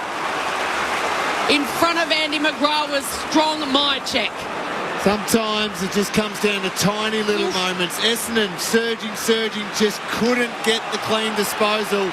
Coughed it up, and then Collingwood were out everywhere. Andy McGrath's effort then to try and get that spoil was incredible. But what about the muck up here? 4 or 5 hand passes instead of 1 kick into a forward line where they had 2v2. 3-3 this afternoon for Myercheck. He's a metre or 2 in. Oh, he shanked it. He has sent that at the back of the cheer squad. I reckon that's 8 rows back, and it wasn't marked by a Collingwood fan either. That's 2. So a let-off or 2 here for the Bombers, and McGrath's got it, and they're away. His last 2 shots, both gone out of bounds on the full. Brody Myercheck, long kick up with a wing. Maynard tackle, ball spills to side bottom. He's out of room, and a throw in between wing and half forward for Collingwood. Well, that's 2 good calls from Corby and Kell. They both predicted a goal. We've had... So he's 3 goals, 3 and 2 out of bounds on the full. Brody Myercheck, probably in all likelihood grew up an Essendon fan. His dad played for the Bombers in the late 70s. Collingwood by 1. Time on final turn. Boundary throw in. 1 down to Merritt. Hand pass to Martin. Hand pass back to the boundary line for Durham. Hand pass away to Parrish. Just inside the boundary. Maynard wanted it out of bounds. They'll get it back anyway. The kick from Parrish. A turnover.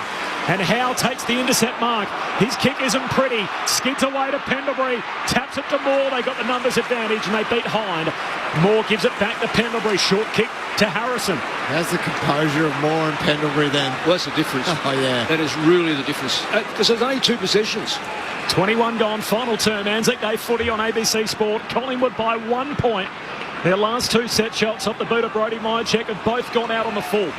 Harrison to Pendlebury to Noble. There's still just under 8 minutes on the game clock, so a long way to go. Collingwood by a single point. Back to Howe. Kicks out to his premiership teammate Frampton. Spills the mark. Short kick to side bottom. He's going to mark in front of the benches. Kelly Underwood on ABC Sport. Collingwood by 1, 21 minutes gone, final turn. How good is Australian rules football? Not one person moving. It's gripping stuff. 93,644 as side bottom sends it right to the arc. Elliott goes without it. It's picked up by Durham. Breaks the tackle. Handball to Martin, who flares it wider still by hands to Caldwell. He's dashing along the wing, the northern wing. Langford, 2 bites. Mark. Gee, he's been brilliant this afternoon, Langford.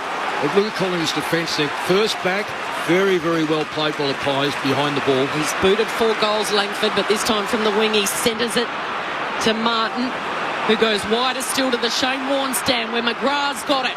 Can he find someone right on 50? Sliding out is 2-metre Peter. Had to get down low. That is a wonderful mark for such a tall player. Now, he is a long way out. The man on the mark is Scott Pendlebury, and he's about 53, 54 metres out. Right, won't go for home. Instead, he demands a mark. It's not going to be taken airily. Here's Nick Dacos streaming out of the defensive 50. Kicks to a 2-on-1. It was two Essendon players. They've got the numbers. McGrath, great hustle by Elliott. Elliott's been able to win it through Schultz. Schultz is then taken down. And it's Essendon that's got it, and the quick spearing pass finds Wright in exactly the same position. Enormous tackle from Dersma. Short kick from Wright finds Hobbs, who marks right on the 50-metre arc. That's smart by Wright. Collingwood had 4 players right back on the goal line. They were going to recover that easily. Collingwood by a point. 23 minutes travelled, final turn. And Ben Hobbs, a man on the mark right on the 50. He kicked a long-range goal last week. He's just going to lay this up to the top of the goal square. Draper down there. He spoils from the back. Howe tries to pick it up, but his bootlaces got it out. Sock it out of the defensive 50. Here's Schultz. Collects. Rides the contact. Hand pass away to Nick Dacos. Swings a hand pass out to his brother Josh. Just inside the boundary line. Keeps it alive. He's tackled now. Did the ball go out? The ump says no. Play on. Live footy inside the southern boundary line. Kelly picks it up. He too tackled. Ball comes out to Dersma. Dersma's hand pass away to Merritt. Hand pass to Hind. Essendon can kick inside 50 again, but straight to Mason Cox. Courageous. Back in front of the pack. He takes the intercept mark. Half back for Collingwood. Magpies by a point.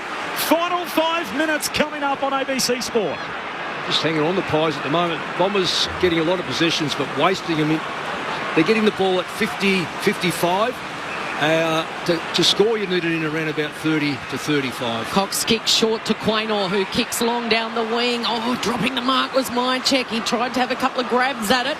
Now, as soon as it hits the deck, there is tired bodies piling on top of that ball. On the southern wing, a tangle of arms and legs. 84 Essendon plays, 85 Collingwood. Punishing, intense like pressure.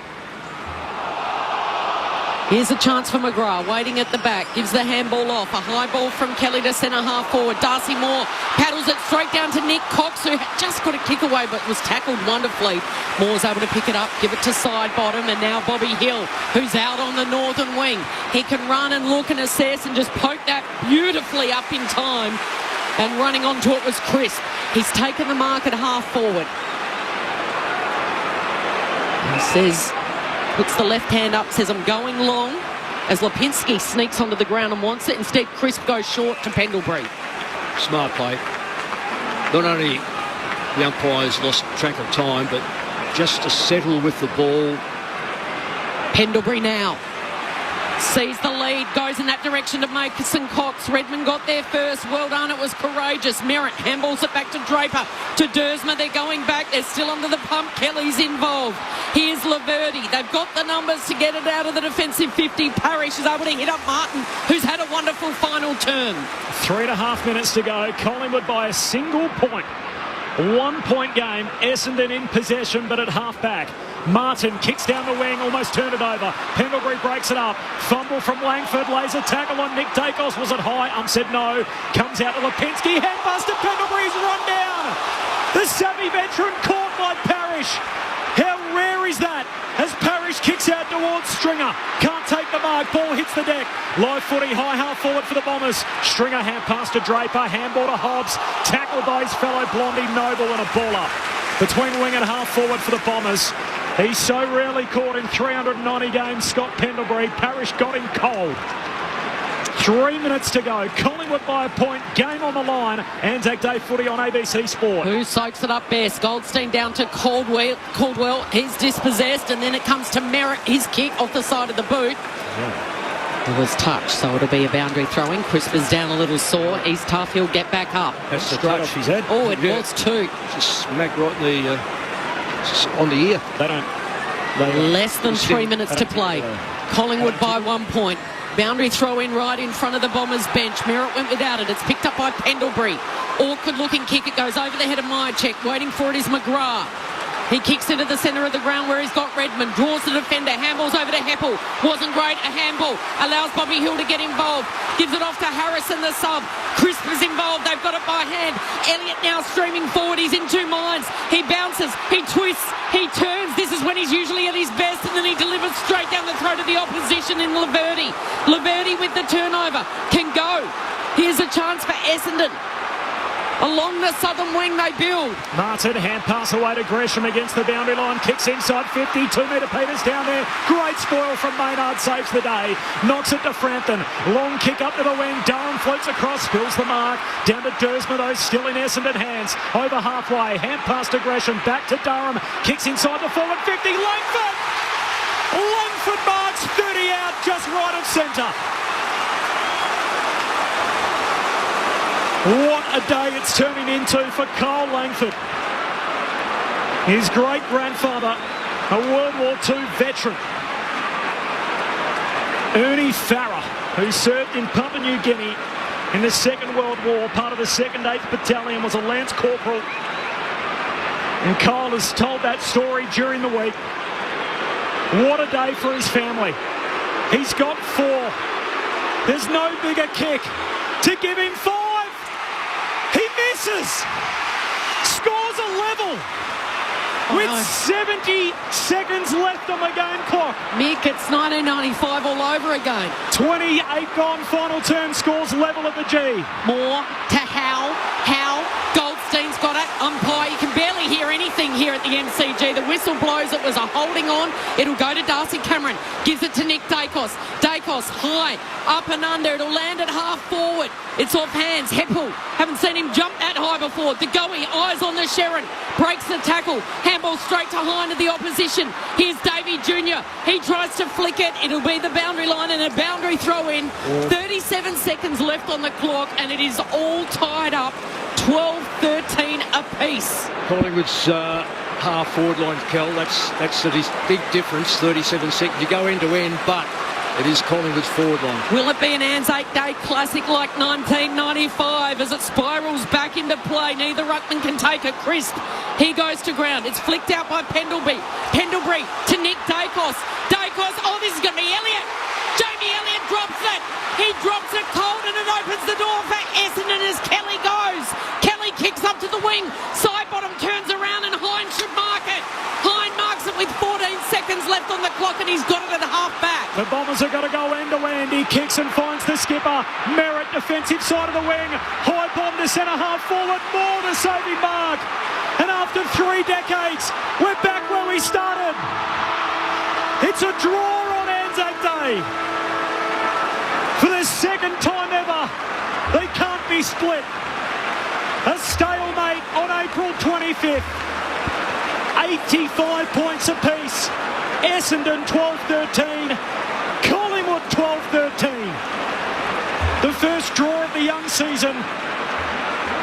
They share the points on Australia's most solemn day. 85-85. In the 29th Anzac Day clash, as it was back in the first one in 1995, a draw. Cole Langford had the last shot of the game. He missed. Jamie Elliott had a chance to take a sprawling mark at right half forward. He put it down. And a number of what might have been moments. Brodie Myercheck had 2 set shots, one from either pocket, put them both out on the full in that final quarter. And in the end, after 80 pulsating minutes of footy, they cannot be separated. 2 points each. The Bombers, 4 wins, 1 draw and 2 losses, while Collingwood straight down the middle, 3-3 and 1. 85 points apiece. Full-time, a draw. And the 93,644 in the house will never forget this moment. And they will never forget the contest that they've just witnessed. It might be a draw, the points might be shared, but Mick Malthouse and Cameron Ling, that is arguably one of the greatest games of football we've seen. Outstanding game of footy. And Collingwood are the champs, and you knew they could play to that level, and you knew they could sustain it.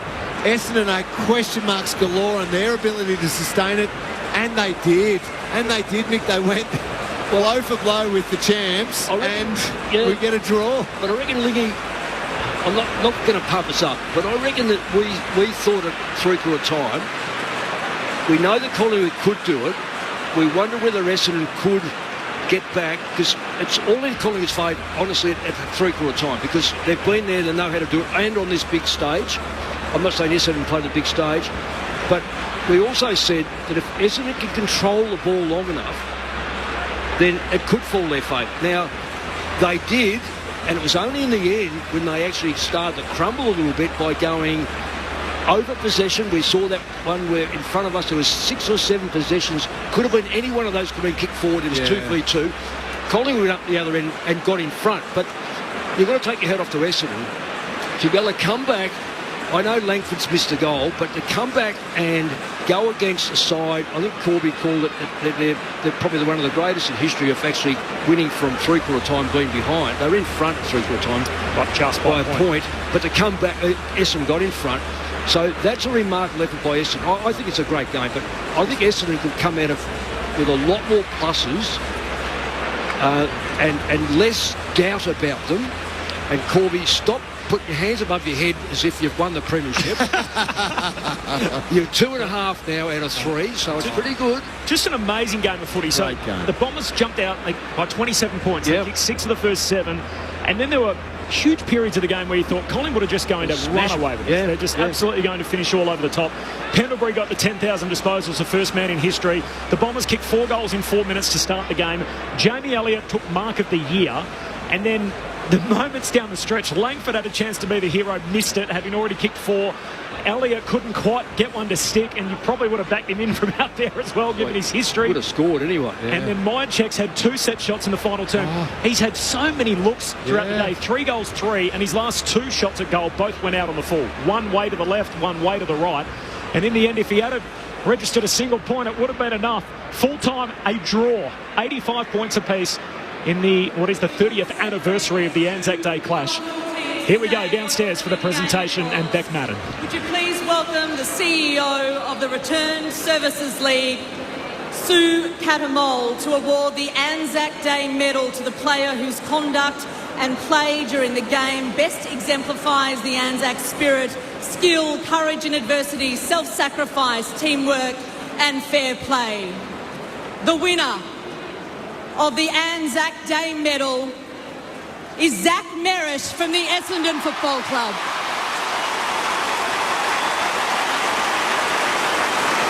So Zach Merritt, 31 disposals, 9 tackles, 10 of them contested, 6 clearances, and 10 score involvements for the Essendon captain. Did you pick him, Lingy? No, didn't give him a vote. Okay. What a game. Darcy, Craig, you guys are amazing. You showed the last 36 months you're the best team in the competition. We love and respect you guys so much. Another amazing game, and look forward to playing again later on in the year. But thank you, boys. To all the fans, both Collingwood, Essendon, neutral. What an amazing day. We're so grateful to be a part of this special day in Australia's history. Amazing day again, and thank you so much for turning out it live and also watching on TV. So thank you.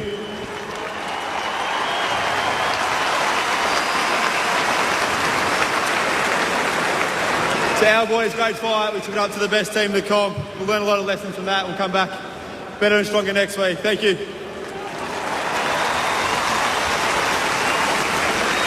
Congratulations, Zach. What a marvellous game. Now, due to today's results, we are now going to hear from both captains. Darcy Moore to the microphone first, please. I have the full read here ready to go to talk to you about what the trophy's all about and where it originates, and yet it won't be required here. We got a draw, so no trophy presentation. Firstly, want to acknowledge the traditional owners of the land that we played on here today, the Wurundjeri people, and also extend that respect to First Nations servicemen and women who have served our country over this nation's history. First up, I want to give it to the fans. Absolutely incredible. Give it up. Give yourself a round of applause. Your passion and your spirit is what makes today so special, and what a bizarre result, but it was an incredible game of footy, and your excitement levels helped make it a great experience for us. So thank you to the Essendon Footy Club. Sharing this day with you, running through the banner with you is a real privilege for our club. So thank you again for your part in this game. I just want to say that today is a great opportunity to raise money for the Anzac Appeal, which, for those that don't know, provide really important services for returned servicemen and women when they transition back into civilian life.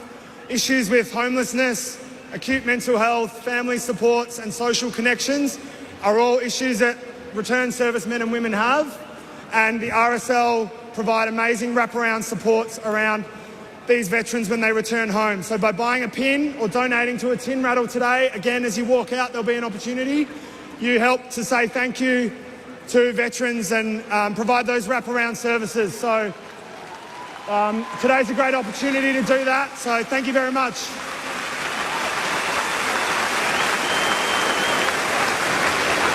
So we've heard from Zach Merritt already. There is Darcy Moore. Thank you, everybody. What a magnificent day it has been. Thank you for being a wonderful crowd. Drive home safe. And that's how it ends. Both teams sharing the points.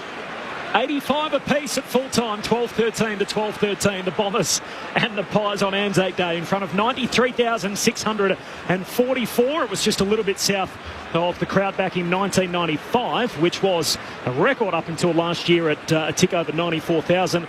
And last year's crowd is still the high water mark at 95,179. There is a whole lot to pull apart. Cameron Ling, Mick Malthouse, Corbin Middlemass, Kelly Underwood in the box. Downstairs, Tim Hodges in the Collingwood rooms, Ben Cameron in the Essendon room. So we've split beautifully into both change rooms, and we'll bring you reaction shortly. Back to you, Lingy. So you voted on the Anzac medal. I did. I don't want to give away your ABC Footballer of the Year votes, but you didn't have Zach Merritt in your three. No, I thought Zach Merritt was very good. Excellent game by the Essendon skipper, but no, I had him just outside of it. Yep. I thought... Well, do you want me to give away what I did? I may as well. I thought Andy McGrath was the best player on the ground. I thought he won enormous contests right throughout the entire game, ended up with 31 disposals. They both finished with 31, didn't they? Yeah, and I just thought McGrath was so dynamic with his ball use, turning really good defence into great attack. I just thought McGrath was superb. I thought Nick Dacos' performance, especially after quarter time, was brilliant. I gave him the 2 votes. He ended up with 27 disposals and a goal.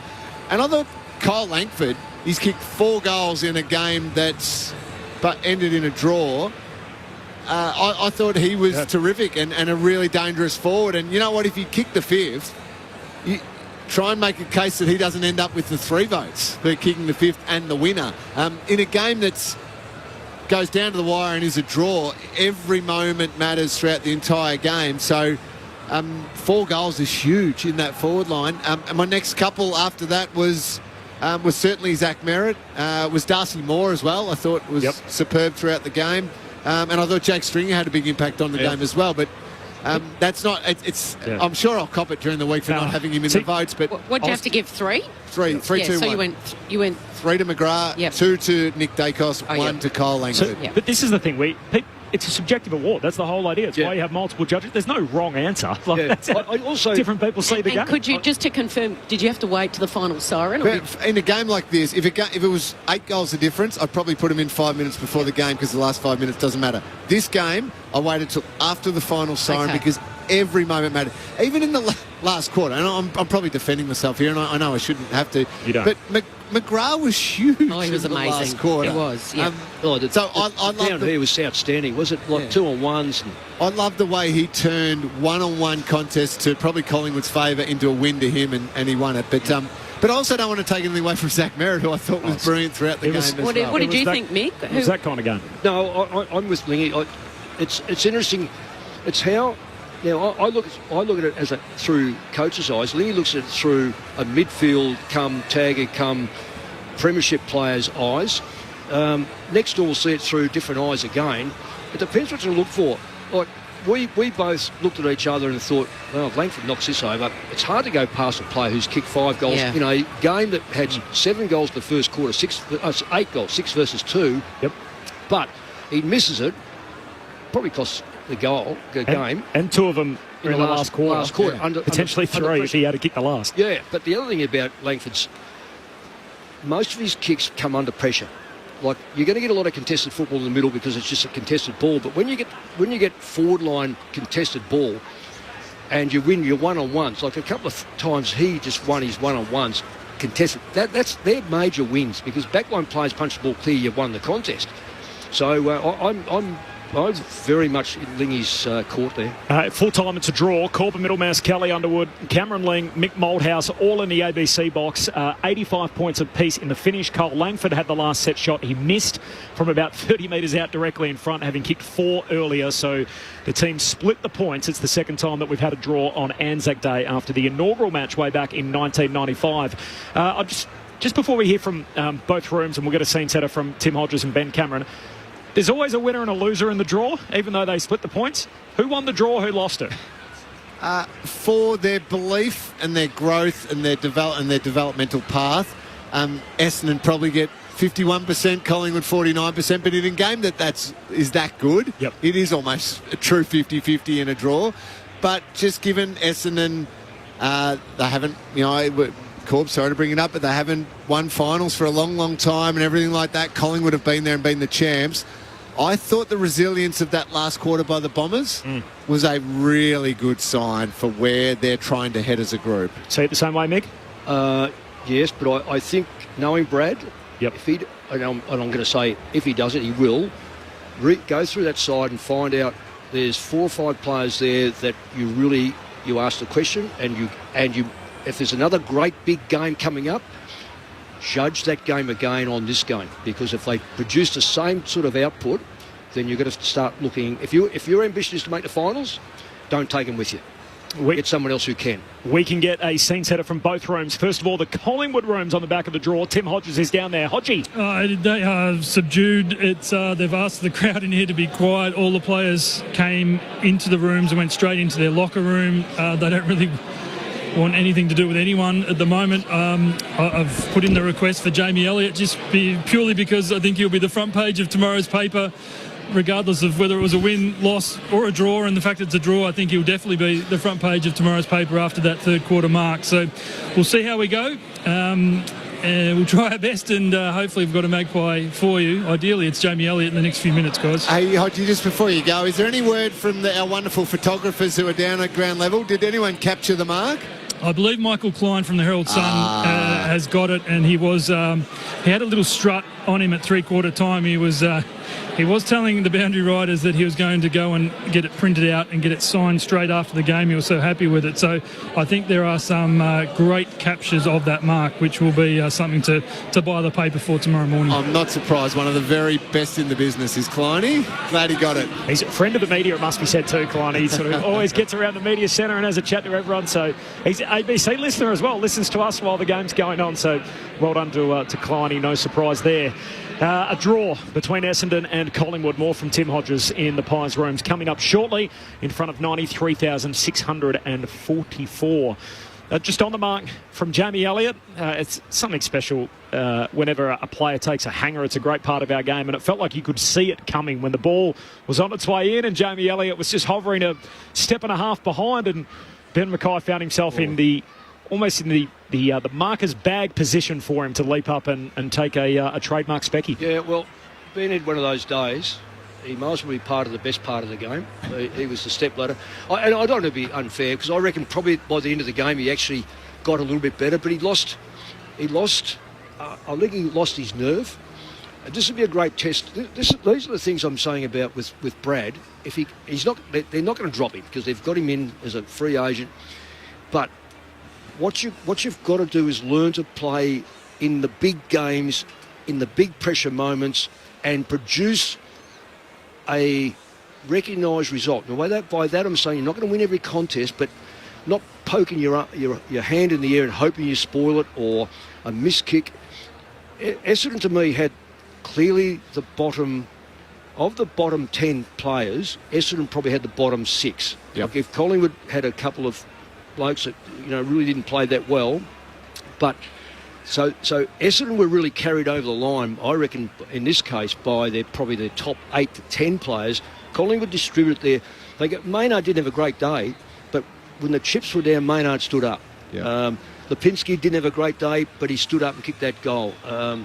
Even Schultz, I take that on board what you said, thinking that Schultz is still adjusting, and I totally agree. But he kicked a clutch goal when it was needed. There's a couple of players. I mean, the simple fact is, it just shows you what pressure can do to you. Mychek is a wonderful, wonderful kick. I've never seen him miss 2 goals in a row. But not miss goals. He missed the points. Yeah. There are 6.6 metres between the posts, so that makes it, my reckoning, about 19-something metres. He's missed that from 35 to 40 metres out. Quite remarkable. Langford misses his, which is quite remarkable as well, because Stringer misses his from the 10-yard square. So, Stringer could have had a huge day if he'd nailed those ones. The really cool thing, if you're an Essendon supporter listening now and you're leaving the ground, is I reckon you found out about a few of your players that were really good. Really, really good. Sam Durham, I reckon, stood up again. Jai Caldwell had some terrific moments as well. Nick Martin, who can get a lot of the ball down back, but he had influential touches today and even went forward in that last quarter, kicked a goal and was just really good. So Xavier Dersma fitting into the team. You sit there and you go, okay, under that was a final. That was a finals-type atmosphere and pressure and quality. Oh, yeah, these guys are ready. When we get that next chance, if we fight hard enough and we do get that chance, I can trust that these guys are going to stand up for us. Do they carry the 2 ruckmen in again? I just felt that both ruckmen want to ruck, and if you're starting to share 50-50, you clutter up your bench, and neither of them are great forward pocket players. I know. I think Draper provided some contests up forward that provided good ground balls. That can happen. But I'm not sure you carry a player for that reason, when you've got Wright in the side. Yep. That's the only reason I'll say that, because it gives them another runner. The game's about speed and running. 85 points apiece at full time in front of 93,644. Corbin Middlemass alongside Kelly Underwood, the coaching icon Mick Malthouse, and the 3-time premiership cat Cameron Ling. This came through from Claire in the final quarter. There was a bit going on in the game, so we didn't get to it at the time, but I thought it's worth mentioning now. The text message reads, OMG, am listening to the match while sitting on a chair pedaling on my machine. When the Pies get near the goals, I pedal very quickly. I've pedalled over 8,000 steps and used 300 plus calories. I'm puffing like crazy. The Pies better have a win. All this exercise has to mean something from Claire off the SMS. So thank you very much for that. Well, it was exhausting just watching, let alone pedalling, Corbin. G'day, Corbin. Grant here in Hobart, enjoying the call. Regarding Anzac Day, a quick shout-out to the many vets who, for whatever reason, never marched. My grandparents, Bill and Joan, were in intelligence in World War II, and Bill heading to PNG when the war ended. Both never marched. Both never told me why. 2 of many. Appreciate that shout-out from Grant. And from the Unlee Cat, a quick shout-out to all the service women. My grandmother is the most decorated Australian servicewoman, getting medals for bravery in World War I. The deeds of these nurses saved many lives. Loving the game. Appreciate that from the Unlee Cat. Let's go into the Collingwood rooms. Full-time, a draw between Essendon and Collingwood. Tim Hodges. Corbin, just an update. Jamie Elliott is in with the doctor. He was going to join us, but we've got a brilliant replacement, is Nick Dacos. Nick, thank you for your time. Can I get a penny for your thoughts? A couple of guys have mentioned extra time. Would you have liked extra time to get a winner out of that? Yeah, I would have loved it just to get a result. My body's pretty sore at the moment, but just to get that result would have been nice to see which team won. But credit to Essendon, they were so strong all day, and I think it was a fair result in the end. Both teams played a great game. You play so many big games, so many great contests. Were you aware in the final minutes of what an unbelievable spectacle, I mean, really the whole day was, from the Anzac ceremony right through to the final siren? Yeah, it's sort of tough in the moment to stop and smell the roses in a way, but when you step back now after the game, you realise sort of what a spectacle it was, and we could hear the crowd roaring the whole time, and it's the greatest game on the earth, and that's why we all feel so privileged to play it out there, and I think the people that come to watch feel just as privileged too, so I think it's such a great game, yeah. The greatest game on earth. We just about saw the greatest mark on earth. I'm trying to remember where you were compared to Jamie's mark in the third quarter. Where were you? I was on the other side of the ground, but he's just such an athlete, isn't he? And he does so many roles for us, so many things that go unnoticed. So when he gets his time to kick a goal or take a mark like that and we can celebrate him, we love it. That's awesome to have Nick Dacos. I'll send you upstairs. We've got Mick Malthouse and Cameron Ling. Nick, congratulations. What a game of footy. I know you want to win the game, but for us just watching, it was brilliant. Can I take you all the way back to the start, the first quarter?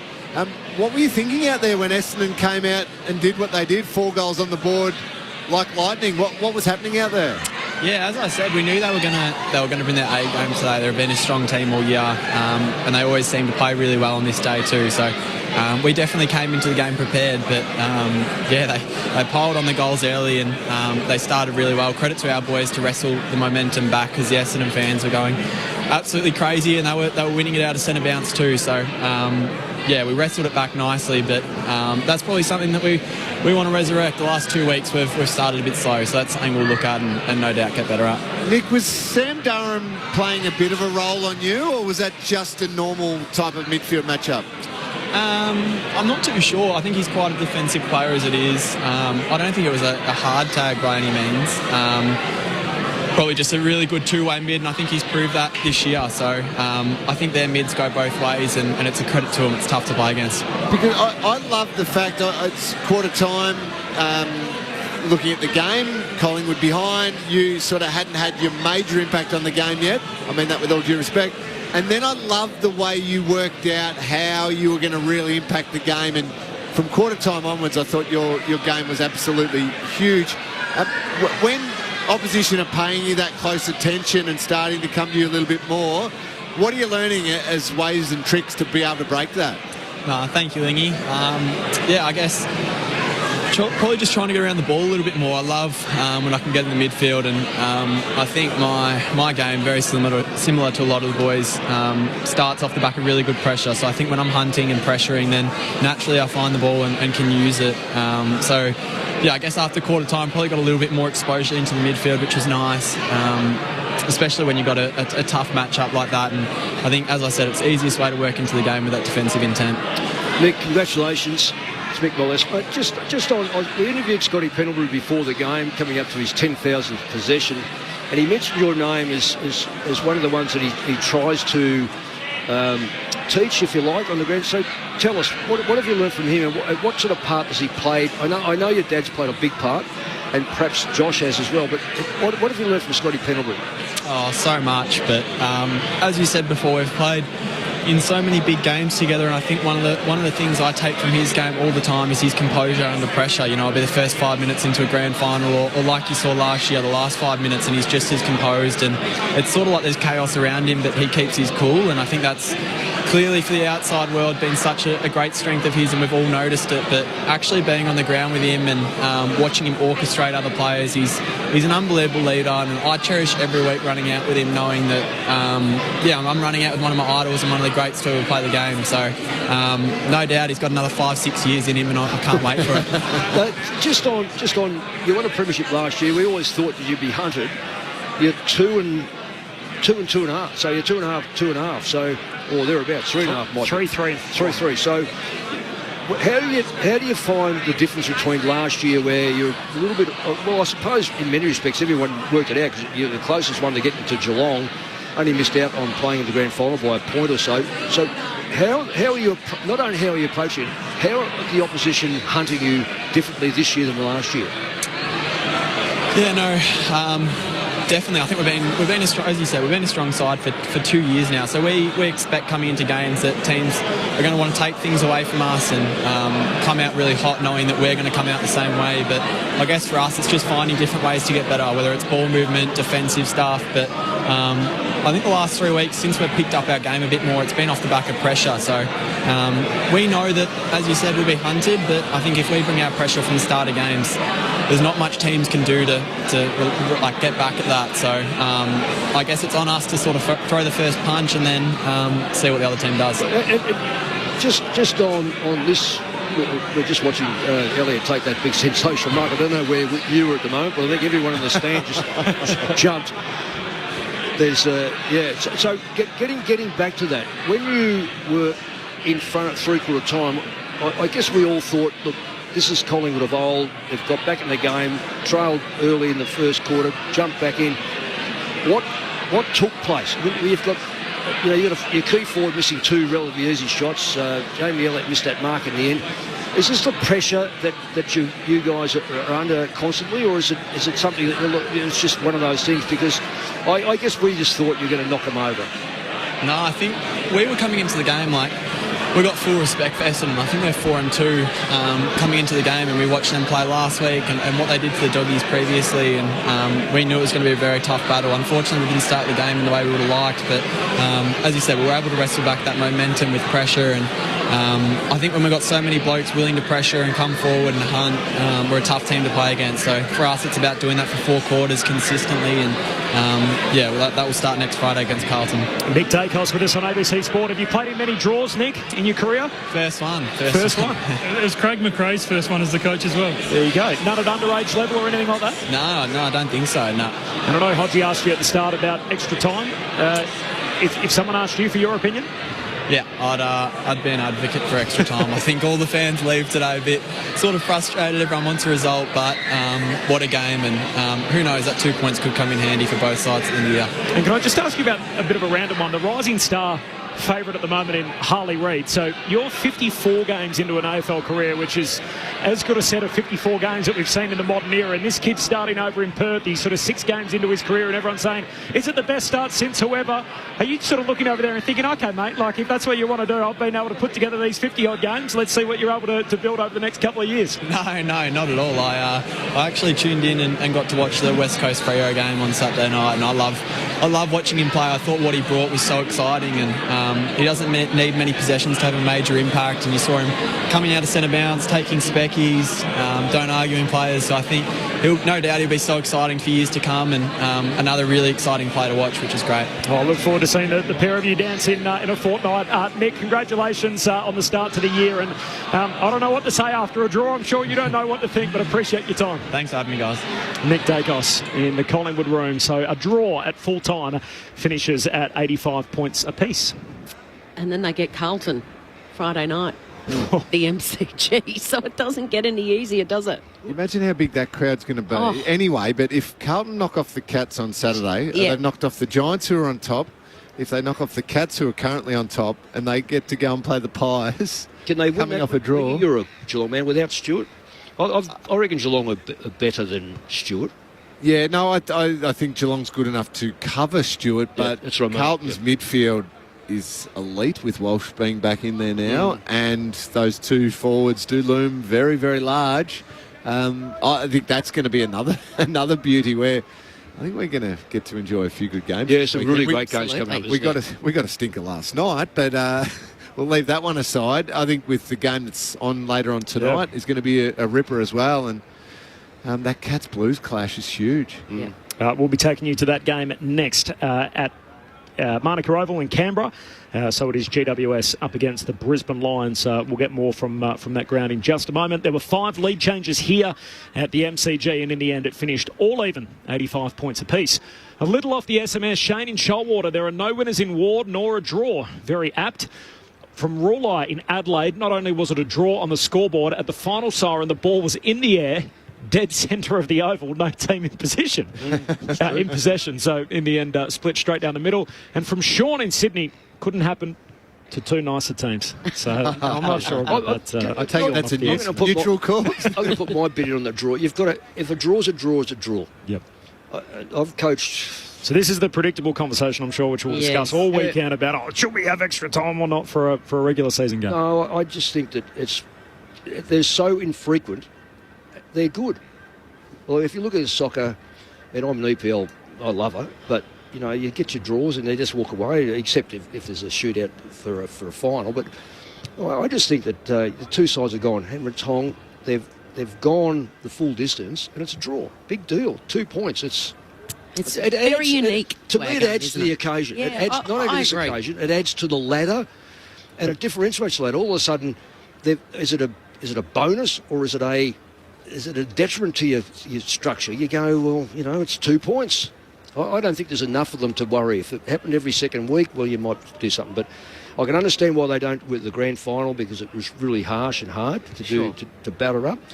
I've coached finals draws, West Coast, and I've coached over in Perth. That one? and I've coached draws where we've had to play extra time. Now, it's only because of circumstances with dates and things that we played extra time. Having lived through 2010, were you supportive of them going to extra time? Yeah, no. You thought keep the replay? Yep, absolutely. Again, for how rare it happens 3 times in 100 years. 130 years or something. So, no, I was quite happy to... I look at it like this, that what if I had one of my key players... We'd gone right to the death, and one of my key players had to leave the field with severe cramp and he couldn't come back on again. I'm compromised in that last bit. My supporters are compromised because I can't get my best team on the ground. That's why in basketball I look at that and think, can you really go extra time when your bench might be down 2 of your top 5 players? Is that fair? So I'm understanding that in the finals because of dates and so forth, but not home and away games. I just think it adds. I look at the ladder now and go, oh, look at this. Collingwood have got 14, Essendon have got 18, 2 points off Melbourne. Now, that could flip again, and it's another interesting wrinkle in the season, isn't it? It is. What do you think, Lingy? I'm the same. I love the draws. I know it's a quirk. I know we'd love one team going crazy, happy right now after that sort of game. I get that, but it's just it's a difference of our game a little bit. And I was always extra time in finals, extra time in grand finals. I think I'm not so much. Would like to keep the replay in. I want extra time in grand finals, get a decision in those where you've got to get a decision. But during the year, as you said, it's a ladder quirk now. So how many do you have to win to get in the 8? How many do you have to win to get in the 4? Someone's got a half a game on you, or half a game less, or whatever it might be. Yeah, so percentage all of a sudden doesn't become a factor. It's more. I was interested what Tim said, that Collingwood went into the room, so there was no... So that to me says they've been hit harder by the draw. I would have loved our to see what happened in the Essendon rooms, because are they happy that they didn't get beaten? And I think Essendon should be celebrating, because they've run the premiers to a draw with a full side. However, they kicked the first 6 goals. It doesn't matter.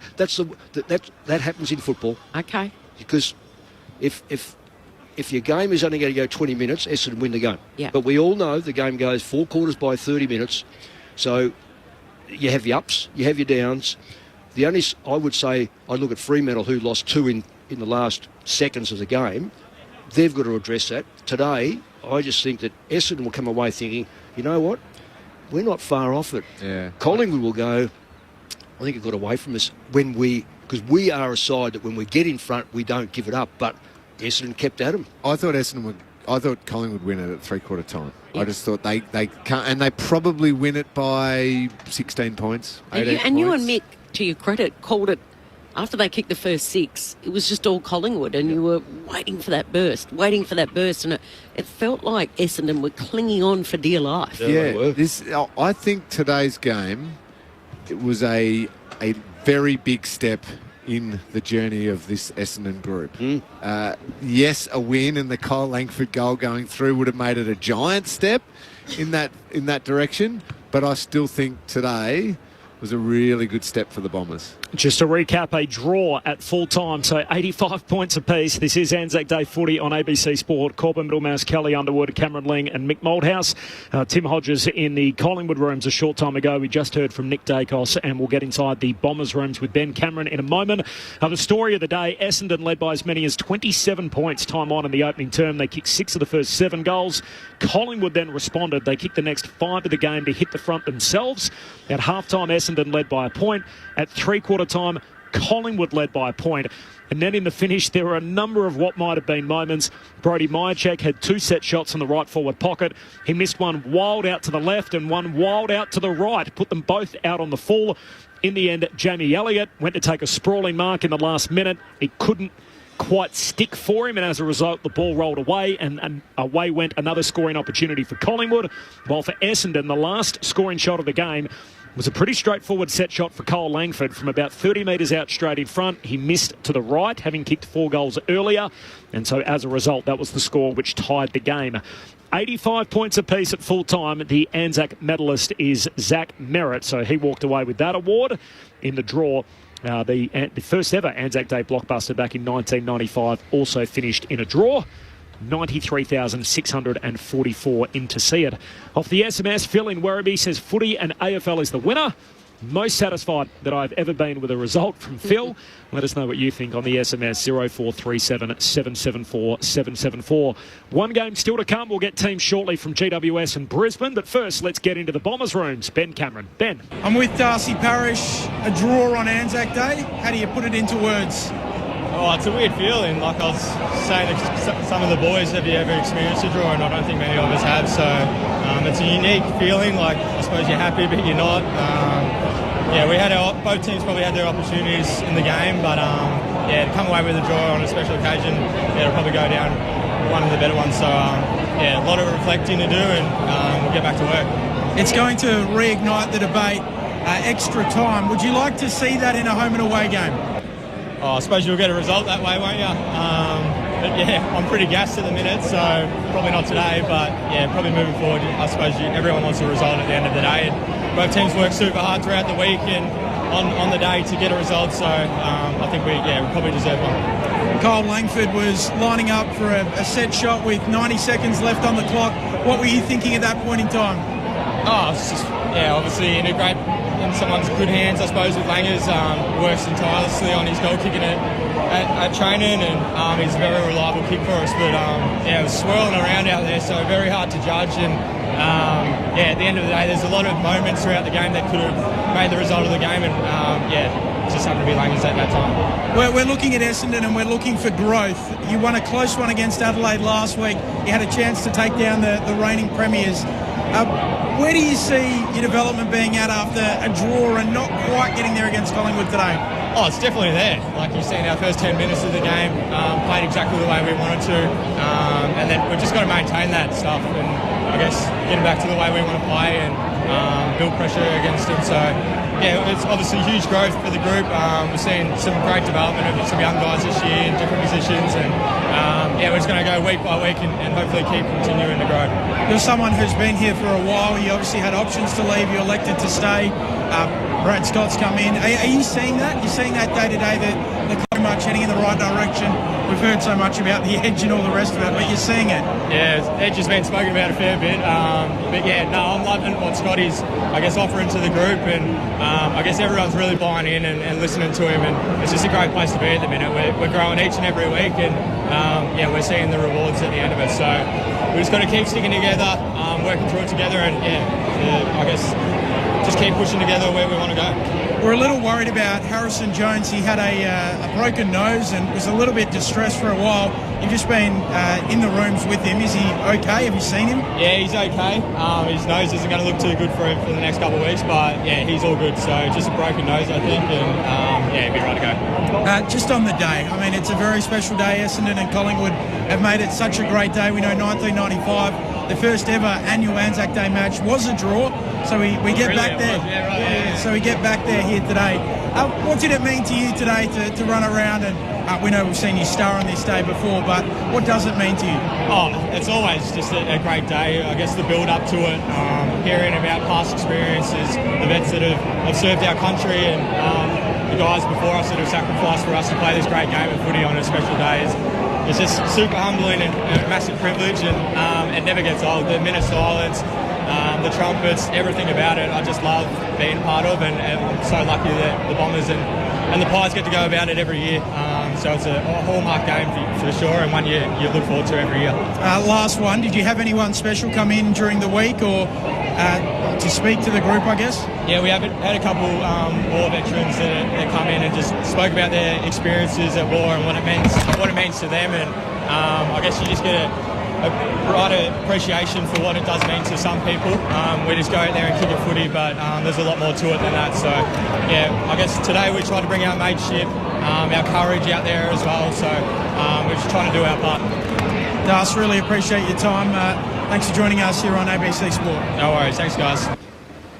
Thanks to Darcy Parish downstairs with our own Ben Cameron. So that's just a short time ago. Some reaction from the Essendon rooms after a draw at full time. Would you take out of that, Mick, the sentiment from the Bombers? Yeah, I'm pleased that they're. Forget about the fact that they argue about whether it's extra time, whatever. I'm pleased the way he's been able to one, praise up the coach. I think the coach, and I'm a Brad Scott fan. Yep, but to where he wants them to head, and the methodology. I've got to say, if I can just add this on right now, 397 possessions to kick 12 goals. Collingwood 317 to kick 12 goals. So that's a difference of 80 possessions. Probably Darcy Parish and Zach Merritt are semi-responsible for the added, probably the sharing of the football can be just a little bit too much. Just watching some footage there before of Merritt, give, get. There's going to be a time when you've got Peter Wright, Langford, who can take a mark, and if you've got Draper down there, then the best course is that's got to be altered. And sometimes a player like Parish locks in on that sort of play that it's good to get possessions and march down the ground, but there's going to be sometimes when you have to say, I know I'm good at that, but, maybe the side's going to be better with me kicking that football in there. And it might be a haphazard football, but a haphazard football sometimes puts 1-on-1, 2-on-2, as opposed to overuse and side bottom as a winger gets in there and Lipinski as a winger gets in there. And all of a sudden you've lost possession of that football. So I was interested in his talk about where they're at and what they want to do, and I think it's admirable. I think this is where they want to be. They're round 7. They're probably going to be close to being in the 8.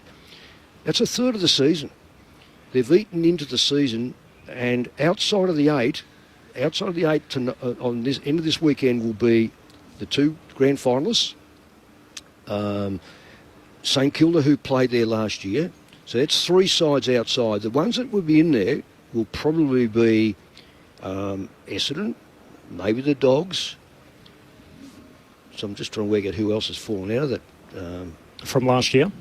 Geelong were out last year. Yep. Geelong on top of the ladder. So, a third into it, there's almost going to be a question that says, well, hang on. We've played the running premiers. OK, we didn't get over the line, but we certainly didn't get beaten. We are now good enough. We can make the 8. So there becomes, I think from now on in, it becomes almost an excuse not to make the 8. In honesty. Can I just add to this about where they go from here? Right. So I'm with you, by the way, Mick. I love what you're saying. And again, I want to reiterate, I thought today was a big step forward for the Bombers. The way from 3/4 time to the final siren was really impressive. And by certain players standing up when the heat was on and the game was there. Yep, a win would have been nicer, all of that. You know what I want to see next, though? I want to see them go to Perth next week as the better team. Yep. And go and just take care of business. Don't have a slip up. Don't have finals for football league. Yeah, don't have a little like, Anzac Day was such a big up, and then we had a bit of a longer break, and it was a trip to Perth, and we have a letdown, and you just accidentally slip up and you drop a game. Go to Perth and just beat West Coast and go bang. There's another win in our bag.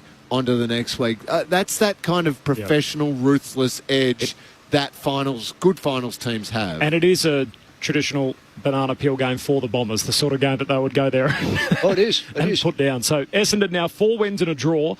Meanwhile, Collingwood are 3 wins and a draw. So that's how it sits at the moment after it finished all even at 85 points apiece. Corbin Middlemass alongside Kelly Underwood, Cameron Ling and Mick Malthouse on ABC Sport. Just a little sample off the SMS. Eric from 2J. Hey, Corby and gang. There was a winner today. It was called football. Could listen to games like that every week. Don't know how my heart would take it, though, from Eric. Appreciate that. From Danny, Langford hadn't looked like missing all day and then misses. Them's the breaks. Certainly is. Kevin from Shetton Park. I detest Collingwood, but congratulations to Darcy Moore for his end-of-game speech. That was class. From Simon and Sean in the York Peninsula in South Australia. Hi, team. Enjoyed the call and expert commentary. They have 4 quarters to win.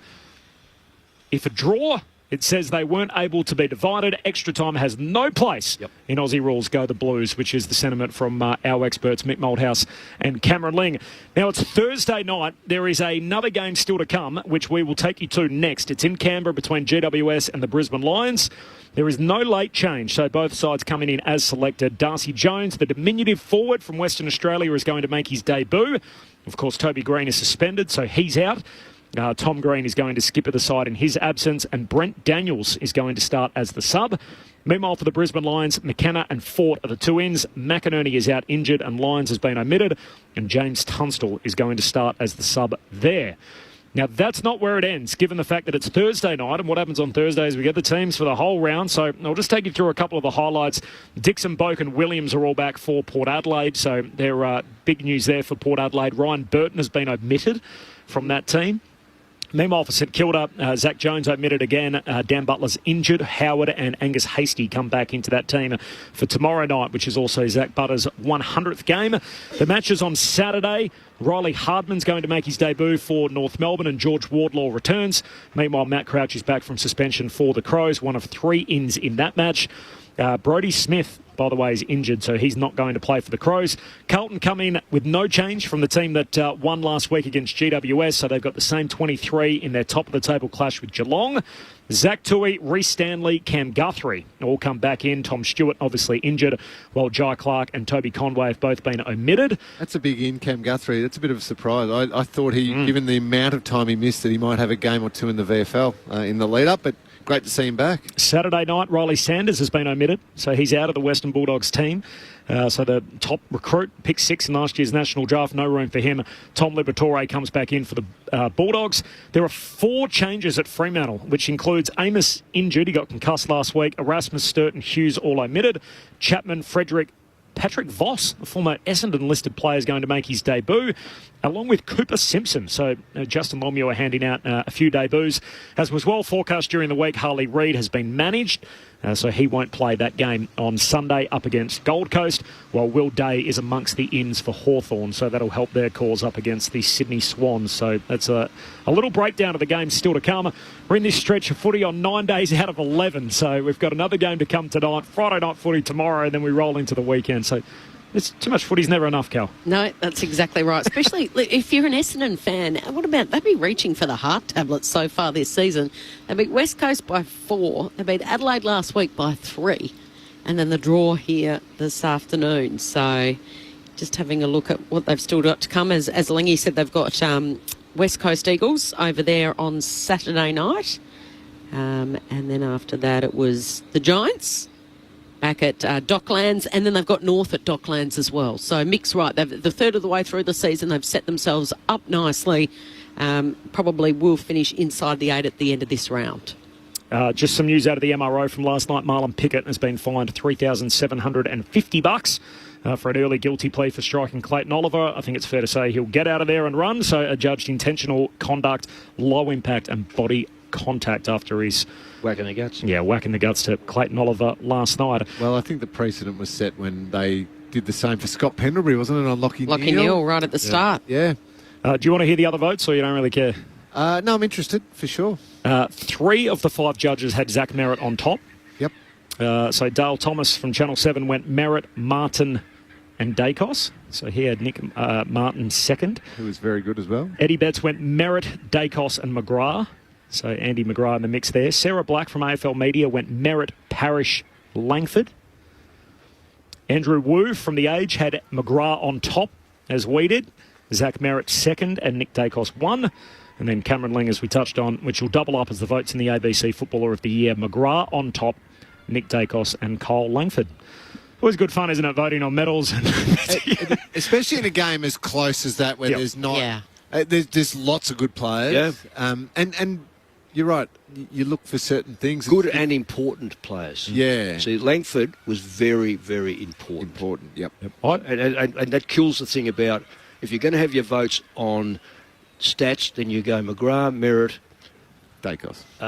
No, McGrath, Merritt, and Martin, because they had 400 possessions. But that doesn't cut it the ice. I just watched multiple hand passes and got nowhere. Whereas you say a player who breaks and goes bang, and it's marked by Langford under pressure, then it changes the dynamics. I voted on a Glendinning medal once and did the same thing. I voted for Josh Kennedy, who kicked like 4 goals out of 8 or 9 or something. Yeah. It was a close game, and they ended up, I think, must have been a Ross Lyon coach team in a 70-something to 50-something game, or even less than that. And in the end, the guy that won, I think it might have been won by Dean Cox, and I didn't have him in my votes at all. And yet Kennedy was the one that all 3 of us had, but collectively they must have had him at ones, and then the other 2 had Cox on top. So somehow he got 6, and Kennedy only got 5 votes. But yeah, I didn't have Cox in my 3. So it's hard to put Ruckman in. Yeah. Well, I didn't have him in there, but he won it. Well done to him. He's got the medal at home. I think in a game where it is a draw and it's 12 goals apiece, you kick 4, and as I said, if Langford had kicked the 5th and the winner, Yeah, he was definitely best on I was ground, giving him wasn't he? 3 votes. Yeah. So why should one kick deny him being best? Because if he has a kick, you're right, it could be a drop of 2 positions on the best. The interesting thing will be, if they've still kept stats away from the umpires, who would get the votes today? I'll be really intrigued of who they get the votes to, because mids are always under the nose of umpires. But Do you think umpires should be allowed in this day and age access to the stats? A few years ago I said no. I don't think they did last year. I thought First time last year. I was against it because I just felt they just looked at the top and went, okay, that's the goals, and unless someone kicks a lot of goals.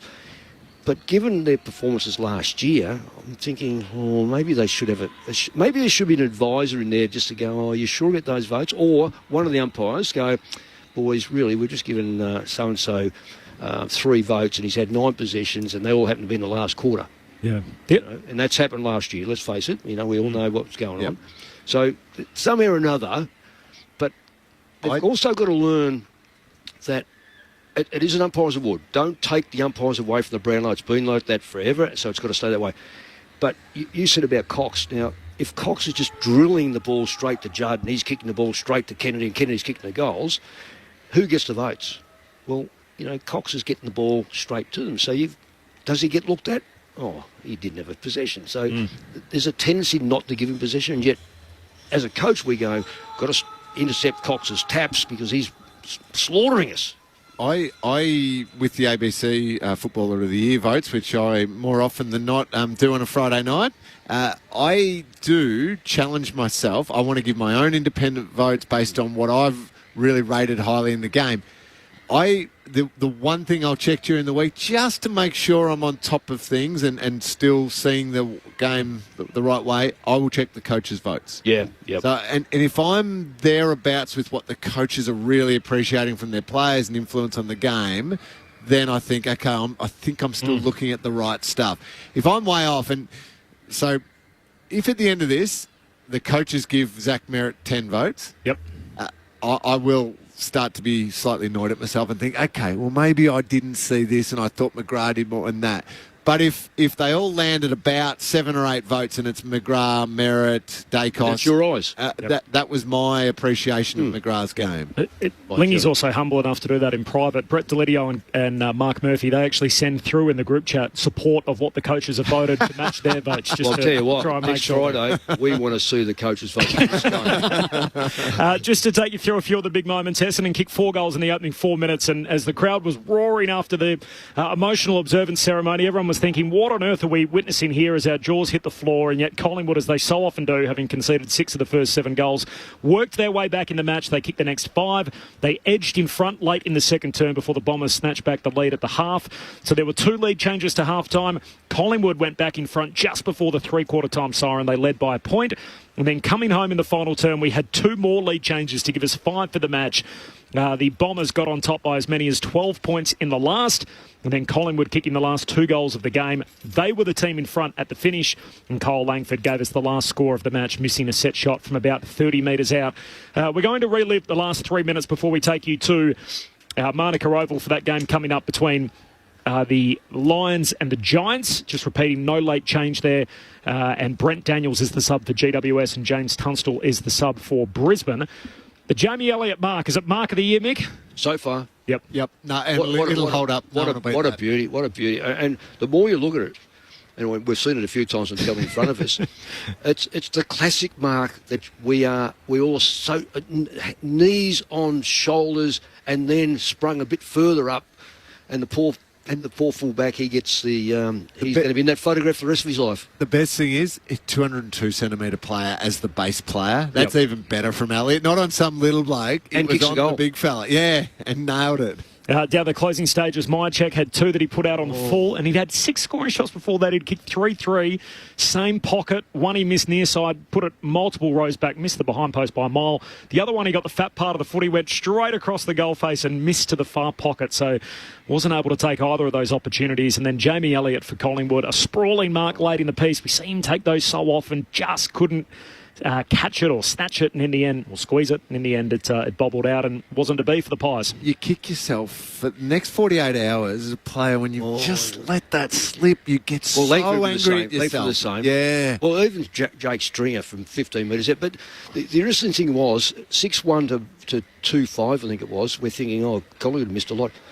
12, 13 each. Yeah. So exactly from quarter time onwards, it was 6 goals 12 to 6 goals 12 to 10 goals 7.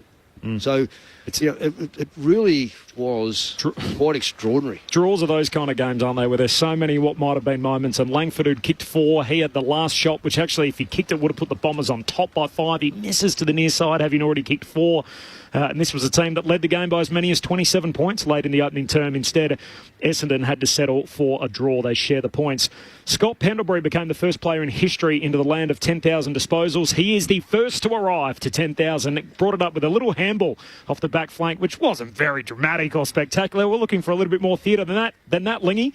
Yeah, we were, but, I mean, how good? 10,000 disposals. That is so much of the footy. You can that, can't you? So, what game number is he up to? I don't know. 390. 90, so he's going to play 400. What's that average?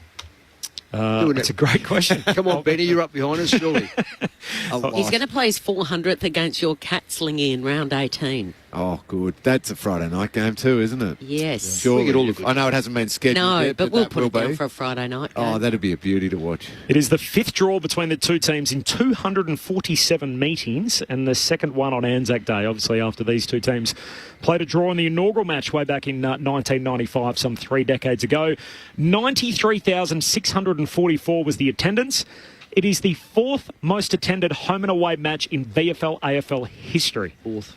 It's amazing. It's slightly shy of last year's record crowd. Last year's was 95,179, which was the second highest home and away attendance What does that tell you about the day? It is the most important day on the Australian calendar. Yeah. And we have an opportunity to show great respect.